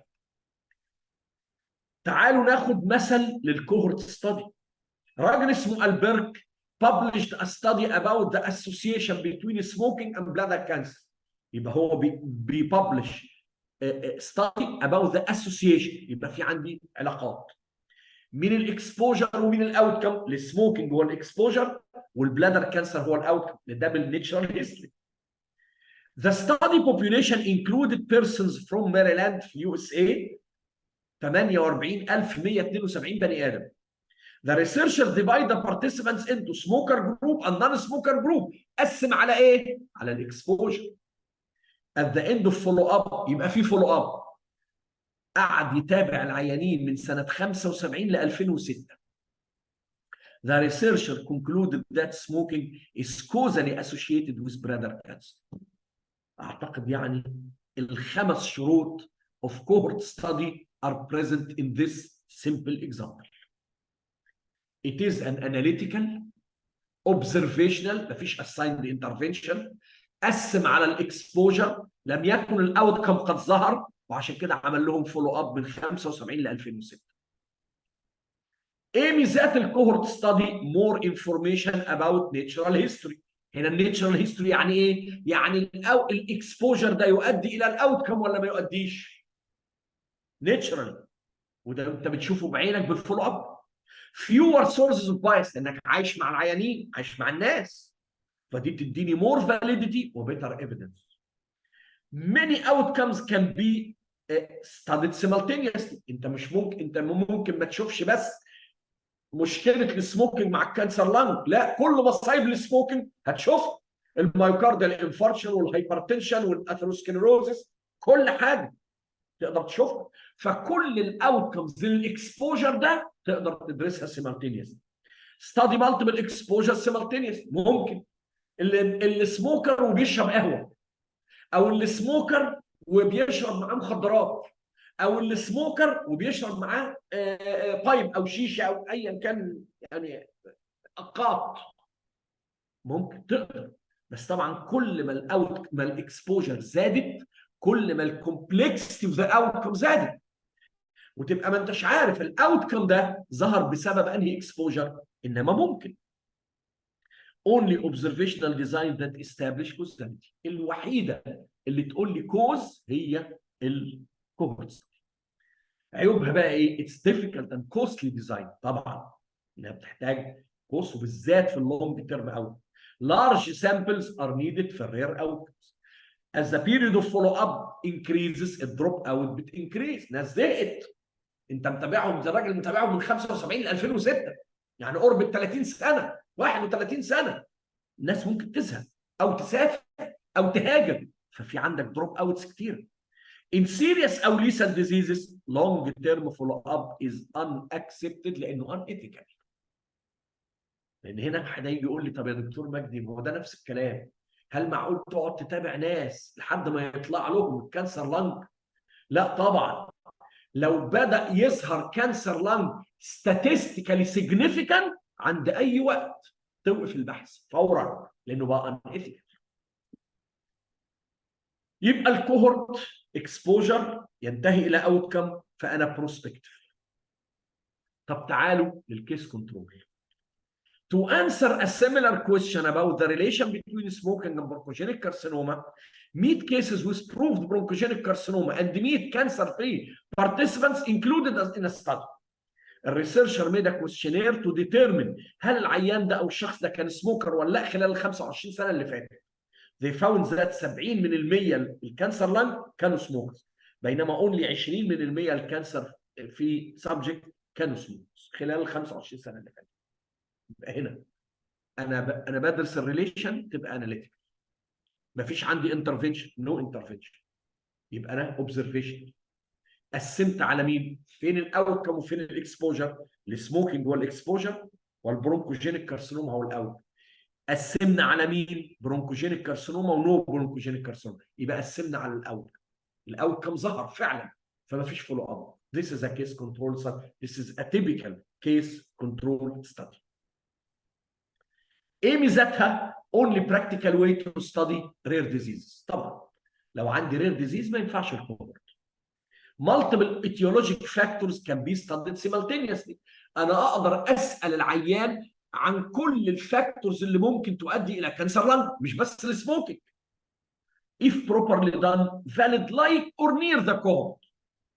valid يعني ما فيهاش بايس، يعني انت بتحاول تعصر العيان قوي. طب افتكر طيب، او لو انت جايب بالميديكال ريكوردز ممكن كل التفاصيل اللي انت محتاجها تطلعها من الميديكال ريكوردز، فده ممكن. وهنا تبقى الكيس كنترول فيري فاليد.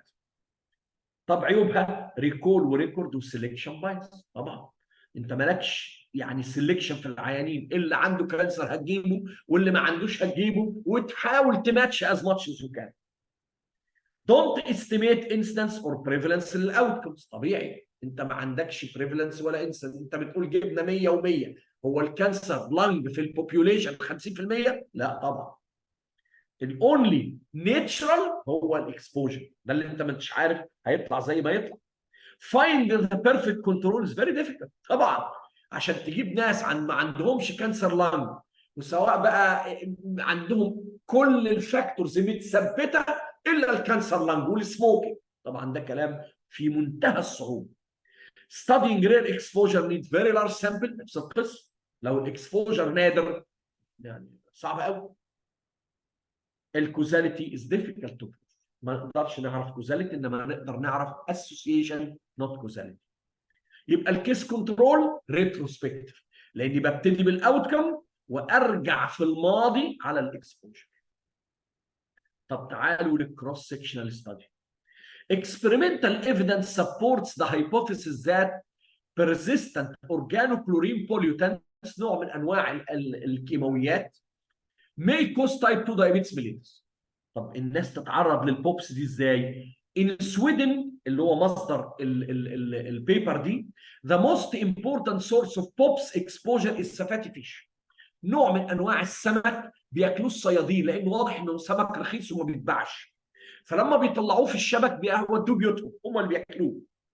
راجل اسمه ريلاندر measured the serum organochlorine في 100 Swedish fishermen and at the same time شافهم عندهم type 2 diabetes ولا لا. at the same time. يبقى هو كده عمل العلاقه. كل اللي عمله جاب 100 فيشرمن لا اقسمهم على اكسبوجر ولا اقسمهم على اوت خالص، انما شاف الحاجتين مع بعض، الاكسبوجر والاوت كم at the same time. This is called cross sectional study. قسم ما قسمش.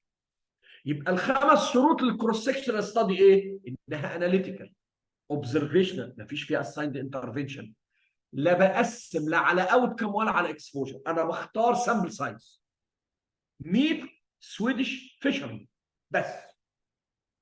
وطبعا الاوت كم موجود لان انا بشوف الاوت كم والاكسبوجر ات ذا سيم تايم، فما فيش فيها فولو اب بس خلاص. يعني كل الكروس سكشنال ستادي يا دكتور مجدي تفرق عن الكيس كنترول انك انت بس بتحدد اعداد الاوت كم بوزيتيف ونيجاتيف، والكروس سكشن ما بحددش. صح صح.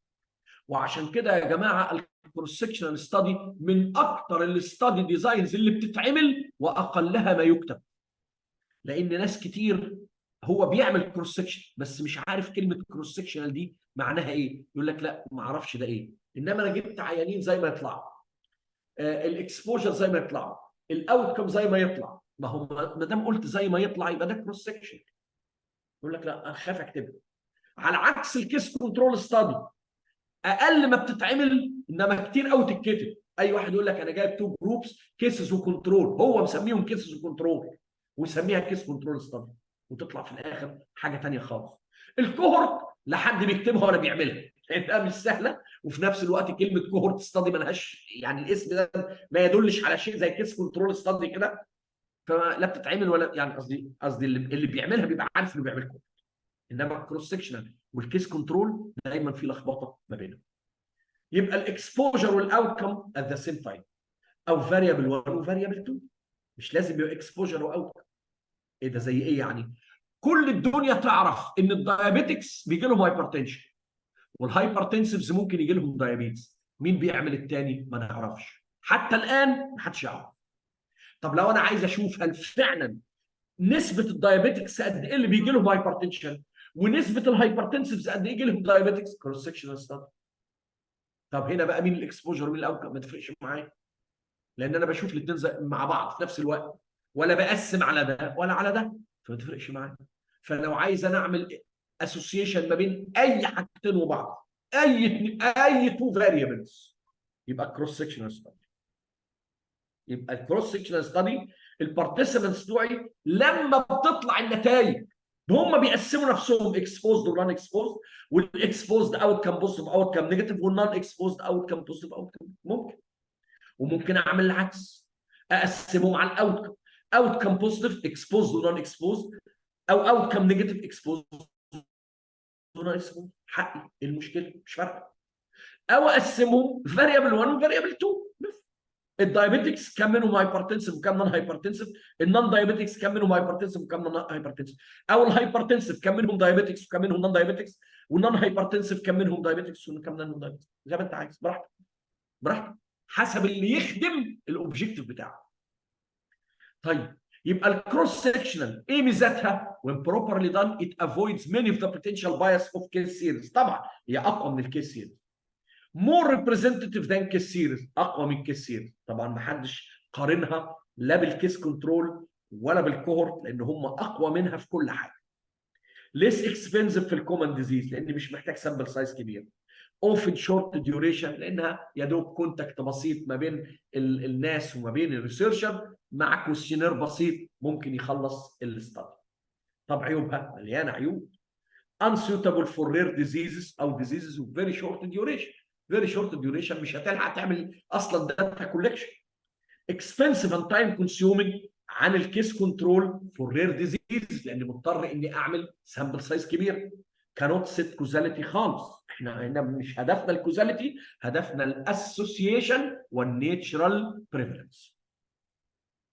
تعالوا بقى للاكسبيرمنتال ديزاين وهناخد منه الراندومايز كنترول ترايل، هو ده الاهم.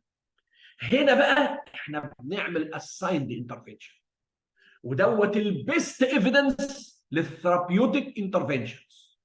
اي ثيرابي سواء ثيرابي يعني بريفنشن او تريتمنت، افضل ديزاين استخدمه هو الراندومايز كنترول كلينيكال ترايل.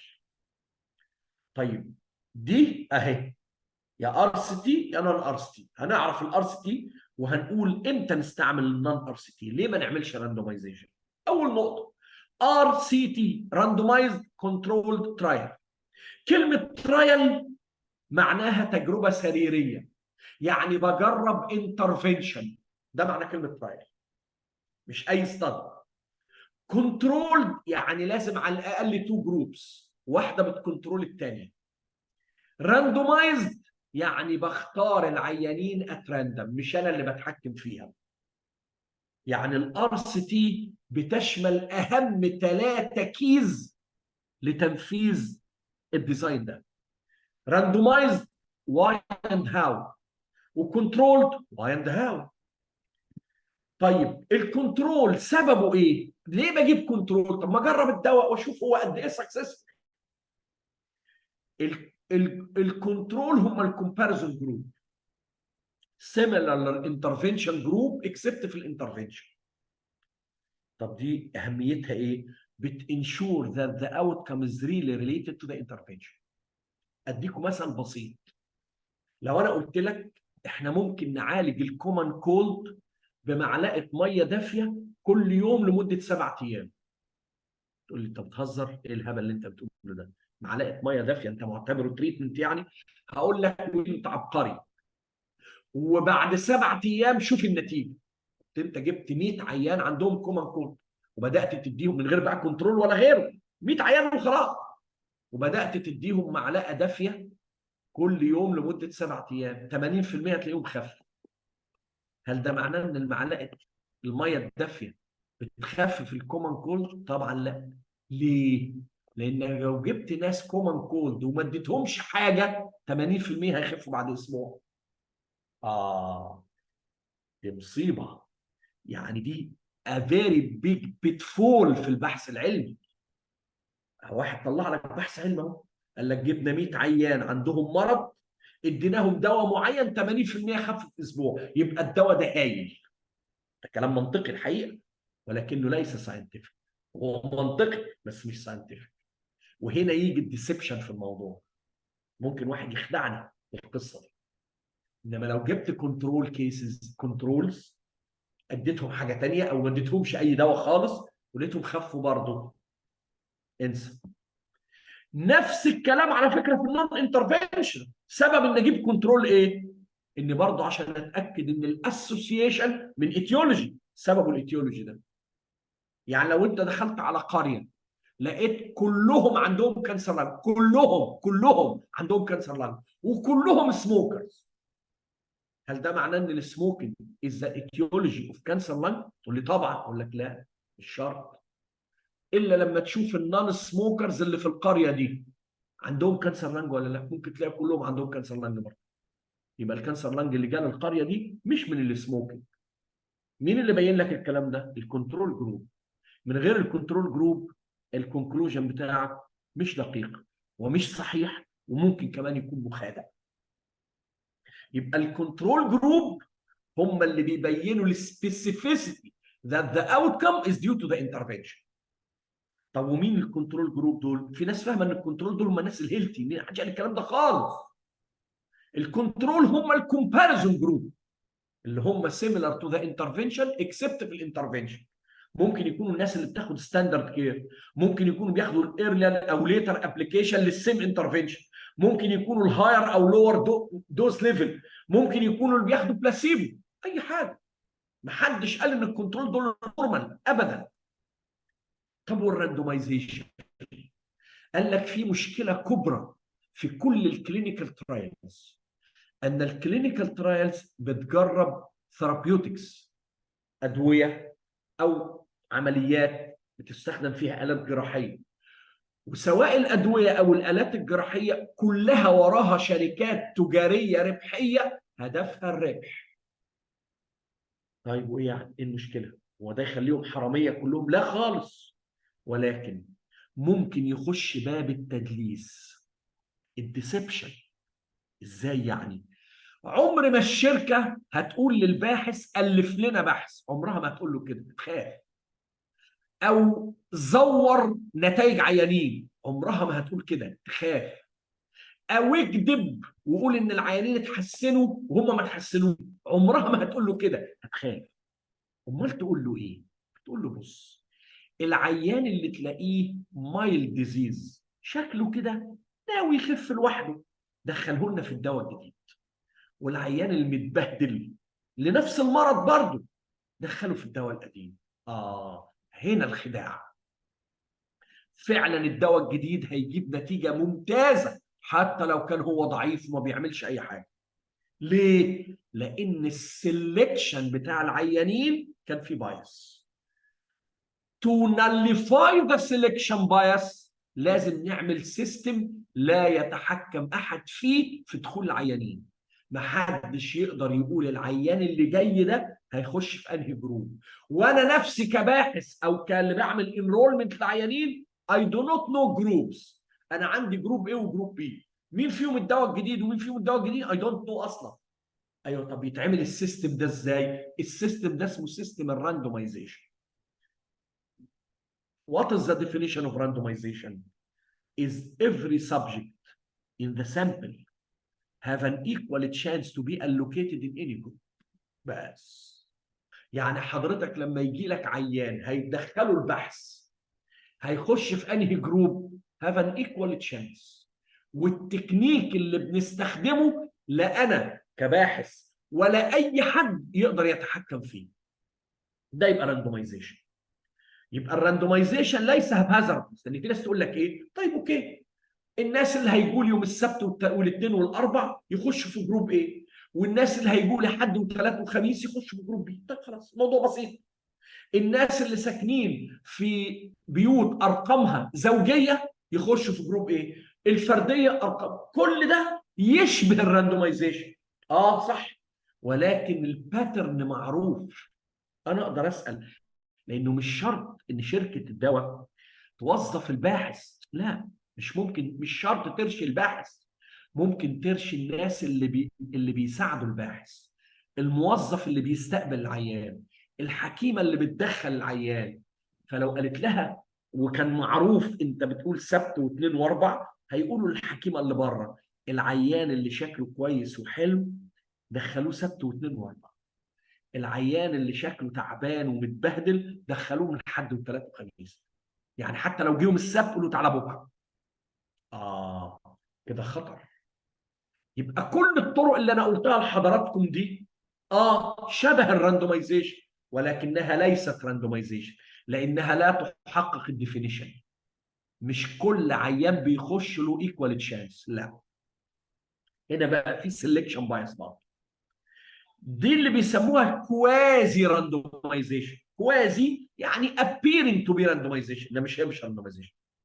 طب طرق الراندومايزيشن ايه واهميتها ايه؟ اهميتها to eliminate bias in treatment اسئله selection bias. to ensure balance between الجروبس. طبعا لانه ما دام المساله متوزعه at random، يبقى في الغالب هتلاقي ان two groups are equal in all characteristics.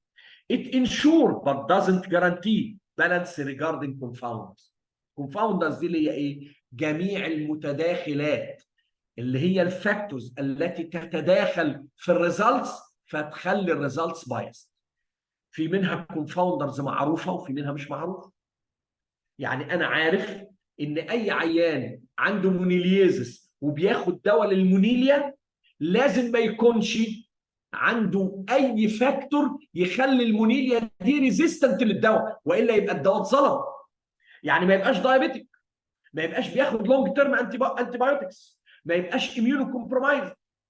مش فهمنا الكلام؟ ما يبقاش مالجنانت ديزيز. انا عايز سمبل مونيليزس فقط، اللي هو الناس اللي ما عندهمش حاجه واضحه، ما ياخدش باخد كورتيزون. انما لو الحاجات دي دخلت معايا وما حسبتلهاش حساب، ممكن تطلع لي بايس ريزلتس، تطلع لي نتائج غلط. اهو الطريقه اللي تضمن لي نون وانون كونفاوندرز، لان في فاكتورز ثانيه في المونيليا احنا ما نعرفهاش. طب انت يعني ناليفايد الايفكت بتاع كل الفاكتورز اللي انت تعرفها. طب وات اباوت الفاكتورز اللي ما تعرفهاش؟ مفيش عندي حاجه غير الراندومايزيشن هي اللي تعمل لي بالانس ده. It also provide more powerful statistical results. طبعا randomization key must be concealed. طب دي نقطه بقى مهمه. واحد هيجي يقول لي طب ما يا دكتور مجدي، ما هو العيانين والناس اللي بيشتغلوا معاك عارفين جروب ايه وجروب بي. لا، ما هو لازم ده يبقى الكي، ده لازم يبقى كونسيلد عن كل الناس. ما حدش من الناس اللي بتدخل العيانين يبقى عارف مين جروب ايه ومين جروب بي. وده بيتحط في مكان سري، واللي بيعمل الكلام ده واحد مش من البحث، هو اللي بيقول جروب ايه مين وجروب بي مين. ولتكن مثلا رئيسة التمريض او اللايبريريان او مكتب رئيس القسم اللي هو السينيور او مدير المستشفى، حد بره الريسيرش تيم خالص، وهو بيقول لك انا عندي تو جروب، جروب ايه وجروب بي، بس خلاص. وبندخل الناس واحنا حتى ما نعرفش جروب ايه ده مين وجروب بي ده مين. هو ده اللي اسمه الكونسيلمنت اوف ذا راندمايزيشن. اذا احنا كده عرفنا الاساس. طب وات از ذا اناتومي اوف ذا ار سي تي؟ ببتدي الاول بالبارتيسيبانتس اللي اكوردنج للانكلوجن والاكسكلوجن كرايتيريا هيخشوا معايا البحث. طبعا هنا مش لازم يجوا مع بعض، بيجوا سيكونشال. ببدا اعمل راندومايزيشن، راندوم اساينمنت، فبيتقسموا الى انترفنشن جروب وكنترول جروب.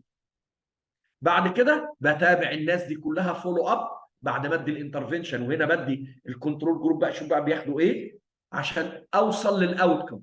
ناس هيظهر لها الاوتكم يعني وليكن كيور، وناس ويل نوت كيور.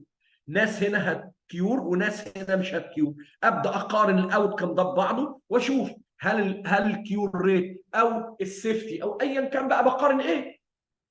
كل الاوتكمز بتاعت الدواء او بتاعت العمليه بشوف هل هي significantly different ولا لا. احنا اتفقنا ان عندي مشكله الكونسيلمنت دي اللي ممكن تبوظ الراندومايزيشن، فلازم الراندومايزيشن دي تبقى كونسيل. كونسيل عن مين؟ كل الناس اللي بتدخل العيانين، اللي بيدخلوا العيانين بس. ثم في الفولو اب عندي مشكلتين تانيين، البلايندنج والدروب اوت. بلايندنج ان العيان نفسه والدكتور اللي بيتابعه عارفين العيانين دول بياخدوا ايه ولا لا. لو عارفين يبقى ما عنديش بلايندنج، لو مش عارفين يبقى عندي بلايندنج. مين الافضل؟ بلايندنج طبعا. بس هل البلايندنج ده از ا ماست؟ لا، ممكن ما اقدرش اعمله. ليه؟ لطبيعه التريتمنت نفسه.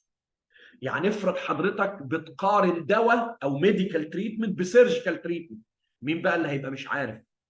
العيان مش عارف ان بطنه اتفتحت او بياخد دواء، ولا الدكتور اللي بيتابعه مش عارف ان ده عمل عمليه وده بياخد دواء؟ ما ينفعش. يبقى اذا البلايندنج بالرغم انه مهم جدا الا انه مش شرط انه يتوفر في كل الاحوال.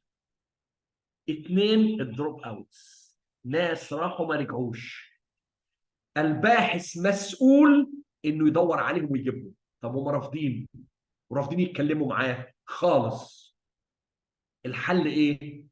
يتحسبوا فيلير.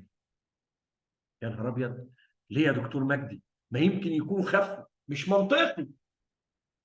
احنا قلنا في الاثكس ان من حق اي بارتيسيبانت انه يوقف التعامل مع البحث بلا ابداء اسباب، بدون ابداء اسباب، ده حقه.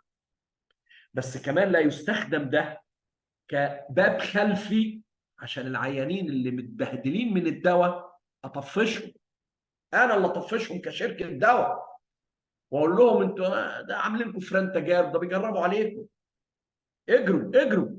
وانا عارف ان دول هم اسوأ اوت كم من الدواء. او ناس راحت ما رجعتش مات من الدواء، الله اعلم، نعرف منين إيه؟ فالمنطق بيقول ان الناس اللي دروب ده اوت دي ورفضت انها تتكلم معاك ورفض، فلنفرض حتى ان انت صادق ان هم فعلا ما قالولكش حصل لهم ايه، تفتكروا بالمنطق الناس دول فيفرابل اوت كم ولا ان فيفرابل اوت كم؟ طبعا ان فيفرابل. فالمجتمع العلمي قال اي دروب اوت ما يقدرش الباحث يجيب اللي حصل للعيان ايه يعتبر فيلير، وهذا يعتبر علاج عقابي. ليه؟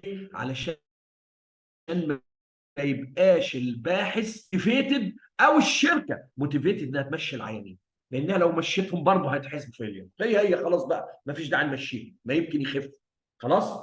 فده الطريقه اللي بنستعملها علشان نحسب العيانين الدروب اوت دول فيلير، نسميها intention to treat analysis.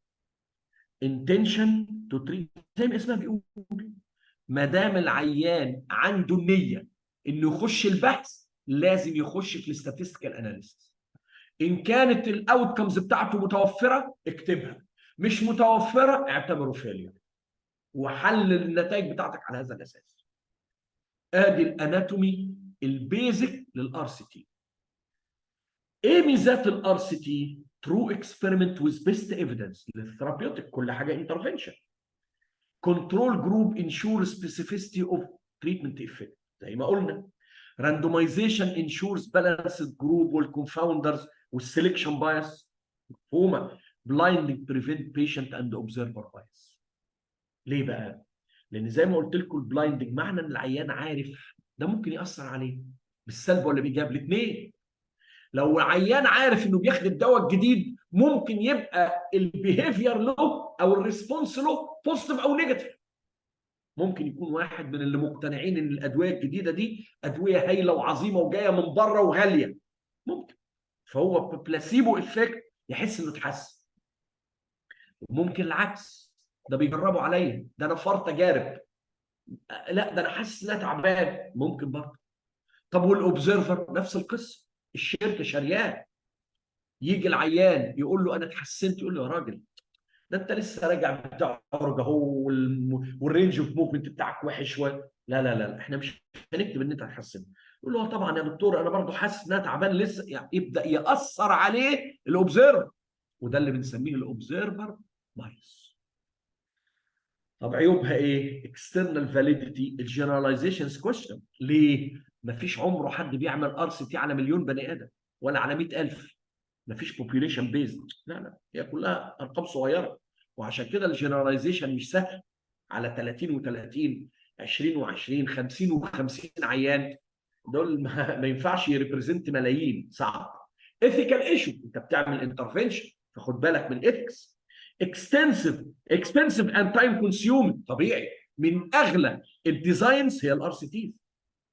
انسر انارو ريسيرش كويشن، بتكلم على دواء، بشوف الدواء ده او الثيرابيوتيك ده او البريفنتيف ميجر ده افيكاسي وسيفتي بس.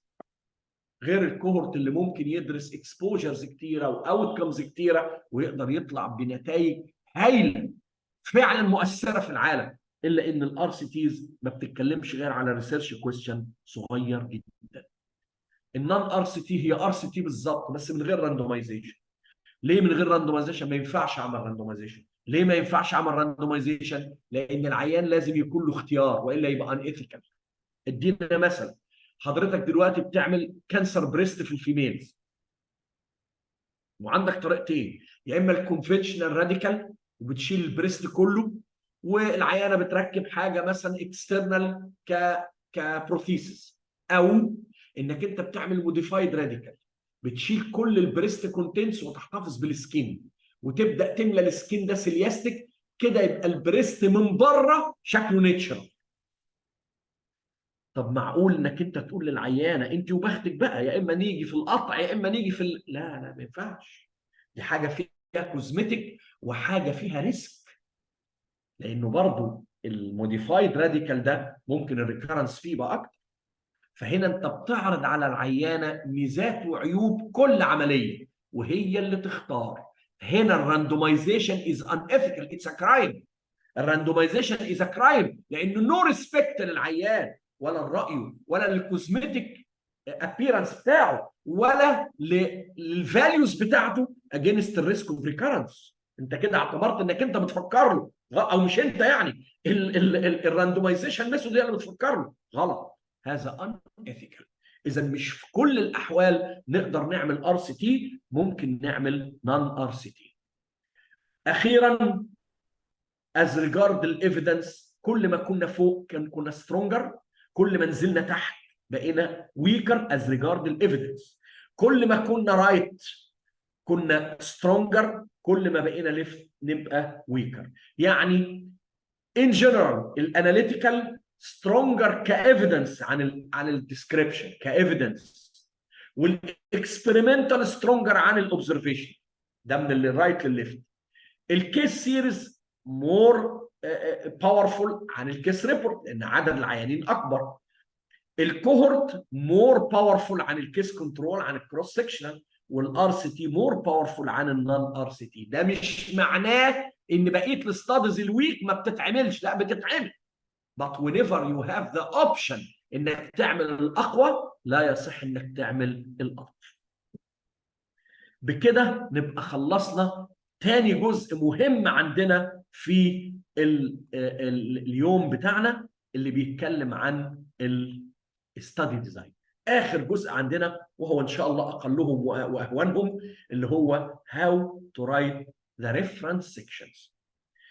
الحقيقه الريفرنس من الحاجات اللي برضو عامله هيدك للباحثين. ازاي نكتب الريفرنسز ونرتبها ازاي؟ تعالوا نشوف. البيزك رولز في كتابه الريفرنسز، اولا يوز ذا ليست نمبر. اولا الرولز مين اللي حطها؟ حطها الانترناشونال كوميتي اوف ميديكال جورنال اديتورز، ICJME. لو كتبت في الانترنت ICJME خلاص، يعني هتكتب الحروف دي كابيتال، هيطلع لك سايت وهيطلع لك بيبر نزلها PDF بتنزل في ديسمبر كل سنه فيها الرولز دي. الرولز دي عباره عن ايه؟ ازاي تكتب بيبر شكليا، ملوش دعوه بالكونتنت او انت تبع انهي يعني تخصص، ملوش دعوه خالص. خلاص، ده الانترناشونال كوميتي اوف ميديكال جورنال اديتور ICMGE. خلاص، هو اللي حط الرولز دي. بيقول لك ايه؟ يوز ذا ليست نمبر اوف ريفرنسز. وده عكس اي حد بيفكر بالمنطق او بحسه او بشعوره. لا، ده انا كل ما احط ريفرنسز كتيره معناها اني قريت كتير. لا لا لا لا، غلط. ده في مجلات بتفرض عليك عدد ريفرنس. يقول لك الاوريجينال ارتكل 25 ريفرنس والسيستماتيك ريفيو 60 ريفرنس او 40 ريفرنس بس.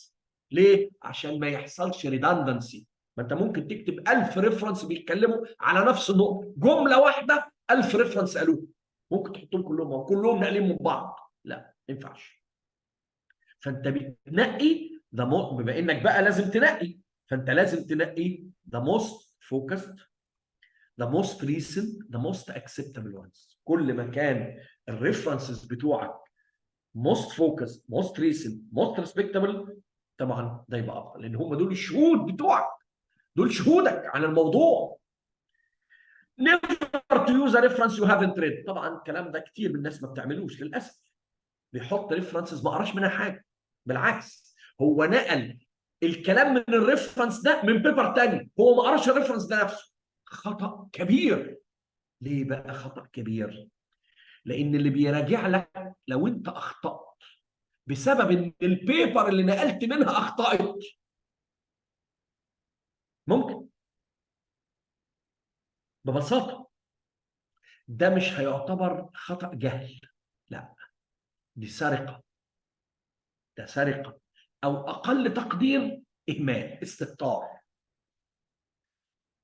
وده شيء irritating للريفيورز والإديتورز ويخلوه ببساطة يرفض البيبر.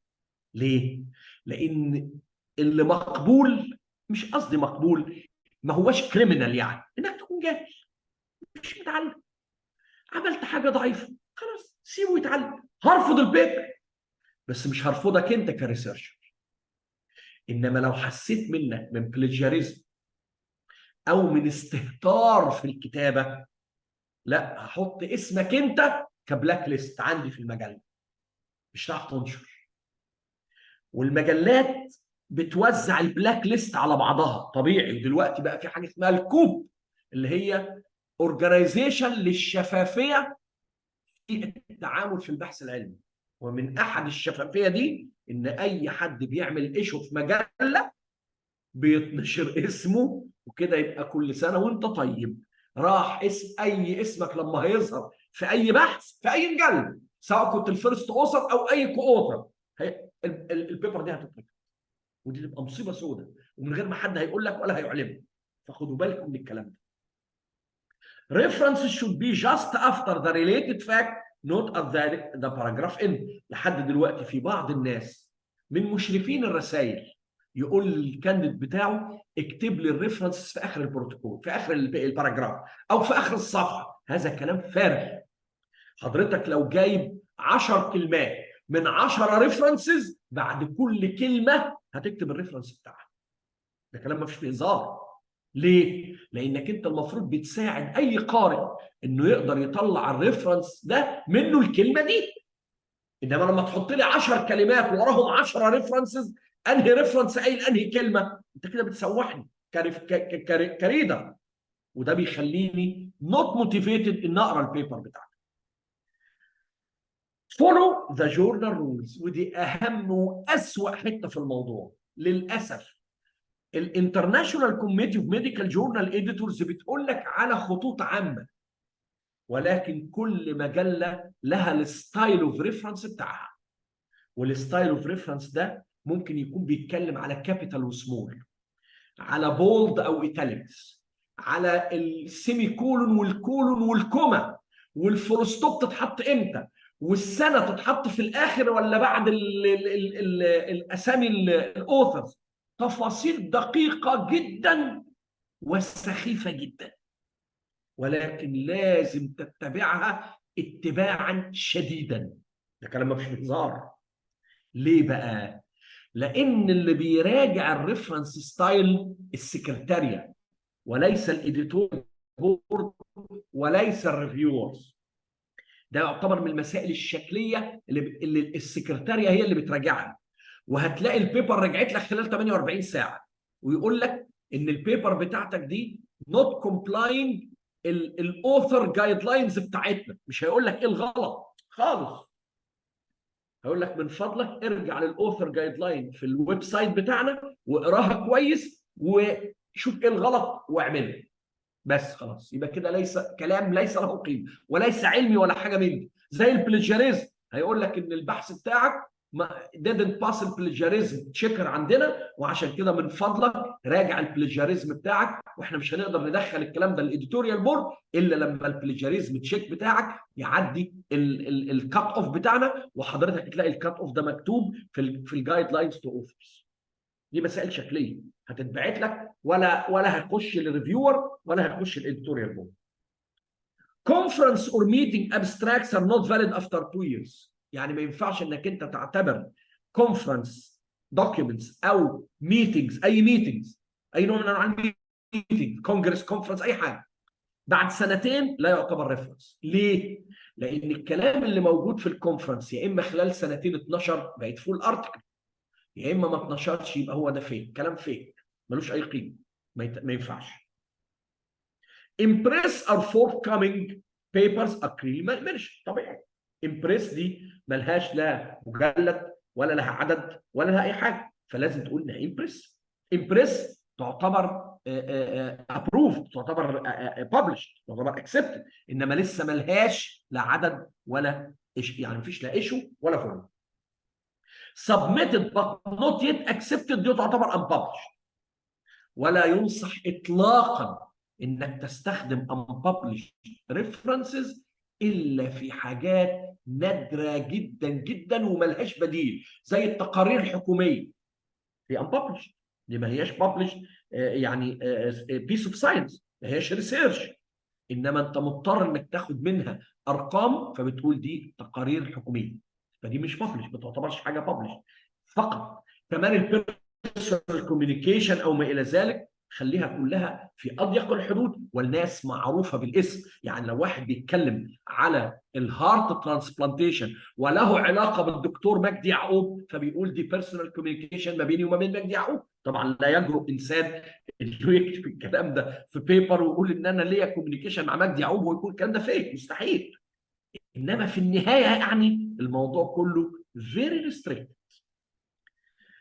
Avoid personal communication except very valuable and not available in public sources. Avoid citation errors. نفس الكلام.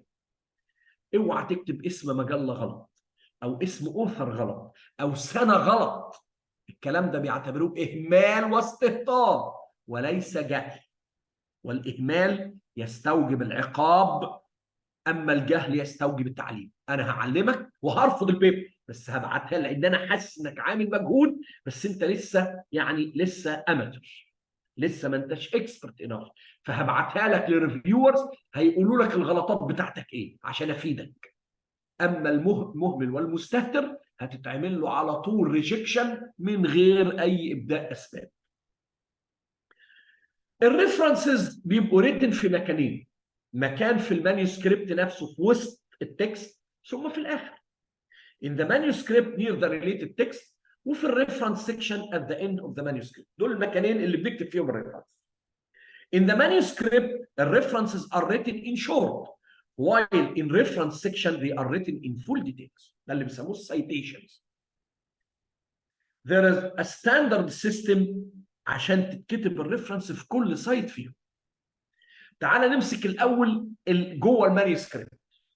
انا بعبر عن الريفرنسز جوه المانيوسكريبت بوان اوف ايذر تو ستايلز، يا هارفارد ستايل اللي هو النيم والير سيستم وده القديم، يا اما الفانكوفر ستايل اللي هو السايتيشن سيكونس سيستم اللي هو الارقام، ده الجديد وده اللي معظم المجلات بتحبه. في مجلات حتى الان شغاله هارفارد بس معظم المجلات شغاله فانكوفر.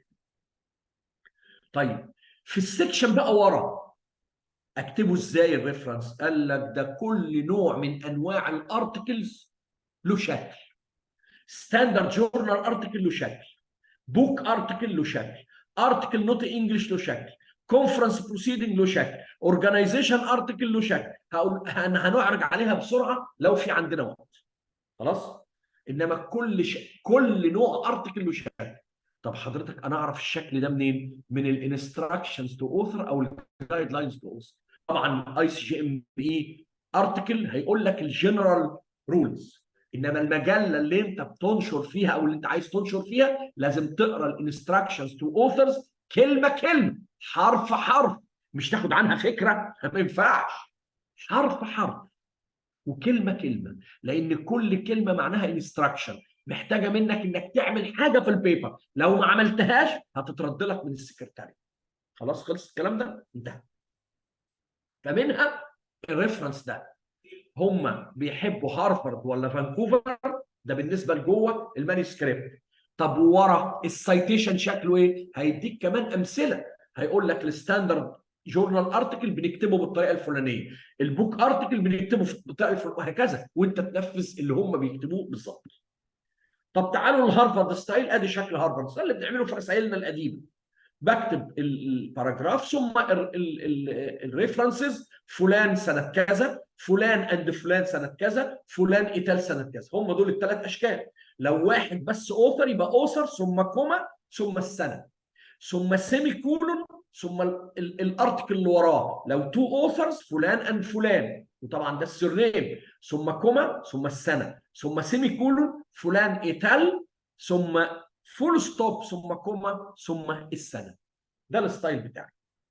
يبقى في السنجل اوثر لها شكل، الدبل اوثر لها شكل، مور ذان لها شكل. The written names are one name اللي هو usually surname without initials. يعني ما ينفعش تقول ويليام ما تقولش ويليام دي جي، غلط. ويليام ما تقولش ويليام ديفيد الا لو كان اسمه مركب وبينه شرطه، ده اسمه مركب. ويليام 2011 مش ويليام، لازم يبقى فيه كوما. ويليام ايتال الفول ستوب كوما، مش كده مع بعض. الكلام ما فيش هزار الكلام ده. لو عندك تو اور مور ريفرنسز ما بينهم يبقى سيمي كولون خلاص، والسور نيم سيستم هو الاصل، وبتترتب بعد كده من ورا بالفابيتيكال. الريفرنسز ورا تبقى الفابيتيكال، ده طبعا الهارفارد ستايل. The same author have two or more papers بيتقال A و B و C. يعني فلان ايتال سنه 2011 A هو نفسه سنه 2011 B هو نفسه سنه 2011 C. هو نشر بيبر عن موضوع معين نشرها 3 مرات في السنه، مش نفس البيبر، بيبرز مختلفه بس في نفس السنه وبنفس الاوثرز، هضطر اكتب A B C. خلاص. طبعا الهارفارد ستايل از ايزير لانك تدخل او تخرج ارتكلز براحتك، انما الثاني اللي بالترقيم بنظام الترقيم اي ارتكل هيخرج او هيخش هيتغير كل الترقيم لان هو سيريال نمبر. خلاص. طب تعالوا الفانكوفر ستايل اهو، ارقام. كل ريفرنس بياخد رقم، السيكونس بتاعه مع اول مره يظهر في البيبر. يعني رقم 1 ده هنا اول مره يظهر، 2 ده اول مره يظهر رقم نمره 2، ثم واحد تاني هو ده نفسه، هو ده نفسه. فالريفرنس بياخد نفس الرقم throughout البيبر، ثم نمره 3 ظهر. طيب ولو كانوا اكتر من ريفرنس بحطهم من 3 الى 8 بينهم داش، او من 4 الى 7 بينهم داش، او من 8 ل 11 بينهم داش. ساعات ممكن يبقى الرقم سوبر سكريبت وبين قوسين، ممكن. وممكن يبقى سوبر سكريبت من غير اقواس، وممكن يبقى سوبر سكريبت بسكوير براكتس، وممكن يبقى ان لاين من غير اقواس ولا حاجه، وممكن يبقى سكوير براكتس وان لاين، حسب المجله. المجله هي اللي تقول لك تكتبه ازاي. It is the reference style recommended by the ICMGE, International Committee of Medical Journal Editors. It is a serial number. كل بيبر have the same serial number throughout البيبر كلها. all references بيبقوا السيم سيريال سيستم، مفيش حاجه اسمها انك تبدا من الاول بعد كام صفحه، لا لا مفيش حاجه اسمها كده. البيبر كلها يعني ممكن يبقى اول ريفرنس في الانترودكشن، في الدسكشن لا، هو انت من اول ما كتبت اول ريفرنس في البيبر ده يبقى نمره 1، وبعد كده اللي وراه كله في البيبر كلها سيريال. more than one reference بتتفصل بداش مش بكوما. it's more difficult. وهنا بقى، طب حضرتك دلوقتي يا دكتور مجدي انا عندي مثلا 60 ريفرنس، وبعد ما خلصت اكتشفت ان الريفرنس نمره 2 لازم يخش معاه واحد تاني، يبقى من اول نمره 2 لحد نمره 60 هيبدا يزيد واحد. يا نهار اسود، دي مشكله كبيره. وعشان كده دلوقتي في سوفت وير بيشتغل في القصه دي، هقول لكم عنه كلمتين. تعالوا بقى للريفرنس سيكشن. هاو تو رايت الريفرنس سيكشن توتالي حسب المجله. الستاندرد جورنال ارتكل في بعض الناس بعض المجلات بتليست اول اوثرز ان شاء الله 20 يلست اساميهم كامله.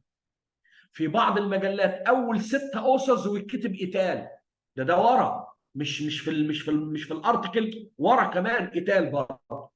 وفي بعض المجلات يقول لك الفيرست 3 اوثرز هم ايتال. يعني حتى في الستاندرد جورنال ارتكل الكلمات اللي مستخدمه مختلفه. فهنا يروح كاتب لك كامله زي ما زي ما الانستراكشنز تو اوثر هتتقال لك تعمل. هنا مور ذان 6 اوثرز عمل ايتالي 6 وايتالي بس خلاص. ده في المجله، المجلات دي كلها مجلات حقيقيه، وانا هنزل لكم ان شاء الله البي دي اف بتاع البرزنتيشن. اورجانيزيشن از ان اوثر لها شكل. both personal author and organization as an author لها شكل. no author given يعني ايفنت مش author، زي ال 21 century heart solution ده الايفنت نفسه هو التايتل بتاع البيبر، مفيش author معين. article not in English له شكل.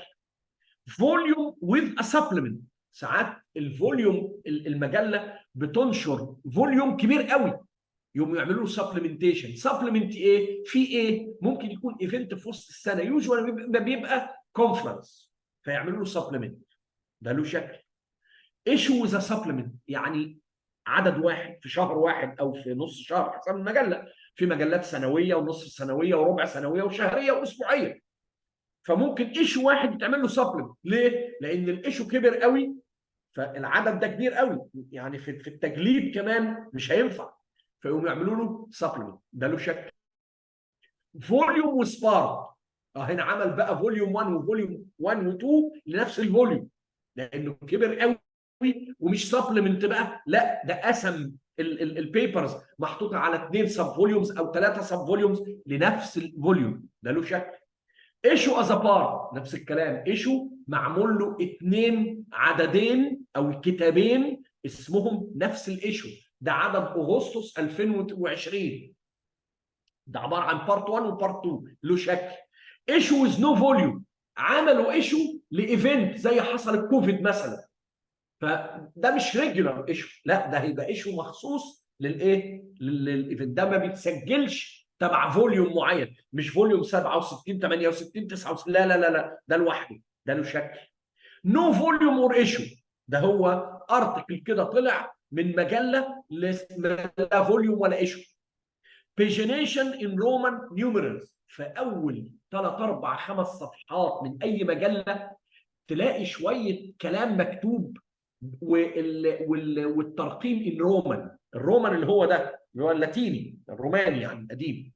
طب وده ايه ده؟ ده زي ما بيقولوا كده ما يستجد من اعمال، دي حاجه كان المفروض ينشروها بس جت بعد ما فعلا الببلشر بدا يرقم الصفحات بتاعت الايشو. فطب ده نعمله ازاي؟ قال لك نحطه لوحده، فده له شكل تاني. تايبس اوف ارتكل sometimes need some، زي انه ليتر، زي انه ابستراكت، بس ده له شكل. ارتكل containing retraction، حصل له ريتراكشن، ده له شكل. ارتكل republished with correction، له شكل. ارتكل published in erratum، له شكل. ارتكل published electronically ahead of print version، له شكل. in press، له شكل. personal author، له شكل. editor او compiler او author لبوك، له شكل. بوك اوثر واديتور، له شكل. بوك من اورجانيزيشن از ان اوثر، له شكل. بوك او مونوجرام شابتر في بوك، له شكل. كونفرنس بروسيدنج، له شكل. كونفرنس بيبر، في كونفرنس بروسيدنج يعني ابستراكت بس، او الكونفرنس نفسه بينشر البيبر كامله، دي لها شكل مختلف. ساينتفك اور تكنيكال ريبورت. ديزرتيشن، ايه ده؟ الرسائل تعتبر منشوره؟ طبعا تعتبر نشر لوكال او نشر انترناشونال حسب اتنشرت فين. فالديسرتيشن لها شكل. بيتنت، واحد عامل اللي هو بيتنس اللي هو حق اختراع، خلاص ده له شكل. نيوز بيبر ارتكل لها شكل. اوديو فيجوال ماتيريال لها شكل. شكل ايه؟ في الريفرنس بتاعها، وجايب لكم لكل شكل منهم جايب اكزامبل. ليجال ماتيريال، قانون. ماب. ديكشنري اند سيميلار ريفرنسز. سي دي روم. جورنال ارتكل في الانترنت. مونوجراف على الانترنت. هوم بيج او ويب سايت. كل الكلام ده، وفي ستايل طبعا مختلفه كتير، كل ده اذر ستايلز مختلفه. طيب حضرتك احنا دلوقتي لو واحد بينشر في مجله امريكاني ورفضت، عايز ينشر في مجله اوروبي فيها كلام مختلف خالص، هيقعد يشتغل في الريفرنسز، ودي اكتر حاجه هيشتغل فيها. طيب حضرتك ما فيش حد يساعدنا؟ في برامج اسمها ريفرنس مانجرز، ودي شغلتها. اشهر 4 برامج هم دول، اشهر برنامجين هم دول بتوع الطب قوي. اقول لكم دول ليه مشكلتهم. مندلي ميزته الاساسيه وجايبه فوق الاند نوت، اند نوت هو اقواهم على وجه الاطلاق بس بفلوس. المندلي ده بتاع شركه السيفير، شركه السيفير الببلشر المشهور في هولندا، عامل ديسك توب كامل مش بس ريفرنس مانجر، ومنه يقدر يمانج الريفرنس بتاعتك. يعني تقدر تحط عليه الريفرنسز بتاعتك ويرقمها لك ويظبط لك الدنيا باقل المجهود. طب والاند نوت نفس الكلام. الله، طب اذا كان المندلي بيعمل لي الاند نوت هو لا، بص بقى الاند نوت عشان بفلوس، ده مجرد انك تقول له انك عايز تنشر في المجله الفلانيه، هو يحول لك الريفرنسز بتاعتك يجيبها لك من المجلات بالستايل بتاعها، بالستايل بتاع المجله التارجت اللي انت عايز تروح، من غير اوتوميتد كاملا. اما مندلي لا، مندي لازم انت تجيب بيبر وتقول له انا عايزها بالستايل الفلاني، فدي اصعب، يعني اصعب كتير يعني، بس طبعا احسن بكتير من انك تعمل الكلام ده مانيوال. زوتيرو يعني هو برضو فري وفيري فيري باورفول، ولكن عيبه انه محتاج حد يتمرن عليه لمده طويله. اللاتكس اصلا هو برنامج مش بس بتاع ريفرنسز، لا ده كمان تمبلت بتحط فيه البيبر بتاعتك كلها، بس ده اقرب للهندسه وللكوميونيكيشن من الطب او من البيولوجي، فعشان كده لاتكس مش يعني مش مشهور قوي في المجال